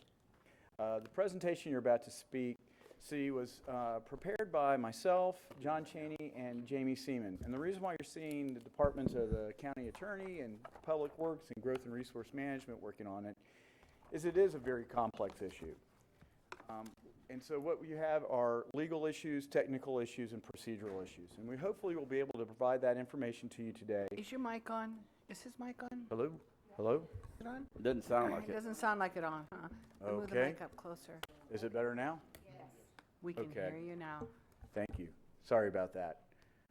I don't think I need to start over again, but just to let anybody know listening on the internet or otherwise, we're going to be dealing with slides 0502 through 05-37 of your agenda packet. And what I'd like to talk to you first about is, first and foremost, how do we pay for our road maintenance, our expansion and construction of new roads? But in order to do that, we also have to get into what are the legal and operational impacts resulting from impact fees. How do we calculate those impact fees? And if we need to, how do we update or change those impact fees? So those are going to be the critical issues we're going to be talking about as we go through. First and foremost, we have two primary sources for funding road projects. And by road projects, I mean maintenance, upkeep, design, land acquisition, and construction of new roads or expansion of existing roads. First is a local option fuel tax. The other is impact fees. With regard to the local option fuel tax, there's federal, state, and local taxes. The state and federal governments dictate how local governments can charge those and what they can be used for. What you're seeing in Volusia County is majority of that money is being utilized for road maintenance and operation. We can use some of those funds, and we have used them for some minor expansion and minor improvements elsewhere. The other option is utilizing an impact fee. Currently, we have what we call our Thoroughfare Road Impact Fee. It was created in 1986 and has been subsequently modified in 2003, and there was other times prior to that. The one thing that's been consistent is that we have 4 impact fee zones, and that the impact fees can only be used for expansion of existing facilities or new roads. The other critical element that a lot of folks don't understand is that the restriction on where those fees can be spent. So therefore, if I collect a fee in Zone 1, the fee has to stay for a project in Zone 1. So this is to prevent folks from collecting money, say, for a new Smyrna Beach project and using it in Pearson. Here's a quick summary of what we've collected in regards to impact fees and also the credits that were used. That totals a little bit over $22 million, and what you can see is that we've collected at all 4 zones, and as you can see, it's kind of geared towards the development and activities that have occurred in that area. Next, I would like to talk about our expenditures, which equal about $23 million since 2004 to the present. And what you're seeing is that we've been able to take in the money, utilize it in the zones, and you're seeing that we have values all the way from $345,000 to $14 million that have been spent in the different zones. It also gives you an idea of what the projects were. Please keep in mind some of these numbers don't include some projects that are currently budgeted in our 5-year plan, so therefore those numbers may change as the year progresses. So the critical question that we keep hearing is growth paying for its fair share of the thoroughfare road improvements.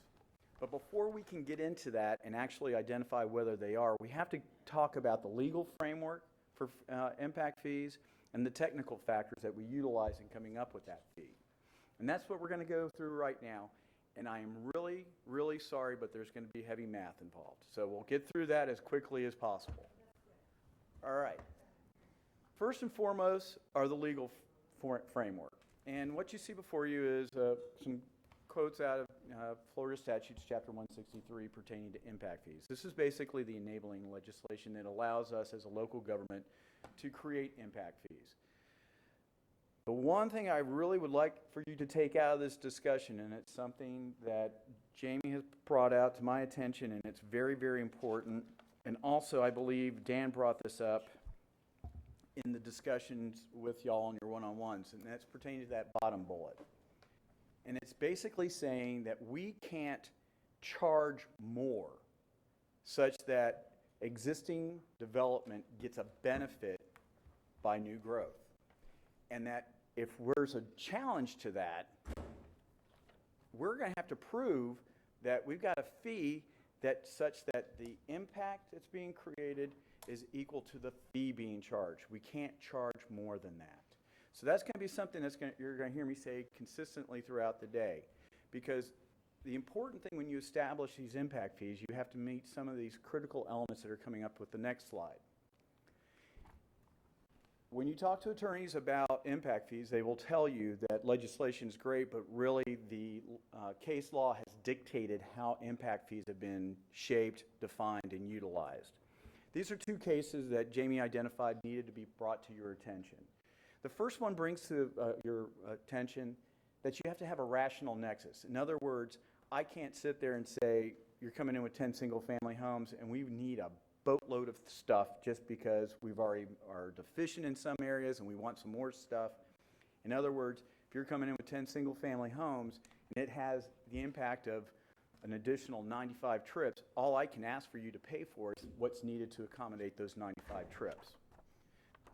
The other thing about that is you have to have a formula that shows how you're properly calculating what those 95 trips will cost.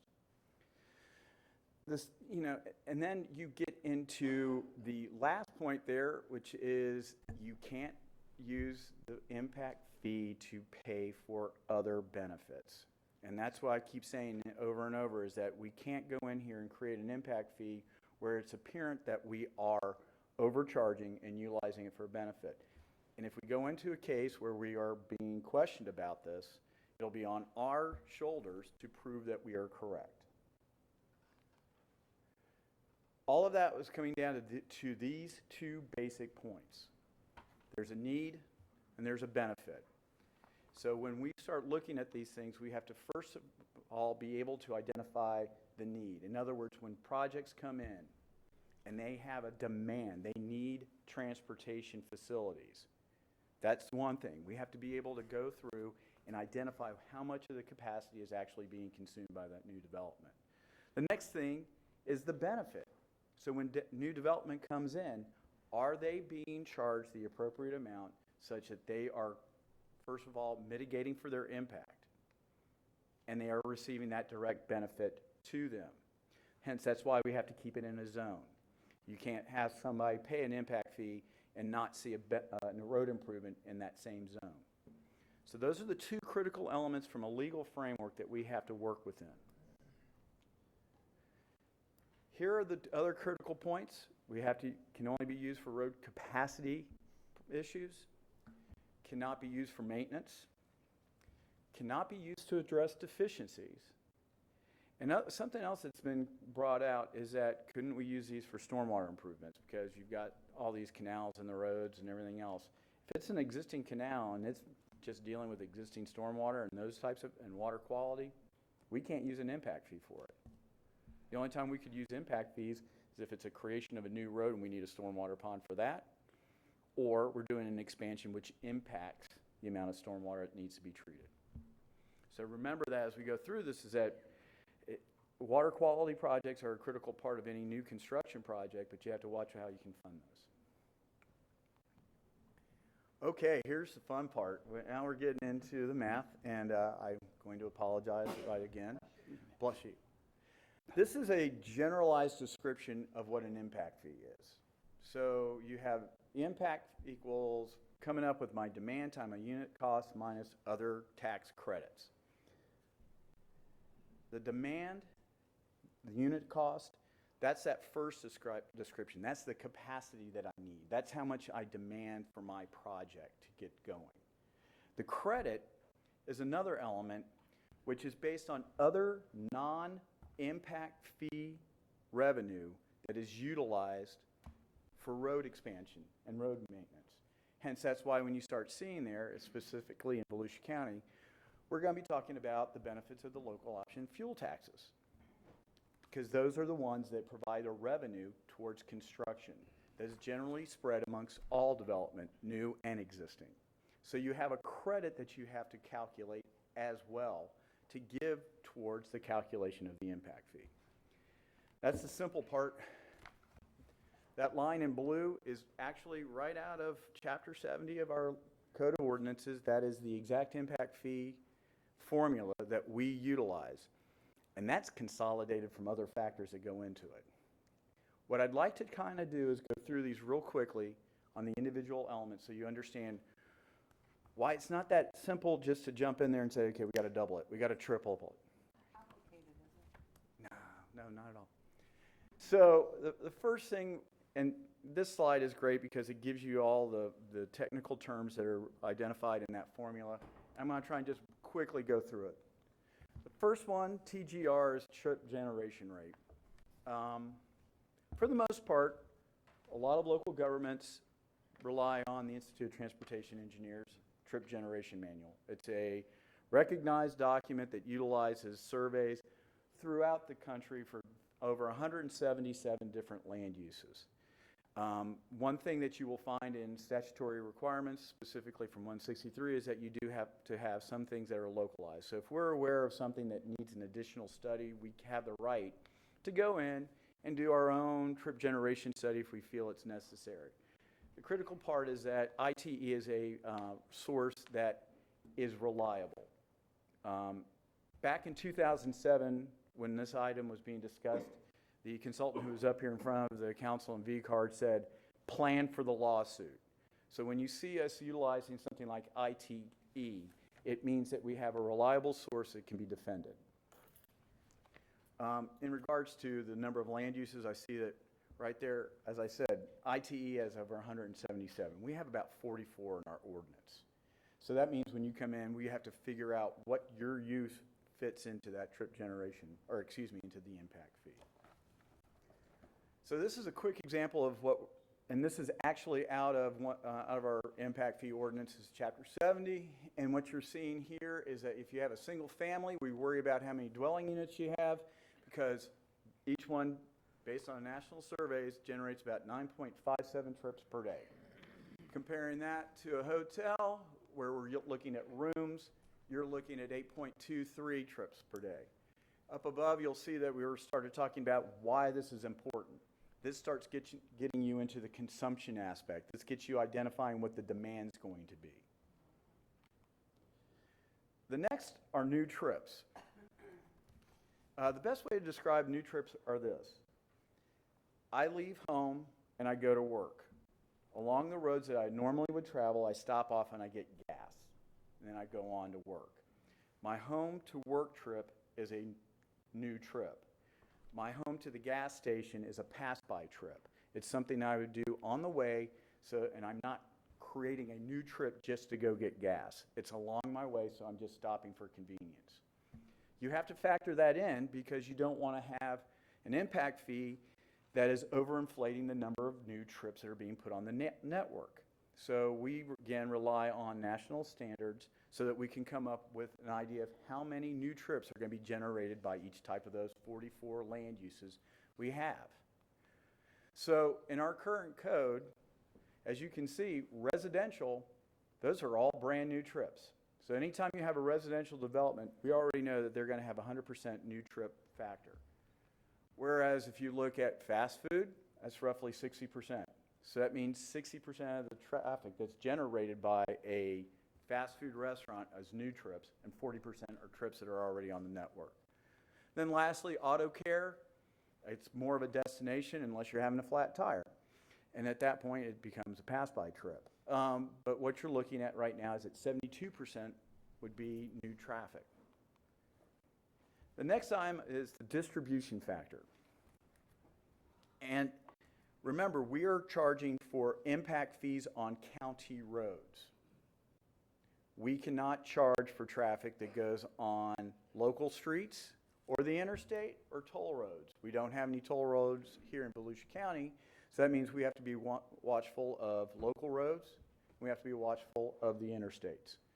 So what this does is it utilizes the transportation model, which is, again, a very complicated concept. They put in land uses, they put in attractions, productions, the roadway network, they code in the number of lanes, all this fun stuff.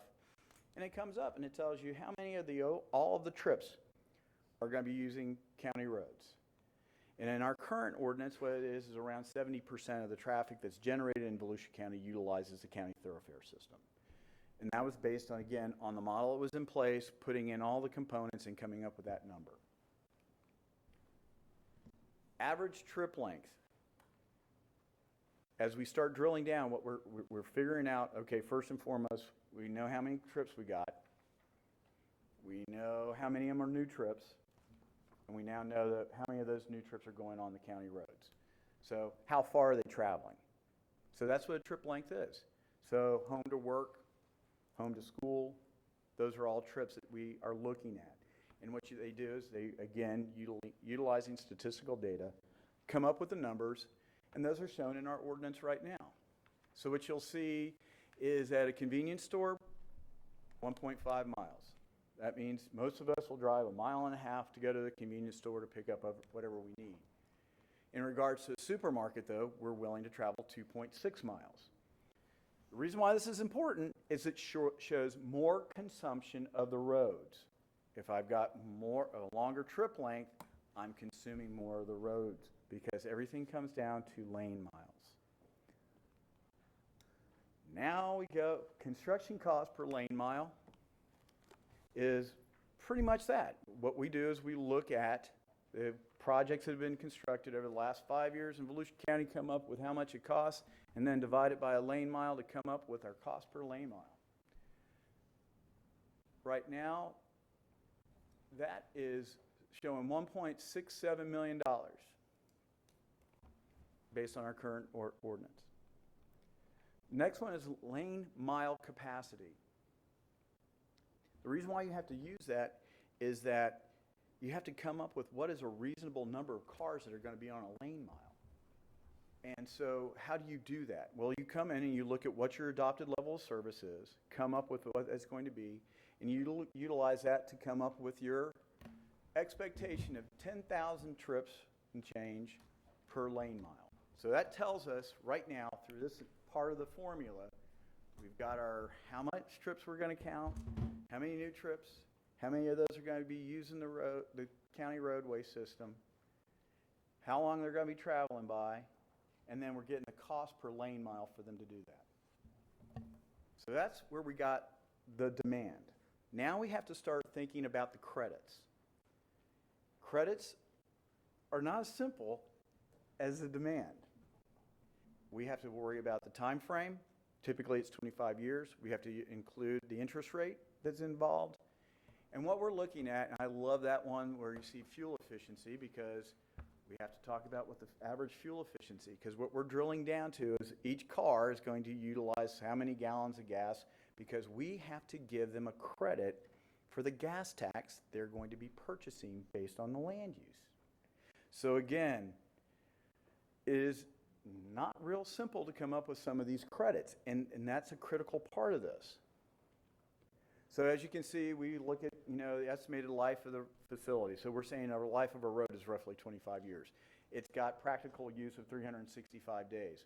Here in Florida, we got 365 days. If we were up in Nome, Alaska, maybe a little bit different. And then when you talk about the interest rate, it's at that time. So we take all of that fun stuff and you get the present value, the effective days of years, the dollar cost per gallon to capital, fuel efficiency, all of that is averaged out, and voila, here are our impact fees. And right in front of you, you see some real world examples of projects that were developed over the last several years in Volusia County. The first one is pertaining to a 286 dwelling unit apartment complex. And so what you'll see is that we come in and say, okay, I got 286 dwelling units. My impact fee is $1,506.04 per dwelling unit. Mr. Developer, you owe us $430,727.44 for those apartments. We've talked a great deal about residential. the thing I want you to see from this table, looking at warehouse distribution, there's over $500,000 for a 524,000 square foot warehouse distribution. Medical office, $51,000 for 9,000 square foot. Just in generalities, last year, between credits and actual collections, there was approximately $7 million that we collected for thoroughfare roads.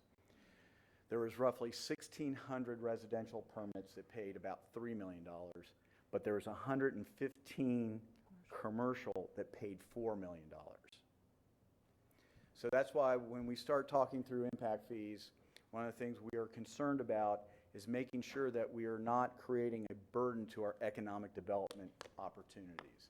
So in some other places, they have utilized targeted industries as a way to ensure that it's not going to create a problem.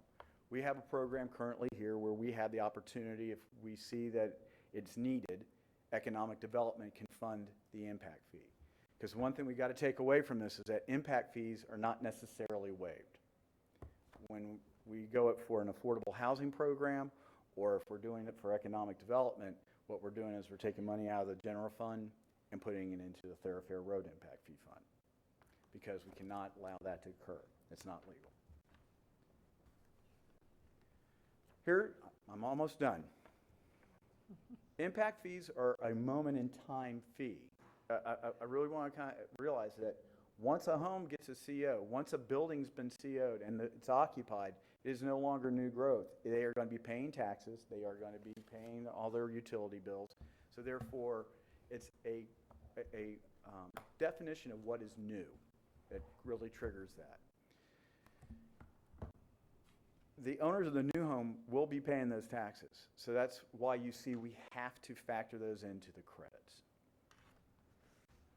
I'm a planner, so I had to steal some thunder from the American Planning Association because this is from their policy guidelines. If you're looking for impact fees to help you out with capital funding, it is an appropriate tool that local governments can use. The two things that they want to make sure, they being the American Planning Association, if you're looking for it to fund all your capital improvements, don't. And if you're looking at it as a way to stop growth or slow growth, it's not going to do that either. What it is it's just another method to capture a specific type of funding based on the perception that you want growth to pay for itself. So that's why we have that. And so we have to go through all of these calculations to come up with a defensible impact fee. At this point, I know that many in the council are having to deal with the discussion of impact fees and whether or not they're fair or just, or if we need to modify them. We've talked through it, and here are three options that we've put out. Again, there's other options available to you, but from our staff's perspective, you can do nothing. We know that the sales tax is out there, and please realize if the sales tax is approved, it will be included into that credit calculation if there are projects that are expansion-based. And so that option will... Yeah. I think some of us have been writing notes, and some, just while you're there on that one, Ms. Dennis. Can you clarify, go back to if the half-cent sales tax is approved, Okay. and that, let's connect that because we'll actually give a credit, it will actually decrease the impact fees. So it's not a zero sum. Maybe. Right? It depends on the I mean, depends where it is. Right, and you could be using that half cent for infrastructure of other things other than a road. No, but what I mean, the impact fee it's in there, the calculation. When you calculate the credit, if you have any other revenue stream that is being utilized for road capacity projects, you have to include that in the credit. It's a credit. Right.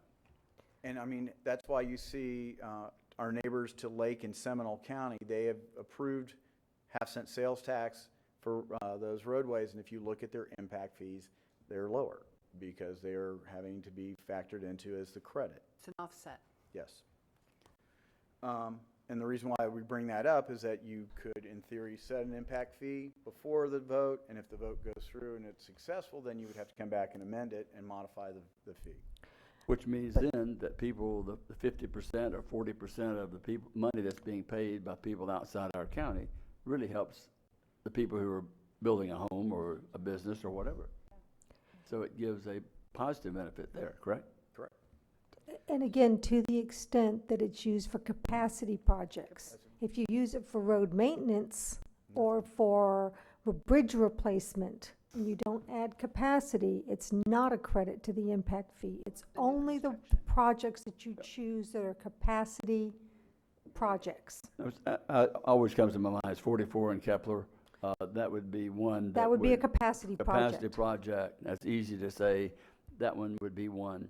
Dunlawton, changing that would also probably be a capacity thing, depending on what you did there. But that's the easiest one, is where you take it and put in 4 lanes instead of 2, then people that would be paying impact fees in a new development there in Zone 3 or whatever district it is, that development would get a credit.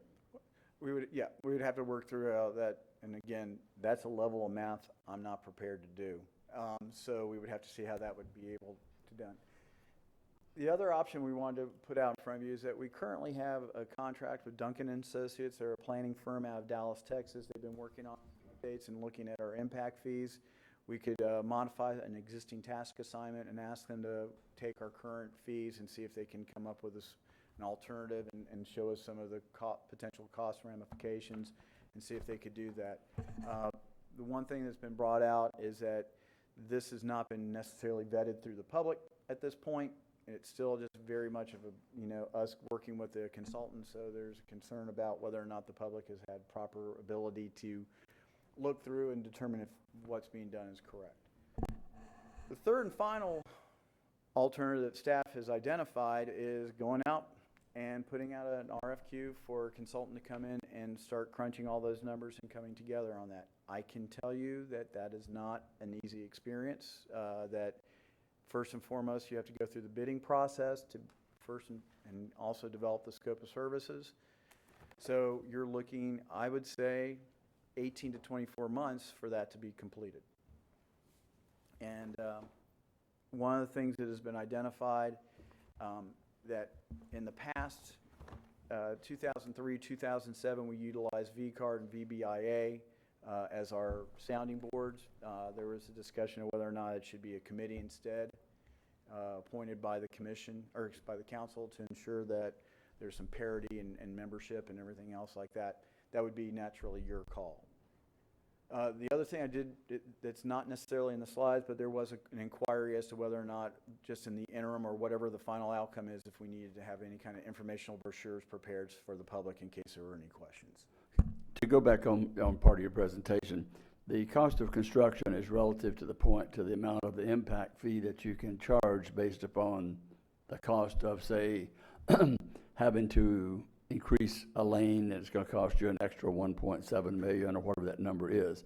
If the construction was less than that, it would be still based on a lower number or higher number. Does that construction costs have to be adjusted or no?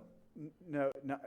Construction costs, basically the consultant comes in, we provide them with data on all of the projects that we've completed, and if they feel that there's sufficient number of projects that they can get a sound average cost, they will do so. If not, then they will utilize some information from DOT if it's appropriate. At that point, what they would do is basically come in and say, all right, the county has spent X millions of dollars and constructed X number of lane miles. That equates to this, and that would be the way that they come up with that. Okay. When do you have to identify the projects that are going to be affected, impacted, or improved in this process? This is a consumption-based model, so it's not based on programmed improvements in the future. So therefore, even if you got if you're saying this is going to impact LPGA, for example, in a section, you wouldn't necessarily have to spend that money until you decided to spend it. Correct. The whole idea is that you come up with a per unit cost that covers countywide. Okay. And so then that way, it's a generic consumption of a lane mile. What can I do with that? Okay. You gave an example of a person in a single family home, and he buys it and he goes to work. Well, what if he doesn't go to work? is his trips reduced? Nope. So, what if it's a retirement? That's actually calculated into the ITE manual with the 9.57 miles average per single-family home Per day? per day.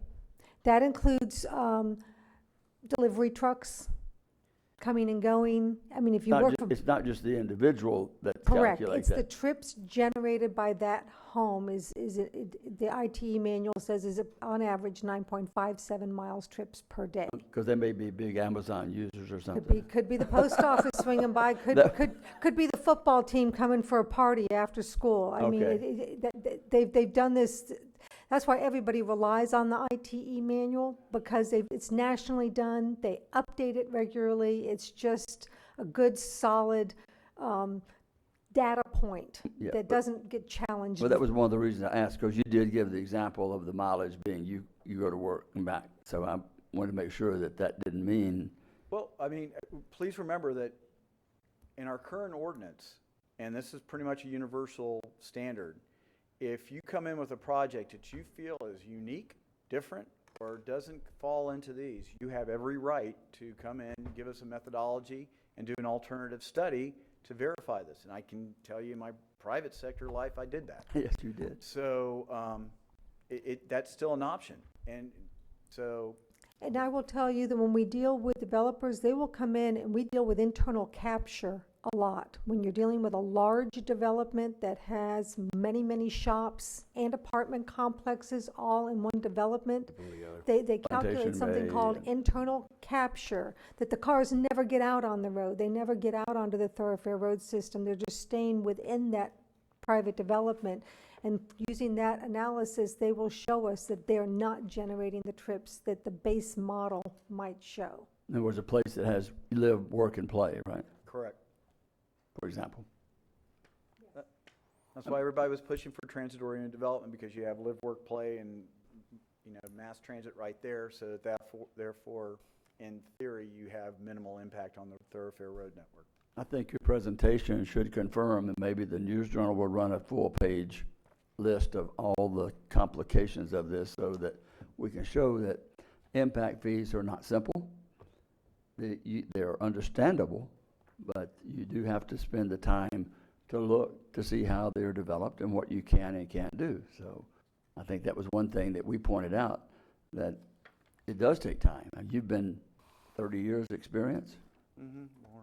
or more or less, and you shake your head at some of the ways it's the calculations. That's And why what it I'm takes. very grateful there's young people coming out of school that have much better math skills than I do, yes. Okay, Deb.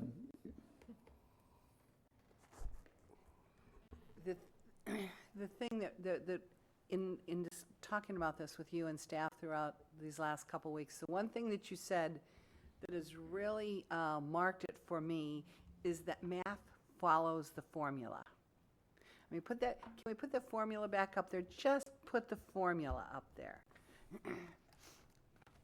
And this is where one that you can't use adjectives and you can't use adverbs. This is all action. So see that formula up there? Let's say in discussion, as discussion goes on, ensues, well, I don't think this should be included. Well, what about that? Does not matter. It's in there. It's a contract. It's a legal contract.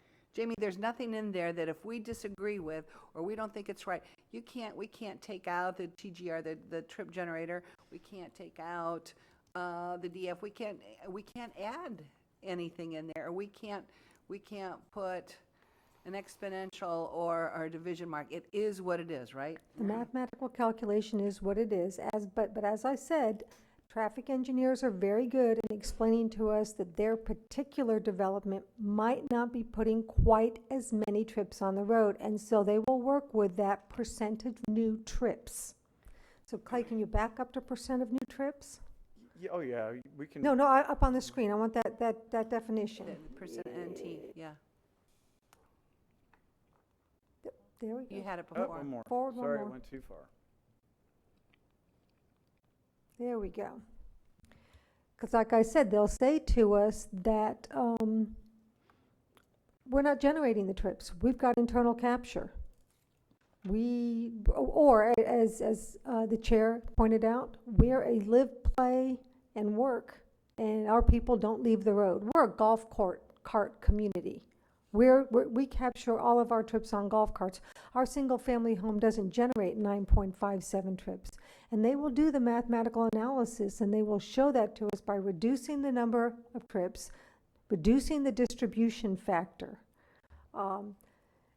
changing the average trip length, because they don't meet the norm. And because of that, they may not pay as much in impact fees. So There's also some new categories, like what's a Wawa? You know, I mean, I don't like is it a that gas station or a supermarket? I know. And then Yeah. it gets into that question of Or Buc-ee's. Buc-ee's, yeah. the Buc-ee's out at 95 has caused everyone consternation, because we have 44 categories in our impact fee ordinance. They don't meet any of those 44 categories. They meet all of them. Yeah. So, it goes back to the math follows a formula. And as far as determining or defining, I guess, what that is, that acronym within the formula. So as a council then, what we have to decide is, would you give us three, A, B, and give us A, B, and C? So where we are here in this discussion, doing nothing is not an option, for me at least. We have A, take no action, okay. B is proceed with an update to the impact fee factors used in the calculations, and then prepare a scope and request. So I guess what we have to, whatever we do going forward, I'd like to see us set some kind of committee with this impact fee, and in talking about it, that what would it look like? We have 7 council members, and Councilwoman Cusack, you've said it so eloquently through the past when we do appointments, that since you're elected at large and the chair is at large, that particular position should have the 2 appointees. So we could consider doing a 9-appointment citizen advisory committee with letting the chair and the at-large member appoint 2. And we each come up with one, then decide, different groups. We would have to have a well-blended group, somebody from the home builders, the homeowners association, citizens of no-growth group. And, we need a balance. We need a balanced citizenry, professionally and from our citizens. I don't know what that looks like, but we all decide in the categories are to go forward with something like that. But I think that would be extremely effective, especially where we are right now, to update this and to work with our citizens, and then come back to us and make a recommendation. We'd have staff involved, but that way, I think it'll help with some transparency issues and some public participation, but on a time certain, we'd have to set a calendar. It couldn't be somebody that I just want to be a political appointee and use it as a springboard for something else, and then not show up for meetings, or, I'm just running for public office and I want to be on this, and here we go.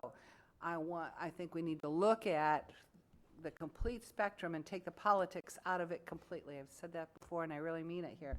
There's got to be a hands-off approach so we can accomplish a goal for our citizens of all of Volusia County. Because whatever we do or don't do is going to have long-lasting implications for Volusia County. So I don't know. I'd like to hear what you all think, and is that something you'd like to go forward with? I'm gonna go out of order just a little bit, because what you touched on was what I said a month ago or so.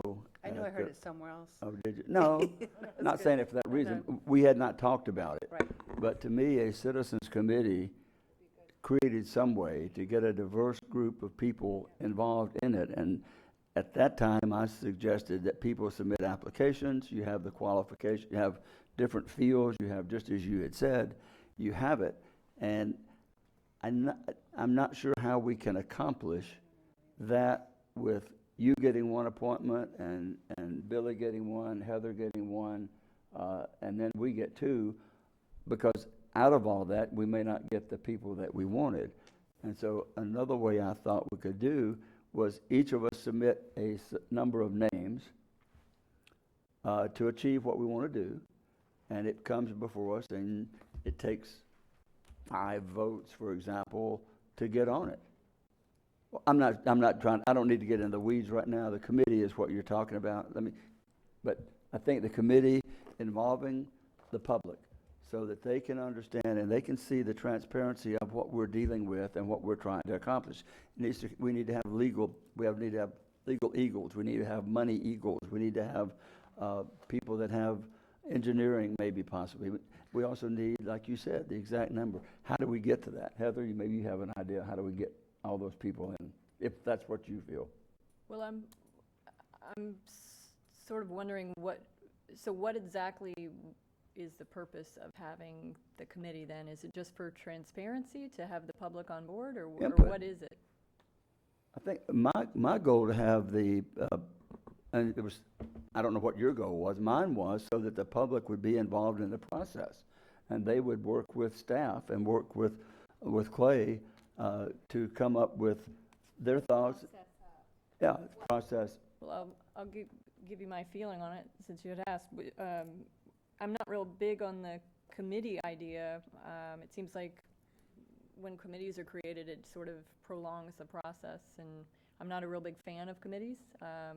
I think we might be able to make these decisions with transparency with the public, and just getting the word out and ensuring that we're talking to the public without actually, appointing committees and waiting and blagging. Okay. But that's my 2 cents. Ms. Cusack. Thank you, Mr. Chair. I go back to the point that what brings us to this decision today? Why are we here today discussing the impact fee issue when we did have some time ago an involved discussion about impact fees? And what brought us back here today is the fact that there's been folk that said they would not be supportive of a half-cent sales tax. That's right. Unless we address impact fees. And so we decided not to do any action as it related to impact, to the half-cent sales tax. Now we're here today trying to make a decision whether or not we're going to deal with the impact fees, and where does that put it as it relates to the sales tax that we've talked about. If we go with bullet 2, a B, it indicates that this will take some time. And so when did you want to have on the ballot the sales tax issue? Is that going to be in it won't be in 2018, so you're talking 2020, or a special election, which costs how much money to the taxpayers at that time, between a general and a presidential, a governor's race and a presidential race. So what we're doing, if we go with B, you're talking about being probably on the ballot with a presidential election year, which will be 2 years off from now. And a lot of things can change in 2 years' time. So I don't know, as for me, I would not want to do this committee deal in as much as if time is a consideration.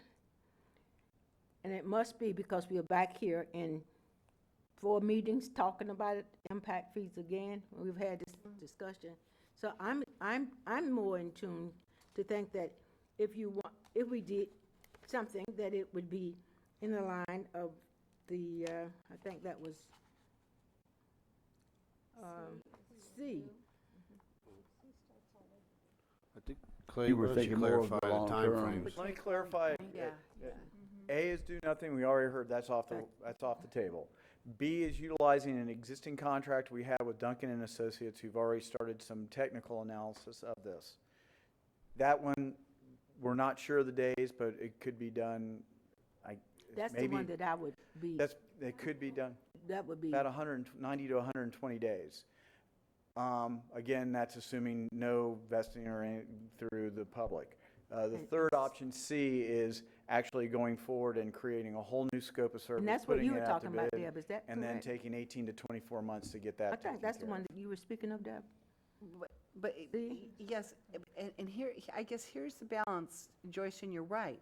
That's why we're here. But then the balance to that is, whatever we do is gonna last for quite a while. That's right. So we're, time is a four-letter word in this whole issue here, so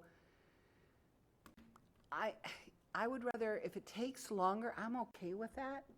Because I think it's more important that we do this right, because if we take one option just to get it done quickly, then are we gonna jeopardize and give the impression that we're doing it just to get it done, another task done, so we can get on with a house and sales tax? I think, for me, right now, I would rather get this process accurate and right, in more input, and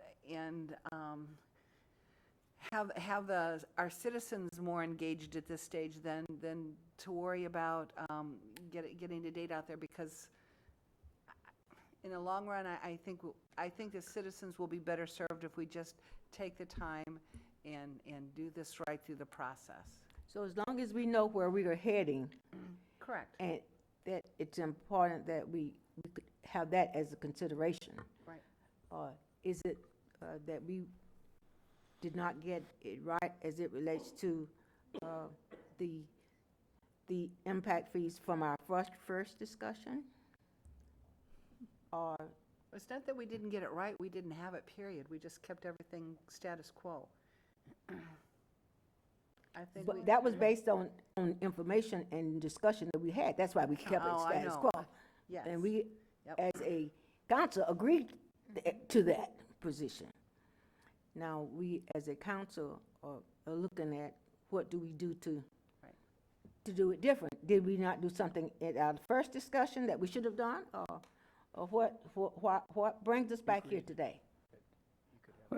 Me, I think if it was the perception that was created to the public that we needed to charge more impact fees before they were going to be willing, the ones that spoke out, before they were going to be willing to do the impact fee, before they were doing the half-cent sales tax.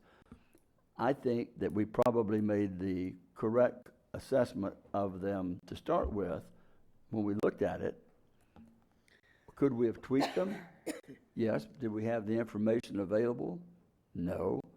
We could have done then what we're doing now, which is considering to have, using a study on a group that we already have. If we're going to put it off for 2 years, you're talking about 3 years or 4 years before any improvements are going to be made in our road. If I had my way about it and I was the emperor, I'd say we're going to put the sales tax, we're not even going to put it on the ballot, we're just going to do the half-cent sales tax. I don't have that option. But our roads and our infrastructure is in such need that it has to be done. And if we want to kick the can, because here's the argument that I heard just against what you just proposed, Ms. Diddy. They said, well, we better do something or they'll say you're dragging your feet on impact fees. Now we're saying, well, if we don't want to rush and do it. So it's one of those catch-22 situations. Absolutely. If we do nothing but try to get a committee and get a study done for 18 to 24 months down the road, it could be 2022. And in the meantime, look at the infrastructure around that is suffering. Look at our community. Look at what we want to be. Now, we're still not, and the big fact is, it was the perception that people took things out of context of what people said. We just said it's a complex issue. We didn't tell them they couldn't understand it. It's complex. You've seen today, just in a brief example, how complex it really is. Now, do we want to ever, you will never, I would say never is not a very good word, it's probably false. Having 16 cities join together, being supportive of projects within their community that they were willing to take to their community, I don't think will happen again. I know for sure it probably won't happen in 2020 before it gets on the election. So I did not relinquish the mic, Mr. Chair. Pardon? I did not relinquish the mic. I I'm just apologize. kinda- If you take a But- breath and And- pause for 2 seconds. I'm gone.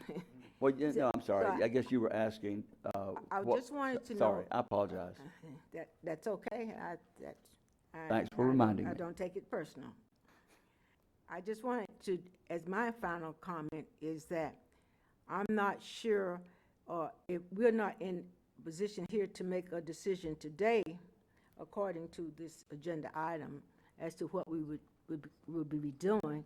But I think what we need to do is have, not discussion with each other, but within ourselves, to determine where do we need to go, which is the best option that we need to take. Just like you say we rushed, and we didn't completely digest, if you will, if that might not be the exact word, in the decision that we made not to do anything before.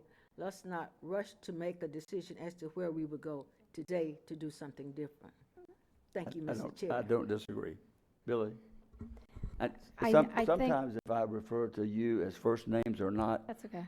It's because That's our your names. first name pops up. That's our names. So if I don't,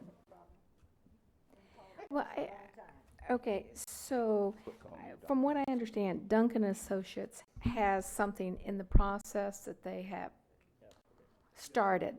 Yes, ma'am. This is not the impact fee that we saw back in 2000.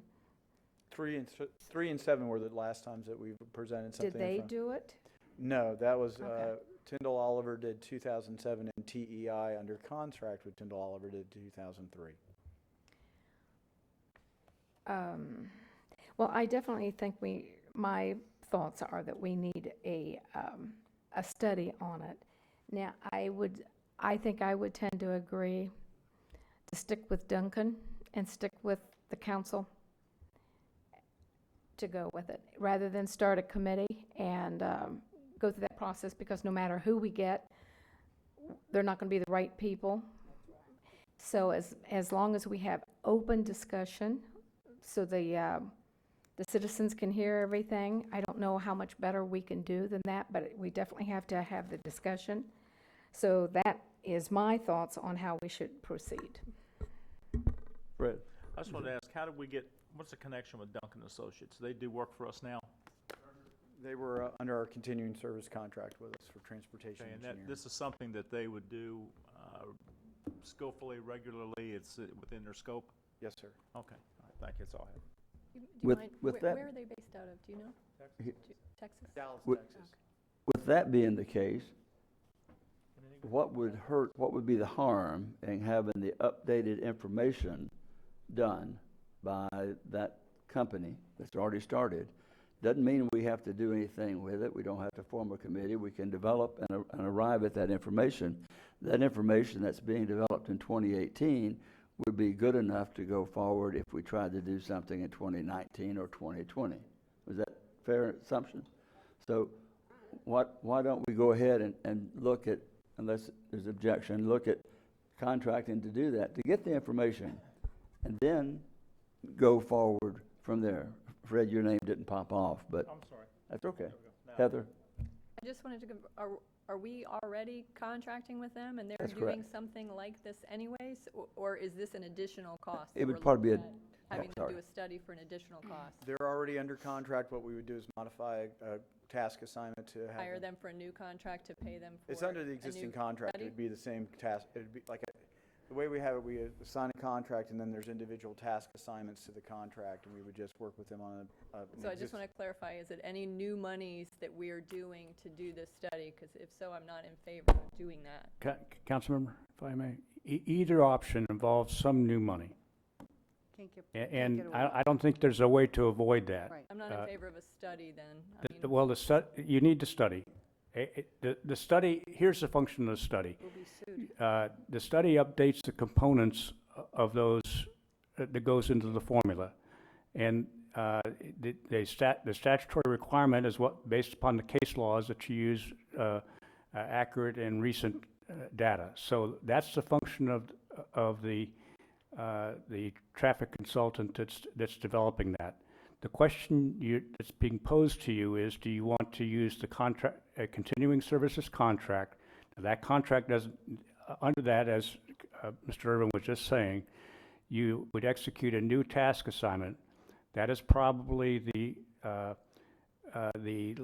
less expensive and the quicker of the two options than going through a whole new selection process, because they've done some of the work, but the data that they've used is some data. They'll have to update some of it. He can't, I don't think Mr. Irvin can tell you exactly how much at this point. Maybe he can, but it is the quicker of the two options. The reason why you do these studies is you've been in an economic time when it was less in question, but the ordinance provides, and it's standard practice, that the study is based upon, the fee is based upon these studies to show that the data is accurate, that you're not charging the fee payer more than he or she should be paying. Ours is like others in that it indexes for a period during the time period, but then at a period of time, there's not a magically set number, but ours typically set, like others, says about 5 years. You go back and you look and say, okay, is the data still the data? Has it changed? And so, unless you do this study, and particularly if you contemplate raising the fee, you don't know if you're charging the fee payer more than he or she should be paying. And Gotcha. because Okay. and because this is a fee, not a tax. Right. So it has to be based upon data that reasonably charges the fee payer. And while you can do it, actually the original ordinance was done by staff. There's it more typically, and has been updated by means of an outside consultant. It would take it's a lot of dedicated staff time, and then you're also, the databases are, I think probably the industry standard now is to use a traffic consultant of this type. So if cost is how you're, one of the bases of how you're deciding, the lesser cost is B. Okay. Thank you. If we had to do an 18-month study, you can imagine what that cost would be, and we had to go out for an Right, I'm RFP just to not do big that. with, Yeah. yeah. Okay. Given the time Mr. Irvin could do the study, give it, and you relieve him of others of other duties. But that's the point. You're not going to be relieving him of other duties. So you're hiring staff to supplement. Let's max him out. I was just going to make 2 quick points. We need the study for the justification if there is an increase, and we don't have to use whatever they present to us after that. Or we do? If based upon the fee we do. Huh? You do have to use their information? But no, you don't have to. No, I mean, use you it, don't have Why to pay for it? say, huh? Pardon? Can you say lawsuit? Well, If Just we say lawsuit choose one not more. to change Based on anything? what? Based on what? The math follows the formula. The Okay. math follows the formula. We can't have a consultant come in here and say, I don't like that. I promise you, we will have a lawsuit before the year's over. But we did a study. We did a study a while back, and they It was chose not not, implemented. chose not to use that formula, correct? No, Or no, that not the amount? formula. Let How me see was if I that? can explain that one. Yes, please. That one, the data came from a time where we were in an economic boom, and the property values had soared. Construction costs were outrageous because, I take you guys back, China was doing the Olympics, building all those roads. The cost for concrete and shell and everything was out of this world. Because of that, the construction cost per lane mile, that portion in the calculation, was exceedingly high. What we have in our formula now is about 1.9 miles per lane mile, $1.9 million per lane mile.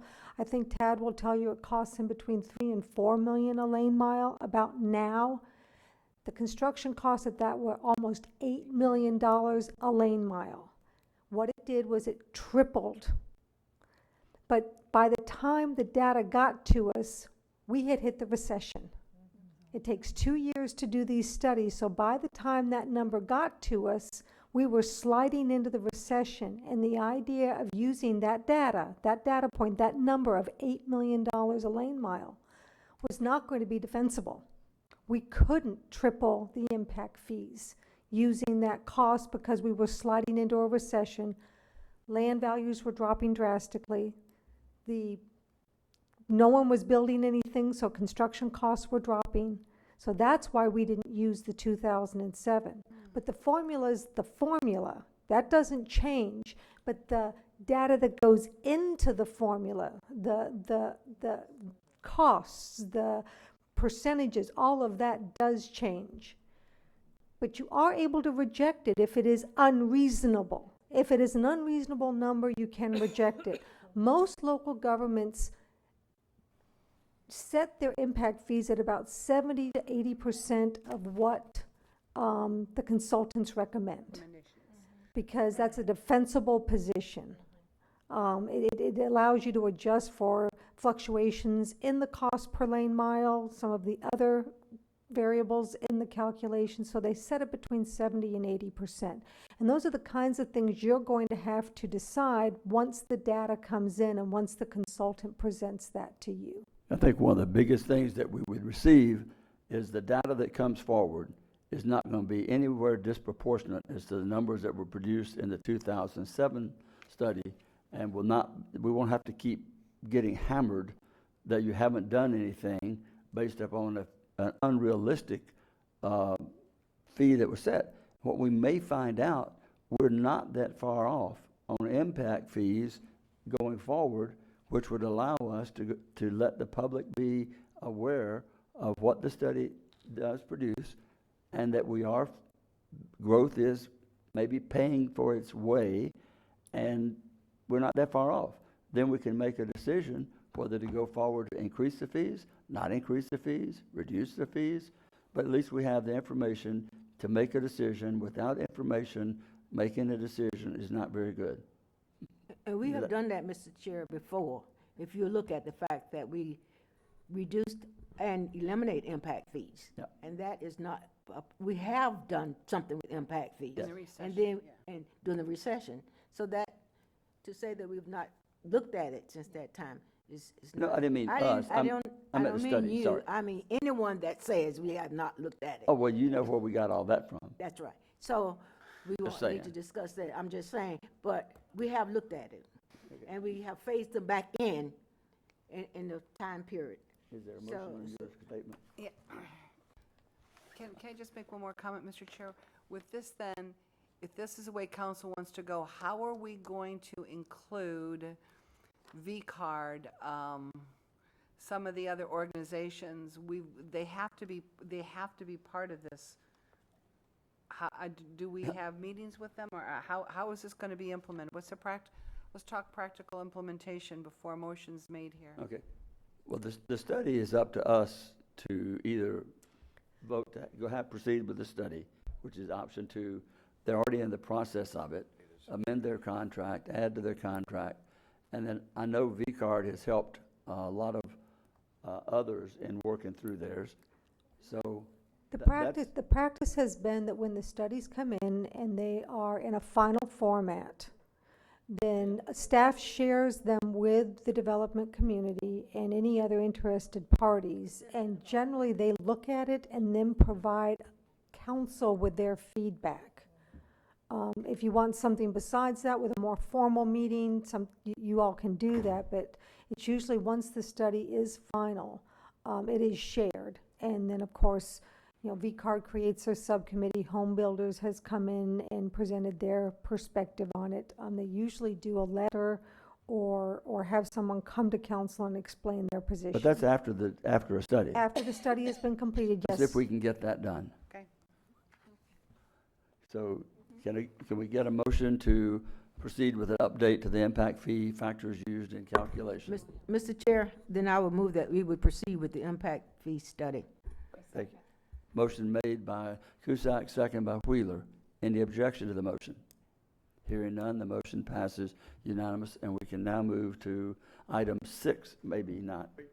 for the Chair, record, can I yeah, make but sure I have back clarity? up. That was- I'm with you, Clay, I want to make I'm sure I have stuttering. clarity so that that way I'll follow through as you've requested.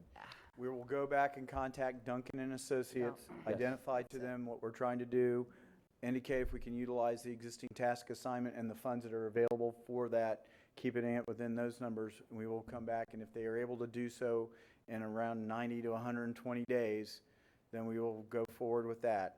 Then at that point, we'll let you know when it's completed. Obviously, we'll be giving you updates all throughout that, and then you'll make a decision as to whether or not you want us to go through the standard practices we have in the past with VCARD and VBIA, or if you would prefer to set up a committee. Okay, That's it. thanks. Thank you. Dan, your name's still up. Did you?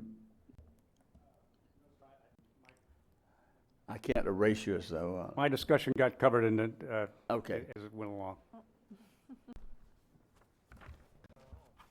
Okay, now then we'll move to item 6, and that's an appointment to Halifax Area Advertising Authority. District 5, you have a nomination. And there's one applicant, so this shouldn't be too tough. I've already talked with her, and Is she gonna be she's good? willing, and I don't know if Lisa's here or not. I don't think so. But anyway, I'd like to appoint Lisa Shavat to the Hall Board. Okay.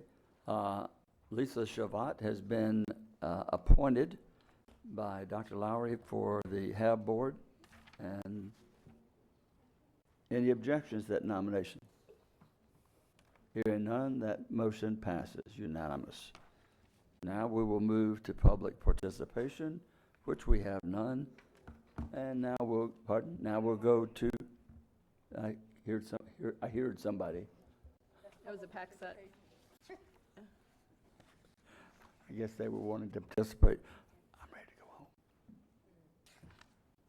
Dan, Mr. Eckert, I'm going to start with you first today. You have any comments? I know you may. Yes, sir.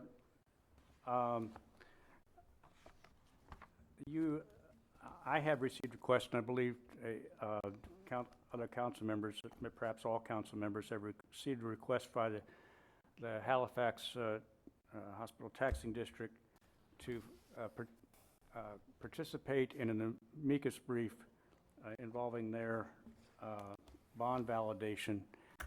The issue is that upon which the brief would be written.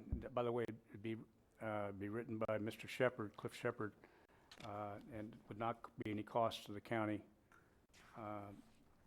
The issue is the authority of the hospital that, by virtue of the interlocal agreement that they've entered into with the city of Deltona.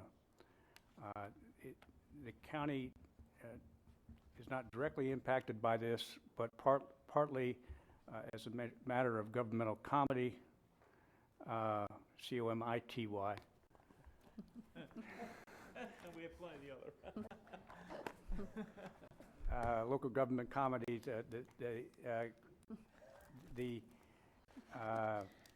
we're sometimes guilty of others, but Well said. at least I am. And partly because the county may achieve some indirect benefit as an entity, and partly for the benefit that Halifax advocates, that its taxpayers advocate. I recommend that you participate as the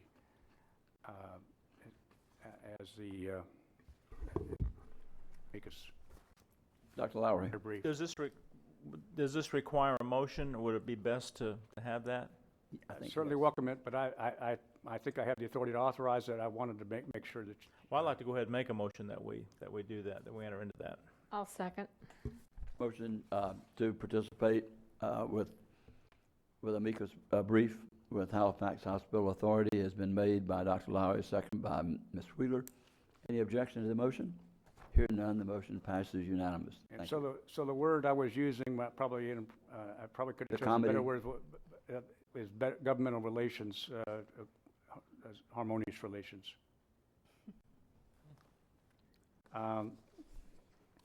And I've given you a memorandum regarding the challenge that think is necessary to bring to the title and ballot summary for Constitutional Revision Commission 5, Revision 10 on the ballot. I just want to say, because Councilmember Cusack asked me to say this, this is in part because Councilmember asked me to make this point, because in the memo it's a good point to be made. I'm proceeding in this vein, not on the substance of the revision. The question is it fairly presented to the voters?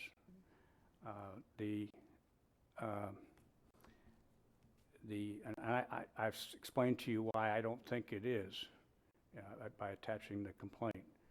So I wish we weren't in this position. I've attached letters to you that show that we twice tried to avoid being in this position. And so I wanted to emphasize that point, that this doesn't have to do with the substance of it. It has to, although I think the rights of voters of county voters are being affected without there being it being fairly informed to the state voters, as I've explained. In that sense, it's related to the substance. But if the ballot title and summary were accurate, we would not be involved in this challenge. This is referring to what article, Amendment 13, is that the number? It's actually will appear as well, it started off as I lost track of the numbers, but it became Constitutional Revision Commission. 13 became 5, Revision 5. That has been, because of the already numbered matters to go in the ballot, it will go on as Revision 10 or Amendment 10 if you look at the voter guide produced by the Constitutional Revision Commission. And I'm not sure exactly how it would be labeled as in any kind of heading as a revision or amendment, but it is Constitutional Revision Commission proposed Revision 5, Revision 10 to the ballot, having to do with state and local government structure. Council? I know where I fall on it. I think that you should pursue it based upon exactly Ms. Cusack's point that she made. I appreciate you pointing that out, and that it is not necessarily that of what we may have as an individual preference in voting, but that it's not fair to the entire community of voters in Volusia County. That's just me. Ms. Cusack? Thank you, Mr. Chair. I agree with that simply because I don't want to deny the voters in Volusia County to have the input that is required to do this without, and this is not for me as a resident of Volusia County, this is not a state mandate that I'd like to deal with. If it impacts Volusia County, then I think the voters in Volusia County should be the one that makes its decision. And that if the voters in Volusia County makes this decision, then that's where we are. But I don't want the language to not to be clear so that the citizens in Volusia County that will have to be impacted based on the assumption that all of the state has the right to govern just our county.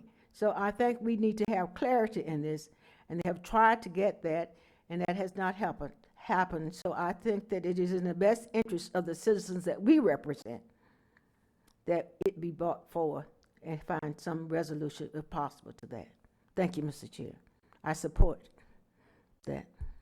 Any other comments or whatever we need? If we do want to, you need a vocal support or just a Mr. nod? Chair, I think you've given direction regarding the the status of the charter and under the Constitution, and I don't think I Okay. require further direction. So I Ms. just Post. wanted to make this as a matter of information. I understand we're moving forward, but I just wanted to give my opinion as well. But I'm completely 100% agreement that the voters of Volusia County absolutely, no matter what the issue is, it should be up to them and let them make the decision, and that's good. But my issue on this is, how much are we talking about to, in essence, file a lawsuit? Well, it was a filing fee, but it's my time. It's a matter of law, and whichever side loses will have an additional filing fee in the appellate courts. But I would expect that let me rephrase this. I think it's very possible that the First District would pass it up to the Supreme Court for speedy resolution. So my only concern here is just, as a member of the Florida Association of Counties, this was discussed amongst the association, amongst county commissioners from all over the state, and it was, this was brought up, and part of that discussion was the amount that association, and I understand that's different, but that association would be spending on that goal, and it was generally decided that was not worth the money. So I didn't know if we're looking at it in the same vein, if we're looking at spending a good chunk of money to simply work on the wording. I'm not sure I'm clear or for that then. It is staff time pursuing the litigation. The out-of-pocket cost of the filing fees, which would be $500 or so. Okay, that's a huge difference in the other issue. Okay. And then a like kind in the appellate courts. But it's the issue is a matter of law. Mm-hmm. There's not other time that's involved. That is to say, there's not discovery costs. There's not depositions. It would be decided, I think, on summary judgment in front of a circuit court in Leon County. And then, if we're looking at 500, 1,000, 1,500, then I'm all for absolutely wording it the way that Volusia County voters can understand it. Then that's fine. I would never have expected FAC to pass this anyway, when 58 of the counties already have it. Right. So it had no chance of passing, because this is in process in 58 counties already. Well, actually, there was a vote on it, and there was a lot. There was it was very close. How did Volusia vote? Good. No, that's not what I meant, yes or no? For this, how did Volusia vote, representing Volusia County, the state? How did we vote? Don't you represent us? Yes, and I'm trying to understand what the exact question was. So the exact question for the vote was to sue, and we are suing, so that is our vote. That was our vote, to sue, to sue. I thought that it didn't pass. It did not pass. So- We don't make the vote. Who makes the vote? The totality, the majority of everyone. So you were representing Volusia County, so how did you vote? I just answered that. You voted for it, pass? For doing what Dan is proposing. Okay, we can move on to, you have anything else, Dan? No, sir. You sure? Well, No more comedy? Comedy's over. I expect that the discussion with the Shores will come up in other council members' comments, so I'll defer to that. Okay, we'll wait for whatever may happen there. Ms. Post, you get to start on closing comments. Let's see. All right, hold on, I wasn't ready.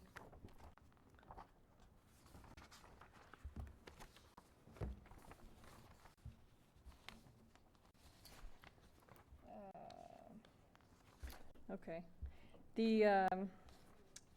I wanted to ask again, do we have a date set for discussing the priorities of the council? I think we put it in a, we do. When is that date? Let us look up the specific day. I think it's second meeting in August. I think it is. We did put it on, it's in a calendar that's scheduled to come up. Okay. So a date has been set. Sometime in August. We'll clarify that. Okay. Okay. I wanted to ask again about the, we had talked a while back about the sidewalks and the ditches along the county-owned roadways, and talking about a clear SOP regarding the ownership of those sidewalks and those ditches and taking care of them. And I know Dan had said at the time, it was the January 18th meeting, that officially notifying the cities in a letter would be helpful. I'm assuming he still has that stance. But I have run across probably 4 more residents / business owners who since then are having issues with getting ditches taken care of, getting lots of different things taken care of, because it might be the city or it might be the county or it might be the city. And I've got one guy that's been going 9 months back and forth on everybody, pointing the finger at everybody else. So I would like to bring that up again and see if we can have staff come up with that language and come up with a clear SOP regarding the ownership of the sidewalks and ditches along the county-owned roadways. And I know when we talked about it before, there was, sometimes we were doing it and sometimes we weren't. It just really depended on the situation. So I think that would alleviate a lot of the heartache for a lot of the residents. Maybe what we could do on that, maybe have staff develop the language which would give clarity to that, because I know that I've experienced it, you've experienced it, is where some of it had to be with agreements that were done. That's what I'm asking. If Sometime. we could just come up with a clear SOP where if it's county-owned roadway, we handle A, B, and C. If it's city-owned roadway, they handle A, B, and C. And then we're not. But some of it had to do with interlocal agreements that were made prior to, An interlocal right? agreement, then that's gonna. But it should be, people not getting an answer or not getting clarity on it, either they pay for it or we pay for it. It has to be one or the other, right? So My point is not even paying for it, but somebody needs to take care of it and just make sure that the citizen need is taken care of. So, I don't care who takes care of it, but I just want to make sure that they're not waiting and everybody, the city's going, well, it's the county, and the county's going, well, it's the city, and I keep coming across the same issue over and over and over again. So if, I'm all about SOPs, procedures, if we have it, then you just do that. So, and I know we had talked about that before. What do you think, Dan? Well, the issue is the sidewalks and the medians. Well, the ditches has actually come up. 3 of the 4 in the last several months have been ditches for me in the discussions. Ditches, D-I-T-C-H-E. Ditches. Ditches. Yes. Ditch. So like cleaning out the ditches, or just cleaning out the ditches actually. And then, of course, if you don't clean out the ditches, then part of the roadway ends up falling in, and it's a big mess. I guess I need to talk to have a better understanding of the issue with the ditches. With regard to to have a better factual understanding, with regard to the sidewalks and the medians, we had discussed at the time that that in the absence of an interlocal agreement, that the jurisdiction remained as it was in 1995, and the Attorney General had opined that the city that since the city statute prior to that time, cities prior to that time had the responsibility for the sidewalks and the medians, that they retained responsibility in the absence of the interlocal agreement. So we can bring back to you a language which deals with that. I'm not prepared to respond to your question regarding drainage ditches at this point, because I'm not quite I think maybe the best thing to do that is whoever has that issue, if you would send, We've been to going staff. back and Have forth you on sent it. to We've staff? been going back and forth on it, and everybody's saying it's everybody else's, so, and I know Well, they usually are very, very good at handle those things, but, if it was just clear, you know, we wouldn't even have to, argue about it. Oh. So, Well, you let's- know, we have so much growth, and the cities are interweaving into the county area everywhere now, so if I think as this is happening, it would be a lot easier just to have a standard SOP. I know when we talked about the sidewalk, with that lawsuit with the sidewalk, it was, you know, sometimes we do, sometimes we pay and sometimes we don't, and it just depended on, you know, well, which way the wind sometimes was blowing, so. We've undertaken Responsibility. maintenance which we're not legally required to do, and then the question is whether or not you've done it reasonably. Right, so and whether or not that's the cause of the accident. And that has come up as well, I think. In one of these cases, it was, well, you know, we haven't cleaned it in 10 years, so since we haven't cleaned it in 10 years, we're not responsible. Or, you know, well, you cleaned it last year to be nice, so it's yours now, you know, so, but if we had just had I have to have language. to look into and respond to you subsequently ones on that the ditches aspect. I'm sorry? I'm sorry, I didn't mean to talk over. I said I'd have to look in and respond to you subsequently on the ditches issue. Okay, can we come up with some language? Well, something. Yeah, I think the Road and Bridge has responded to most of the ditches, but I think there's some controversy with a business park in Holly Hill, and we're looking up the history on that now. It may not be a situation of one city or the county. It may be that the private landowner may have some internal responsibilities as well. So we'll have to find that out. And I'm just gonna have to go off the top of my head. I remember there was a dirt road in that area years ago that I think we paved. I just don't know if it was by agreement with Holly Hill or not. That may have helped them out, and I think there might have been an agreement that the business owner, at the time anyway, would do the ditches. But I'll have to have that researched, and we'll try to get it to a conclusion rather than passing it back and forth. Okay, let's just do it. Okay, but you're still coming up with language? I don't know, we in should general? come, Well, I'm just talking about that specific Yeah, no, one. that's great. On the ditch part, the Yeah. ditch, I think is, like I say, ditches are a little bit different than the infrastructure of a sidewalk, and we'll have to work on that as well. The issue's gonna be is the cities themselves. You know, we could say, and we'll cite, as Dan will and has in the past, but we've had in here some of the other cities, you know, we're just even getting them to fund trails and things that are on sections that I would consider that they should be already maintaining. You know, they fight us tooth and nail. Well, I understand So- we might still continue to argue back Right. and forth at some point, but Right. it would be, seems like it would be less arguing if we were definitive in saying, hey, we're handling these and we're not handling Right. these, and at least everybody knows where everybody stands.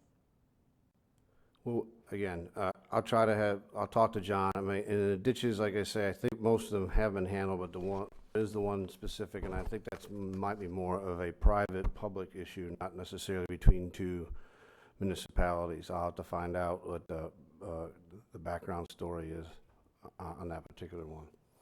So, yeah, like I say, these get into, of course, if there was plenty of money, it wouldn't be an issue, but you know, we have a lot of issues when it comes to drainage of water conveyances in these cities that a long time ago served one purpose, and now they're the major drainage for a city, and there's no county water, so to speak, anymore left around there going into that, but they are not going to take responsibility for that. why don't we that's get another out of whole the issue. ditch and get on the road, so we can get on the road?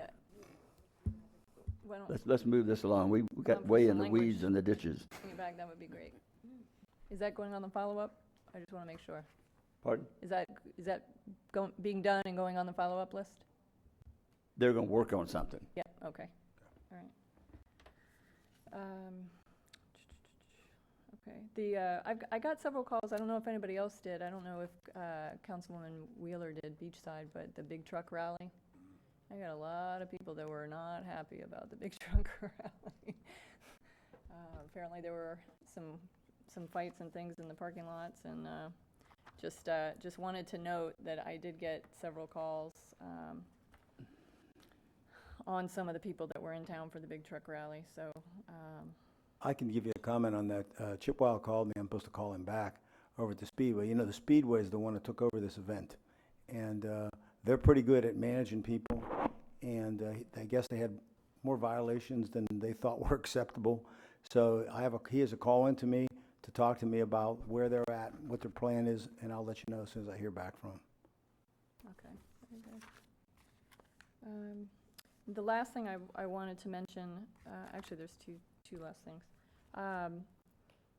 In terms of, again, communication, in regards to the ME's office, I had requested information, and the first request I made for information was on 5/29, and I requested it from many people. So 1, 2, 3, 4, 5, 6, 7, 8 people were on the email chain requesting information about the ME's office for today's meeting. I requested it on 5/29 directly with Jim in writing and verbally, and explained it so that there would be no question. On 6/1 the next day, I talked to Terry Sanders and Mark Swanson about it, explained it to them so that there would be no question at all about what I was requesting. And then I got crickets. So on 6/2, I asked again. I never received a response on this. Where are we at on getting me this information requested, please? Can someone please call me? Thank you. Crickets. On 6/4, I sent emails, I did voicemails, crickets. June 4th again. I'm trying to get this information today since now the council meeting is tomorrow. Can someone advise? Anyone? Nothing.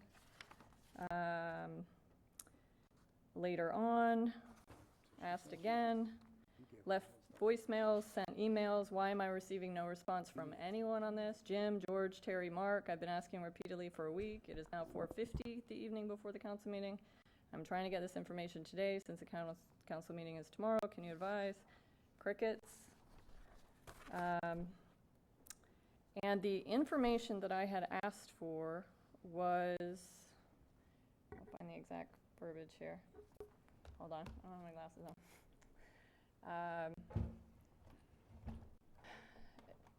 It was basically any documentation from staff, from the ME's office staff regarding staffing, facilities, or operations in 2017 or 2018. So that would include emails or anything relative to any of that. I then, at 5:58 p.m. last night, I received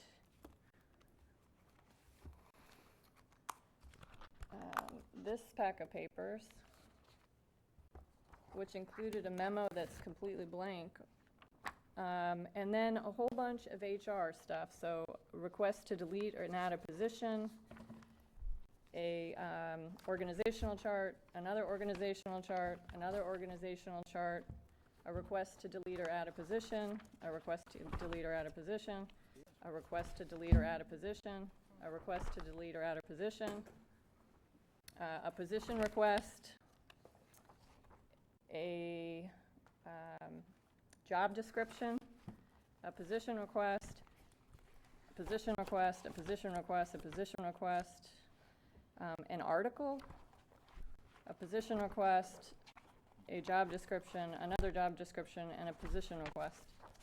So then I said, what in the world is all this? So I wrote back and asked, are you telling me there is no written correspondence in 2 years regarding staffing, facilities, or operations by ME personnel? There was one HR email regarding this in 2 years. And actually, that was at the bottom of the file. But the HR email that I received was from HR to the lady at the ME's office telling them the position number that some new hire was going to have in the system. So no written correspondence in 2 years regarding staffing, facilities, or operations by any of the ME personnel. Crickets. That was at 6:13 p.m.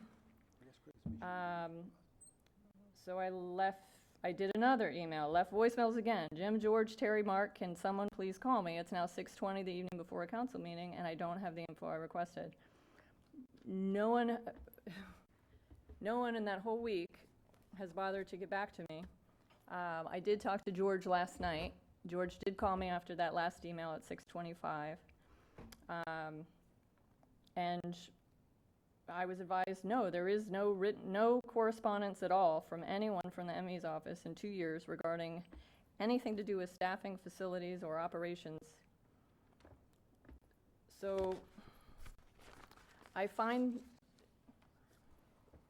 without even getting into the weeds, I find that very hard to believe, just from an organizational leadership standpoint, that no one in the ME's office would write an email about I think they did something with their roof. They wouldn't write something about their roof. They wouldn't write about a clogged toilet. They wouldn't write about staffing. They wouldn't write about anything in 2 years at all. That there's nothing, literally nothing except job descriptions. So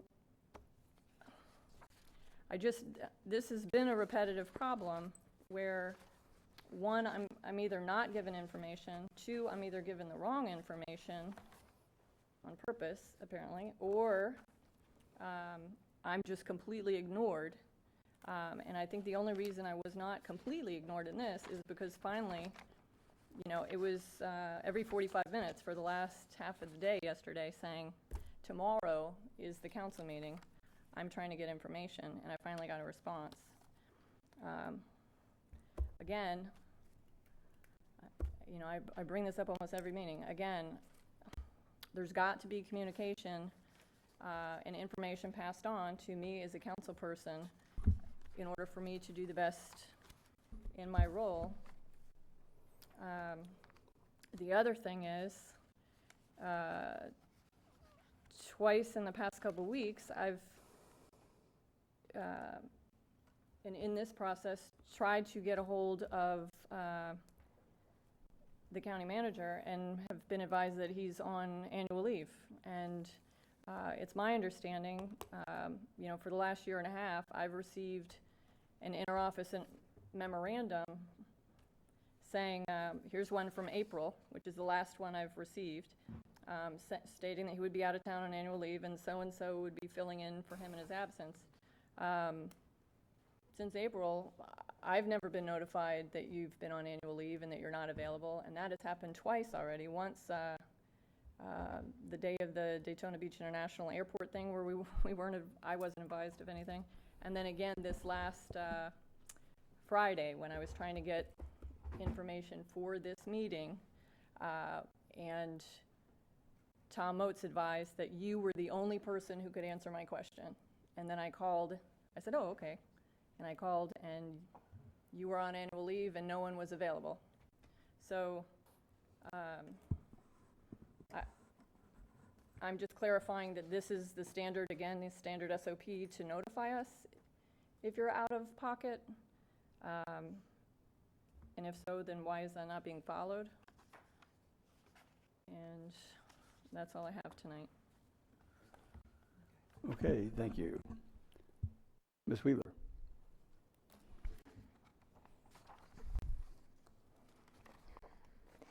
Okay, I do want to bring up about the truck rally too. I had a lot of people call. And last year when we had it, I did make the statement, that I really wasn't in favor of it coming back under the same circumstances.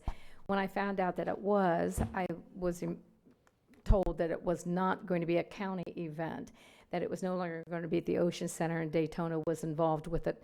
And I even spoke with Craig Capri at that time, and I said, I'm still not comfortable with this. Are they making changes in it and whatever? And he said that staff had met with them and tried to work out something to make it work better, and that he felt things were going to be under control. So that's all I can do. They were at that time, because I had nothing else to base it on, that it wouldn't work. If they even consider doing it again, I think they highly need to get back to the table and have some kind of a written agreement with them on what they're allowed to do and what they're not allowed to do, because there were motels that were losing people. I mean, they were literally packing their bags and leaving. I know there were some motels that said, oh yeah, they brought the business in, but I heard a ton of them that had people leaving. And I live in the beach side, and I have 3 sons that live in the beach side. And I did not have problems down the shores, but they're all up in the Ormond area and Daytona area, and it was disaster. Well, the issue here is it's a private event. The Speedway decided that they would deal with it. We did not allow it at the Ocean Center. They are pretty good at dealing with the events. That's why I'm going to do a follow-up. We've been in the meeting today with Chip, because he wanted to call me, because he believed that this is what they told us, and I think he worked with the City of Daytona Beach Police, that they were going to allow their events that could be noisy and kind of chaotic inside the Speedway. Right. Now, if they want to go down to the beach, we told him, look, there's no legal way to stop that, okay? But he assured me that he felt that because they allowed them to do all this stuff inside the Speedway, they could control that. So I have not heard his post-mortem on it. So we'll find out from that. I think we really need to follow up on that, Jim, because I really, it's a shame that we can get the thousands of Jeep Beach, and they're wonderful, and everybody loves seeing them come in. But I can tell you, I was on the beach on Sunday, and I had trucks, the wheels were as tall as I was, and I thought, dear Lord, how in the world do they stop with little kids? How do they even see them? That's always been a worry, yeah, and so I think that Chip thought that he could make it like the Jeep Beach, because we don't seem to have a problem. That's what we would hope. But I'll find out from him. Well, and I did share the news with the reporter that had called me. It wasn't Dustin, but another one. That last year, after my verbal comments in the news, I did get an email, and I mentioned it to you from someone saying, well, you just try to stop us, council member, and we will bring more, and we will bring weapons. I turned that over to Sheriff Chitwood at that time on your suggestion. I just didn't want to take that risk of not taking it seriously. So I really want that discussion to happen. I'll report back after I talk to him, but I think the belief was that because they are going to say, we're going to come anyway, that going through the Speedway was going to control that. And I think I'll have to find out what their post-mortem is. Yeah. Okay, and then I was going to bring up about the workshop also. I think it's vitally important.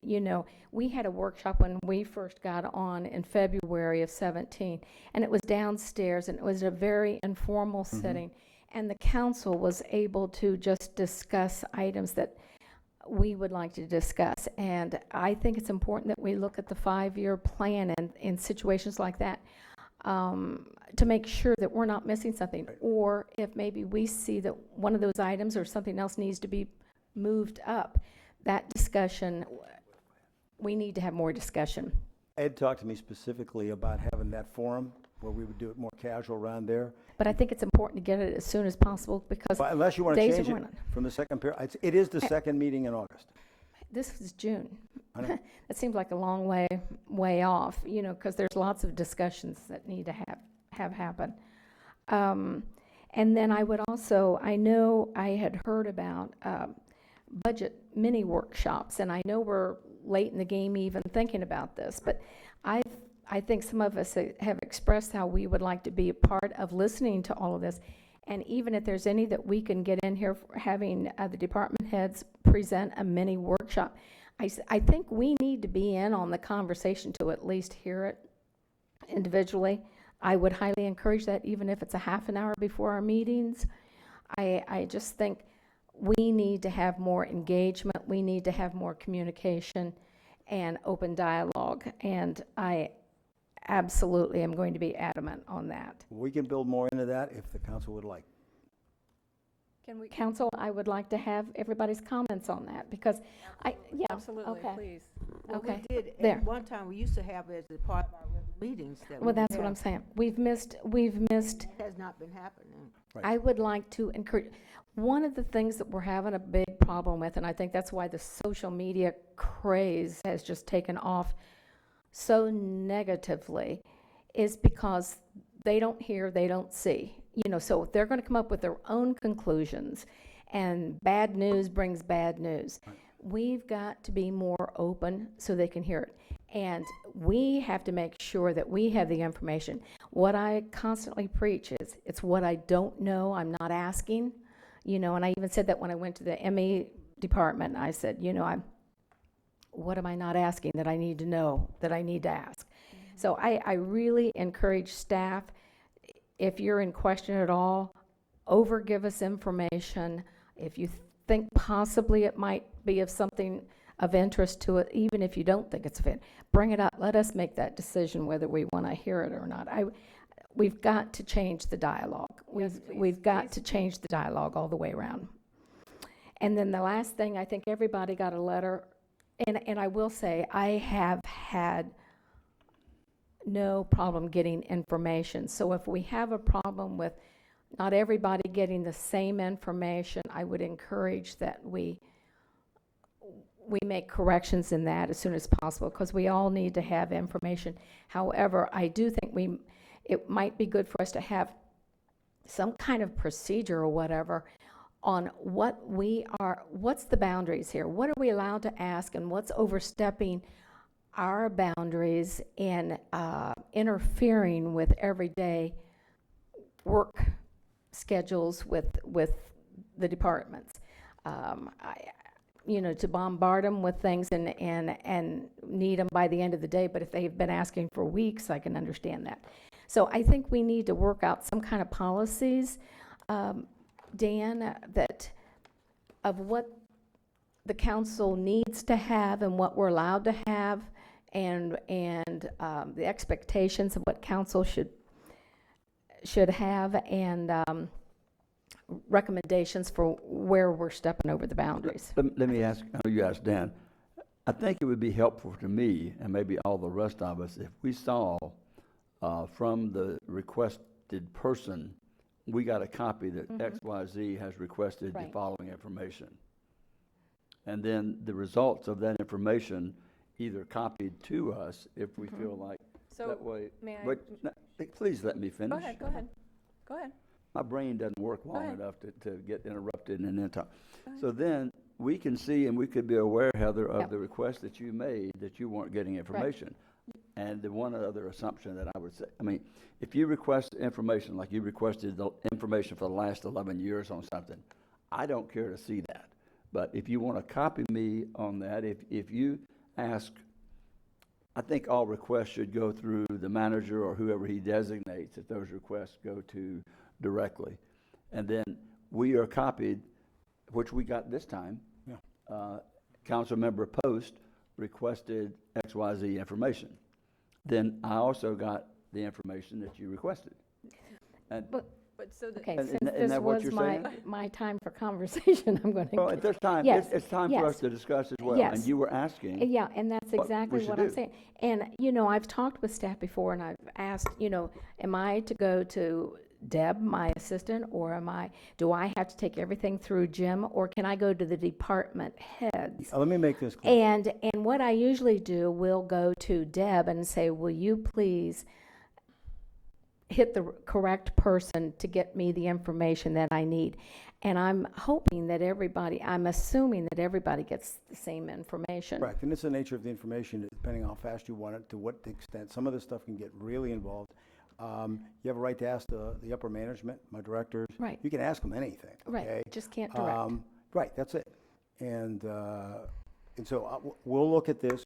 Ed will look at what you're talking about in terms of some kind of a transparent process of how everybody gets what everybody asks for. But a lot of times we try to do that as much as possible. Well, and I think then we have a choice of, we can either delete it, no, that doesn't pertain to anything that we're interested in. Correct. Or we can have it printed off or read it and understand it. But again, communication, transparency, and I'm going to push this for the rest of my days. Which could be real soon after today. Okay, and then the final thing is, I'm sure everyone received an email from the Shores mayor, and I'm going to bring this up, and I know we've discussed it, but I have been in conversation with some of the council there and everything. They really were kind of taken off guard at the last council meeting where we made the motion to move forward with litigation. And they didn't know what was coming up. They weren't prepared because we had not responded to them on their last presentation. I think we caught them a little off kilter, and they really felt that we're really close, and that they felt that it could be resolved if we had another meeting and again go over what we had all discussed and leave there with something signed saying these are the areas that we are in agreement with. They're really asking for this, and I think we kind of slipped up there, and I would like to see in good faith that we have another meeting with them to see if we can't resolve it. If we can't, then it goes on.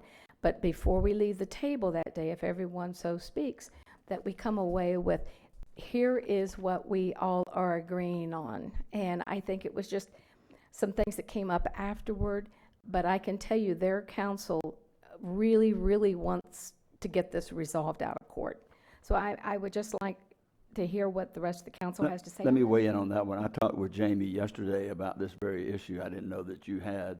And one of the suggestions we had was that we send them a revised letter outlining, I think, Jamie, wasn't that what you had suggested? Maybe that would be a way to work of the conditions or the content of the letter prior to an additional meeting or something? The county attorney's office can make another attempt. We sent them a draft that we thought reflected the meeting because the agreement was to set aside all the legal issues.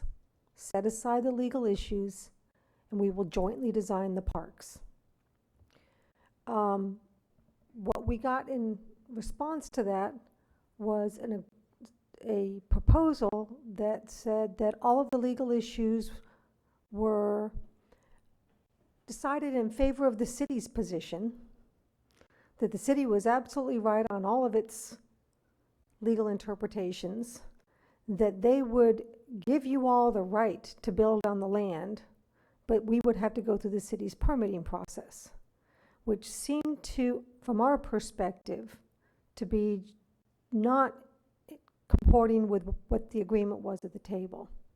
Amy, I will tell you, from the council people that I spoke with, they felt strongly that they spoke against the letter that was sent back to us, but that they were told that the attorney, it was his perception, well, how did he put it? It was just his thoughts on things, but it wasn't something that he was forcing. Some of them were very much opposed to it. However, I would like to just know, can we go further? So what, excuse me, what I suggested to the chair yesterday was to take that document they sent us and we would strike the objectionable language and send it back to them to see if we could get closer to an agreement. How about that? Then that way, instead of trying to schedule another meeting, which, okay. Everyone okay with sending the letter? What was the final determination? We would take the draft that the city sent to us, we would strike the objectionable language and send it back to them telling them that we think that this is not, does not comport with the agreement of setting aside the legal issues. So I think we're saying it's their first paragraph and maybe some other provisions. I would encourage you to let us to see if we can work it out, and then you can make a decision whether or not you want to go. We didn't say to litigation. We said to mediation. You know, there's part that I intended to take responsibility for, but part that I don't think was quite accurate. We should have, what I did was bring the question to you in a public meeting, although at the end of the meeting. We didn't, while we were trying to decide what mediators were going to propose to them, we didn't advise them promptly that you had made the decision that you had. As Ms. Seaman just outlined, we had sent them a proposal. They sent us after apparently an executive session, the draft that they did. We brought that to you in an open meeting. I think it's still possible that we could work this out if it reflects only Mr. Groot's, only the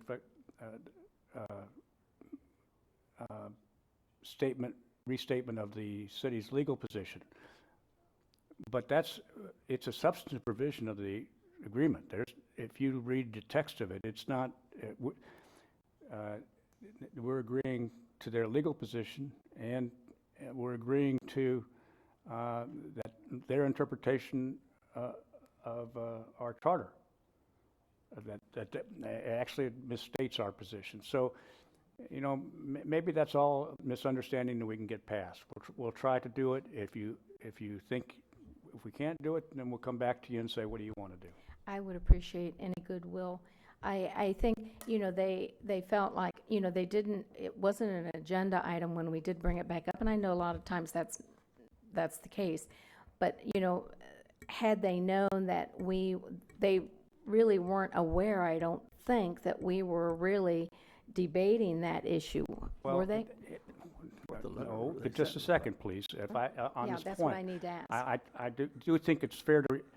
We asked you in a public meeting whether or not you wanted to go to mediation or whether or not you wanted to have another meeting. Right. We asked you in a public meeting. Right, yes, The I know Shores that. has dealt with this at least That's once, what I if not twice, in executive session, and we don't know what their positions are. And I agree. I'm sorry if it came out differently, but I understand that totally, and it was I know brought the up. discussion that you're having, that you've had discussion with individual council members, but the official position of the Shores is that we have not communicated fairly. I don't think that's accurate. We've sent you to the correspondence. Well, we have emails, we have copy of the emails back and forth between the legal department. But, all that said, the effort here, it will be to try to get past the legal, the differences in opinion between the respective council and see if we can come back to it. If we can't, we can decide whether or not you want another meeting or whether or not you want to go to mediation. Dan, maybe they have a communication problem. Just Well, sometimes I have them myself, so, and I had one in this instance. We should have it's fair criticism that we should have called, called or emailed. Can we move on this? Certainly. Oh. Well, it's fair criticism that we didn't advise Mr. Groot following the meeting. I don't think it's fair criticism on their part that we came to you and asked, here's what they said, what do you want to do? Because I don't know what we would have said until you told us.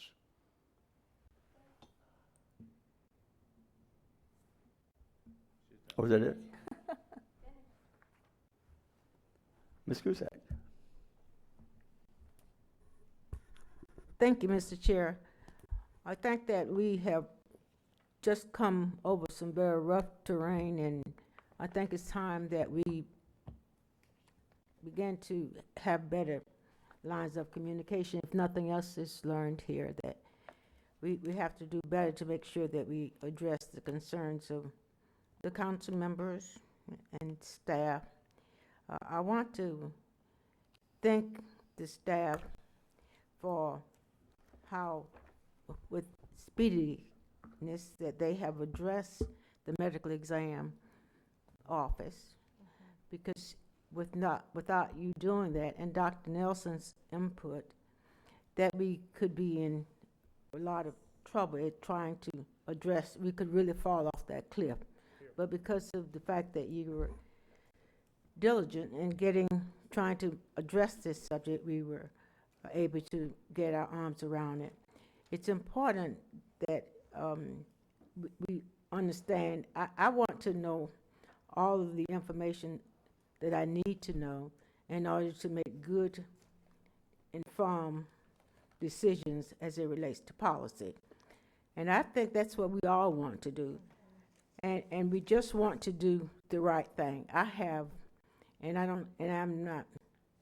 not trying to throw any of my colleagues under the bus, but I think none of us have any personal agendas here. What we have to do is know that we were elected by the citizens of Volusia County, some by district, and some of us countywide. That sometimes it's overlooked.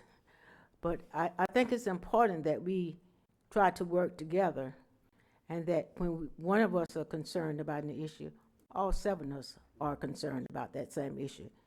Now, you have your way of communicating and getting information, and I try to be diligent in doing the same thing. I did not call the medical exam Dr. Nelson. However, I was diligently seeking information and reading everything possible that I could to make sure that I was informed, talking to folk and trying to do the right thing for this county. I know that we all have our ways of getting our work done, but at the end of the day, I think we all do our very best to be good stewards and do what is good for this county, and that sometimes goes unnoticed. And so I say to staff and to my colleagues, I think that we have tried to do the best we could with the hand that we were dealt. And I think that at the end of the day, we'll be in a good place to move forward. I was concerned about the letter that we received from Seminole County that says that they knew nothing about the separation, and so you have to make sure you know. That's where the truck stop is, isn't it? That's where the truck stop is. I didn't say that. I'm talking about that's where the medical exam, whatever. But what I want to know is this: is it customary that we would ask someone that we have medical exam services, we're providing service, that they would be asked to pay a part for a structure that we would be providing? Is that usual that would happen? It would be in this case. I think where you're sharing a facility between 2 governments, where you're putting out the capital, all we asked them was to pay their share of the capital for 2 reasons. 1, so it wasn't a burden on our taxpayers, and 2, we wanted a commitment that if we built that facility to that size, that they would stay with us for a contractual period of time. One way to get that commitment is if they put up the money for the facility. So it was a 2-way street. We also told them that if they put up the money for facility and gave us a contract, then we would guarantee them service for that period of years. So it was also, Dr. Throgmorton, I talked separately about a couple of things in terms of how things are working in the ME world, and he told me that that's not unusual. There are at least 1 or 2 other places that have done that. So I looked up that information, and I don't know I did not find any in Florida that, if there I'm was. not sure where he meant, whether it was Texas, but he said that he knows that other people have done that because it's fair for the citizens. Well, to me, it just doesn't make good sense if you're going to contract with someone that you would want them to. Your fees would be to support the operation for the citizens in Volusia County, and then what is if you can contract with another district or another county, then that will just, they would pay for that services, and you could provide that service, and you could break that contract as you see fit to utilize it. I just was wondering about how did we get into that position to do that, and it provided quite a burden apparently to our medical examiner's office for us to be in there. It did, and our medical examiner liked that arrangement, and there was reasons why, and we thought that it was better to, it's really become worse because they're so hard to get people now. So that's one of the other things that's become a big problem. Well, then I didn't get that idea this morning when the doctor, Don Martin, gave his report. He didn't say that staffing was that big of an issue. Other than that's what he said. Staffing was not an issue. That's what he said now. And we didn't, and I asked him that specifically if that was an issue, and it wasn't. So I'm saying, all I'm saying is that sometime if we learn from things that we may not want to do again in our lessons, if lessons are to be learned from incident. But at the end of the day, to the manager and to the staff, and I think that we have to move forward, and I guess maybe we need to look at where we were as it relates to whether or not we should have moved up but I found out my thinking here is not right, because he said that it would not have mattered if we had moved up the time when we would build this new building, if we had done it last year or this year. You see, it was not an impact. So I was thinking that maybe we should have looked at that. Maybe we should have moved up our time of getting ready to really start with the construction, but apparently that wasn't a problem. So I think that we are where we are, and we must move forward, and we need to move forward, and we need to be kept aware. Lines of communication, I don't have a problem with the lines of communication, because I will do whatever I have to do to get that. I've never had any problems in getting information. I've not. And so I cannot say that for me, but every member of this council ought to have that same type of respect and should be able to get the information that they needed to help them to be successful and do their work as members of this council. So I would like for us all to make sure that we do all we can to help each other to be successful in our roles as council people and as citizens and as employees of this great county. Thank you, Mr. Chair. Thank you, Ms. Cusack. Ms. Denny's. Just a couple quick things. Do we have that video clip here real quick? We had a grand opening. Jessica's not here. We had a great ribbon cutting. She doesn't need to be here. But we celebrated Smyrna Dunes Park opening from 6 foot to 8 foot wide. This has been another really big project, this boardwalk, and we were done ahead of time. It was done before Memorial Day, the opening. The park was packed. It's packed every day. I mean, this park is utilized so much by surfers coming in from the jetty or getting to the jetty, from walkers to bikers to people walking their dog. It's our dog beach down there with access, and it's handicap accessible, concreted now all the way out to the new 350-foot fishing pier. So it was a really fantastic, it's probably one of the most used parks we have in Volusia County. But I think, Joanne, you did a real quick video clip. Somebody has one. Can we play that just real quick? Because I want you to look at yellow. When you look at this, I want you to see yellow, and you'll see why. There's yellow, but that's not the wall. That's not, no, it's the Okay, now wait for a count. 3, 2, 1.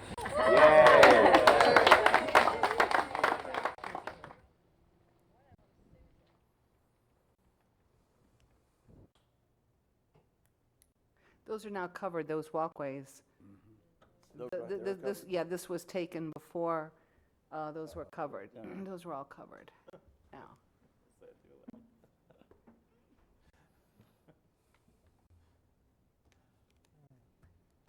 That used to be 6 foot wide, now it's 8 foot wide. It was wood too, yeah, now it's not. See the concrete there? You don't even touch the sand. You can take a wheelchair over there. You can take a little dog buggy. There's Okay, probably now more wait for dog a buggies. count. Okay, we're done. That's good. 3, 2, 1. Woohoo, 3, 2, 1. But the yellow, we didn't see the yellow. Was the yellow up there? Oh, put a picture of a yellow. Okay, see this is the new painted pavilion that's yellow, bright yellow. So when we were all waiting for the ribbon cutting and the place was packed, City Commissioner Jake Sachs from New Smyrna, we were talking, he said, Deb, what are we going to do about this? I said, Jake, let's paint it. Just like in New Smyrna, if you go through some of our under the bridges, we have artwork hanging. What if we talked about it, with Joanne and Jessica, you can see the whole building, the sides, it's an empty pallet. So what if we directed staff to try to come back with some kind of program and talent to have the children either design what's going to go on there and then have it painted or some kind of contest, but council directed. The council choose what designs we want to put up there. But we need to do something in the I just think this would be a really great anchor for that particular park because it's utilized so much. So if it's okay with you, council, if we could have Joanne and Jessica work together and bring us some kind of proposal to work with our kids to come up with, like they do the, what was it? The Christmas cards the airport uses the students, and they come up with a couple designs, and we use those every year. But I think this would be a great project with the city of New Smyrna and our students in that area to put some color out there in that park. So that was a really great event. Thank you. Okay, 2 other little more serious things. First of all, there's been a common thread all day, and it's been about transparency, accountability, and ease of information. And I have to agree, Mr. Manager, is that council's normally notified when you're out of pocket. I think that's the new word, out of pocket, when you're out of pocket. I believe there was one, for sure, time that I wasn't notified and was surprised and didn't know who was in charge. It's important because if you're not here, we need to know who's the go-to person, who makes the call. If something really important happens, who's on my speed dial? So it's either you, it's either George, it's Donna. Dan never wants it ever. So, but we, only if on a go-to, have-to basis. But we need to know who that is. And I've been thinking about that, and there's been discussion about it. I've had some. There's been discussion. So as I've reflected about that, council members, all of our calendars are public. They're public. Perhaps, Mr. Manager, it's time to make your calendar public. Not big deal. I agree, it's not that big a deal, but I think that would be good. And if you're out of pocket, we know who the manager in charge is. You always get a notice. I'll make sure of that. We haven't though, and I don't. Should have, but I'll make sure. I'm going forward. I'm not going. So staying positive, and in transparency and accountability, I think it's time we had your calendar posted as public as ours are. And if you're whatever personal day, whatever vacation, just if you're not there, then it will be noted who's in your place, as well as council being notified via email, which is normal protocol. So then the other thing that I brought this in because it's something I've been working on since last November, and it's all of our accounts, it's all of our budgets, and they're tabbed, and I have been looking at where the expenses go and the interest income, and is it general fund, or are they combined accounts? And just because it's just because what's our word?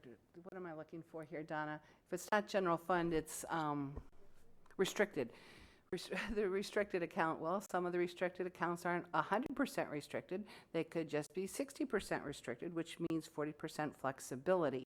So there's a whole lot of variables in these accounts other than just the general fund that I've been working on. And looking at, so when the time comes for our workshop and the budget time, and I think in my conversation with Mr. Peister and with the manager, I'm very encouraged at this point on where we're going to go. Hopefully, Mr. Manager, when you're ready to release all of that, make a final determination. I'm not sure you're there yet. I know where I want you to be, but I can't, when you're ready to make that determination. But again, to that point, Councilwoman Cusack, I think, no, Councilwoman Wheeler, you said, what can we see? You know, the question is, what can we see? And the answer to that is whatever we want. And Councilwoman Cusack's comment was, we have to do better. And I think that's, we're all right. So is it possible on our budget, in our budget in our finance department? I know that it's password protected, but is there a way we can work in with the way technology is now that we make that a read-only file on the budget, make it password protected, a read-only file for council members to view? Not to edit, not to do anything, but other than have access and view. So let's take the county council. We have our own line item. Let's take county council's line item. We should have the availability to go in under our password read-only protected file, look in our account, who's doing what, where's the money, where is it, what got moved, why. Not saying there's anything there. I'm just saying it would give another layer, and it would make it easier for council members, for us, to take a snapshot in real time or to get our questions answered. So if that would be possible, I think that would help at least me a lot, and maybe help strengthen the position that where we want to go. And if you're interested, you can look at it. If not, that's okay too, but you would have the opportunity to have access. We'd have that opportunity. Right. I think we can work on it. Don and I work on what's secure in terms of you can't have somebody changing things like that. Exactly. And you're really talking about the actual budget year you're in. Okay, so yeah, I mean, we can, let us get back to you and look at how that would work so that it makes sense to you. Yeah, and I'm not talking about what we publish in that little notebook and we get copies of. I'm talking about that in a read-only file that is up to date. And so if I click on the county council's line item and what they are in here, I should be able to see, you know, what the last 6 months or whatever, your transactions, current transactions. You can see, she'll have to walk you through, but Fair enough.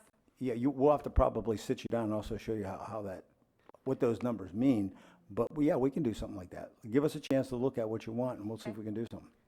I think that would go a long way for transparency and accountability and a level of breathability going forward, because I know we've got some tough years ahead with if a couple of these amendments pass. One thing I am not doing, okay, and that is some places are doing it, and that is as we develop this 5-year forecast, and I give you what my recommendation is, at least to start here, because then I got to give you the budget in July. Unlike some people, I'm not showing if that amendment would pass. We've calculated ourselves internally, but I'm not using that, because I think if you use that and you make that assumption, you're talking about such a negative impact that it would sway your decisions. But about the additional homestead, I really think if you've been reading, I mean, people are starting to recognize what kind of impact this could have.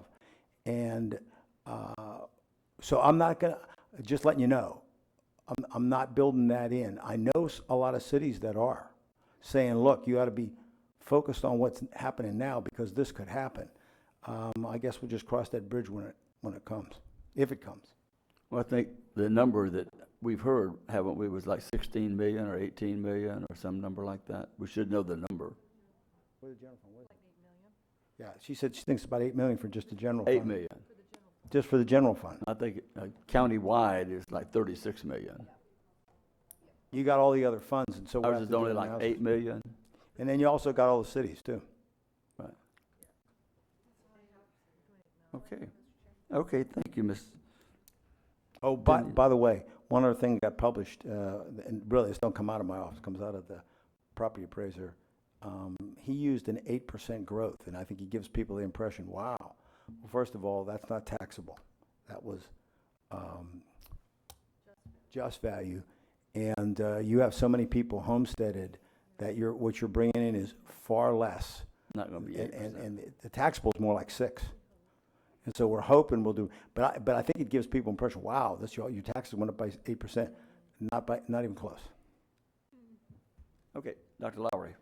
I just have one thing. The new guy, Tad, I need to see him before I leave today. That's all. Mr. Patterson. I just have a couple of things.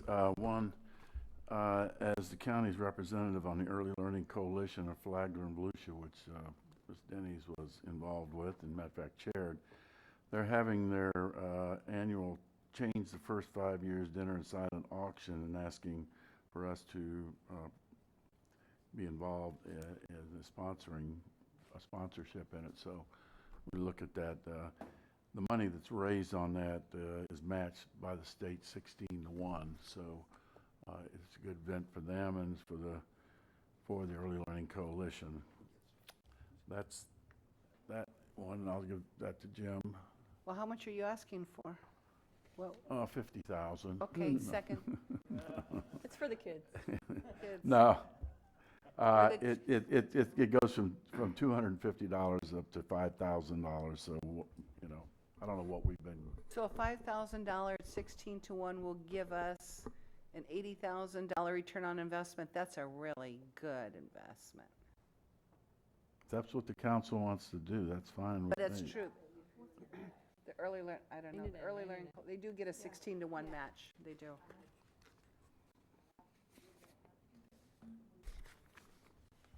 So whatever. So, did you want to do that now? You can. Well, I'll put, when is it?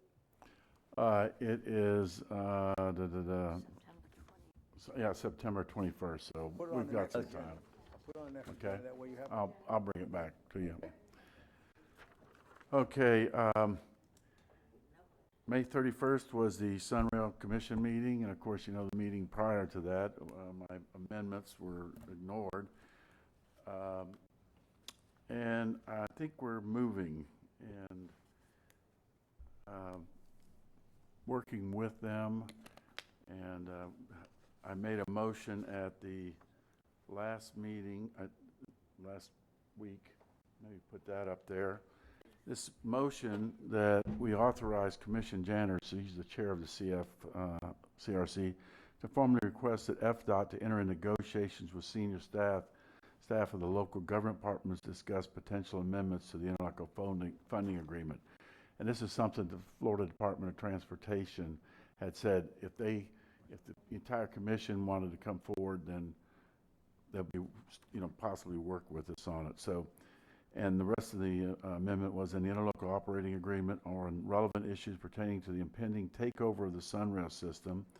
The issues shall include, this is what was important to us, but not be limited to the 12 miles from DeBary to DeLand and the operational deficit to Volusia County. So we're going to start working on this, and so this is some headway we're making on getting some of our issues resolved, especially in the DeBary to DeLand train. We don't know when and if ever, and the operational deficit, which could be huge to us if we don't get that issue resolved.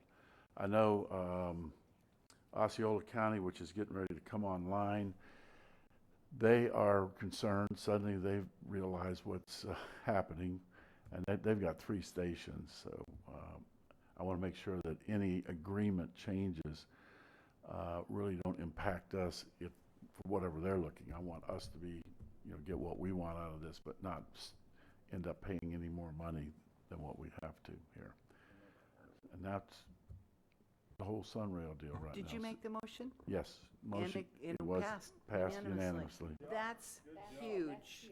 Hooray. Volusia County, that's a first. Thank you, Councilman Patterson. Well, That's a heck- I want to thank Dan for his input on it and for John Booker. Is John out there? John? He was. He was. He took Yeah. Sunrail into Orlando tonight. Yeah, he probably did. He's Don't know how he's partying getting down back. there tonight.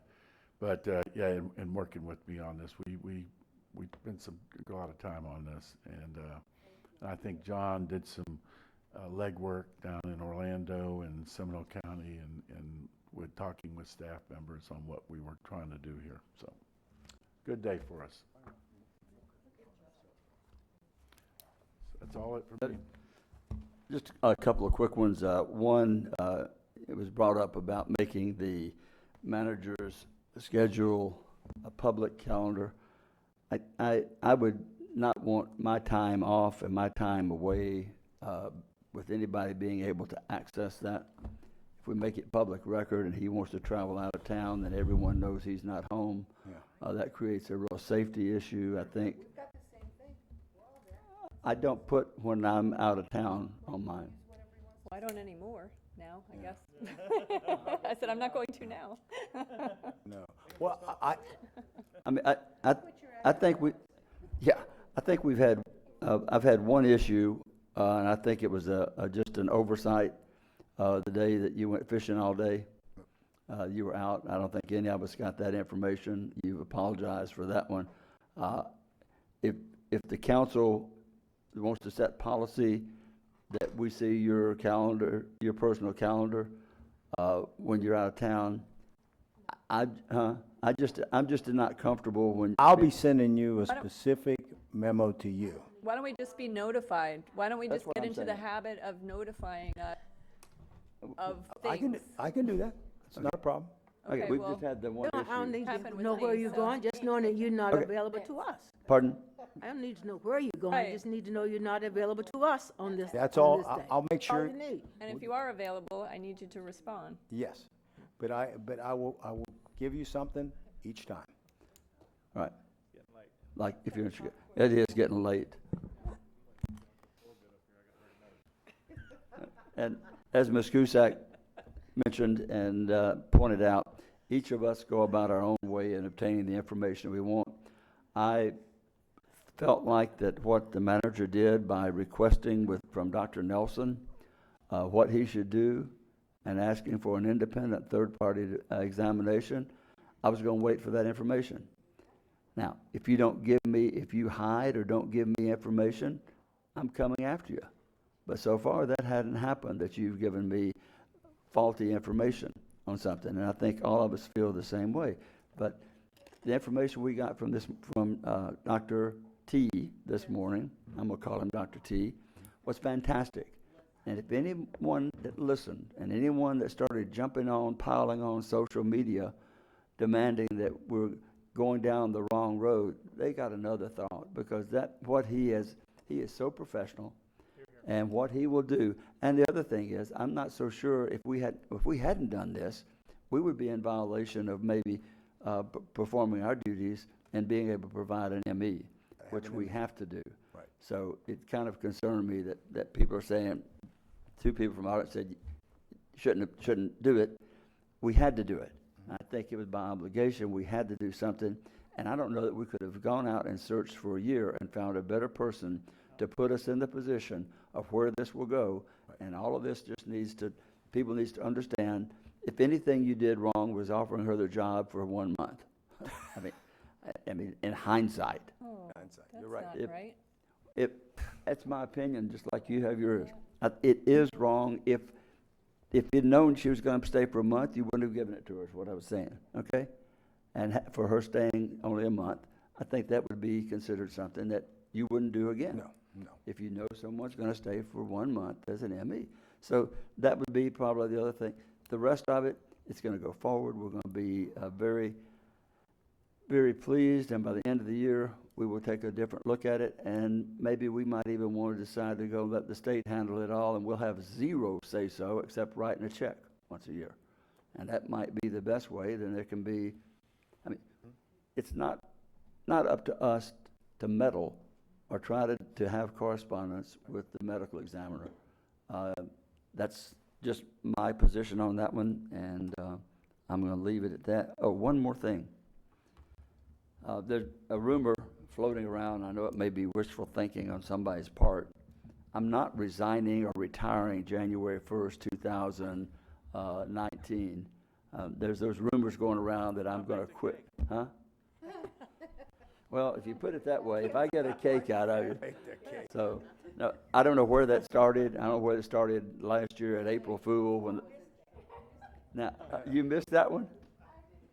Well, I've heard it from 4 or 5 sources now. People say, well, we hear you're gonna quit anyway, January 1st.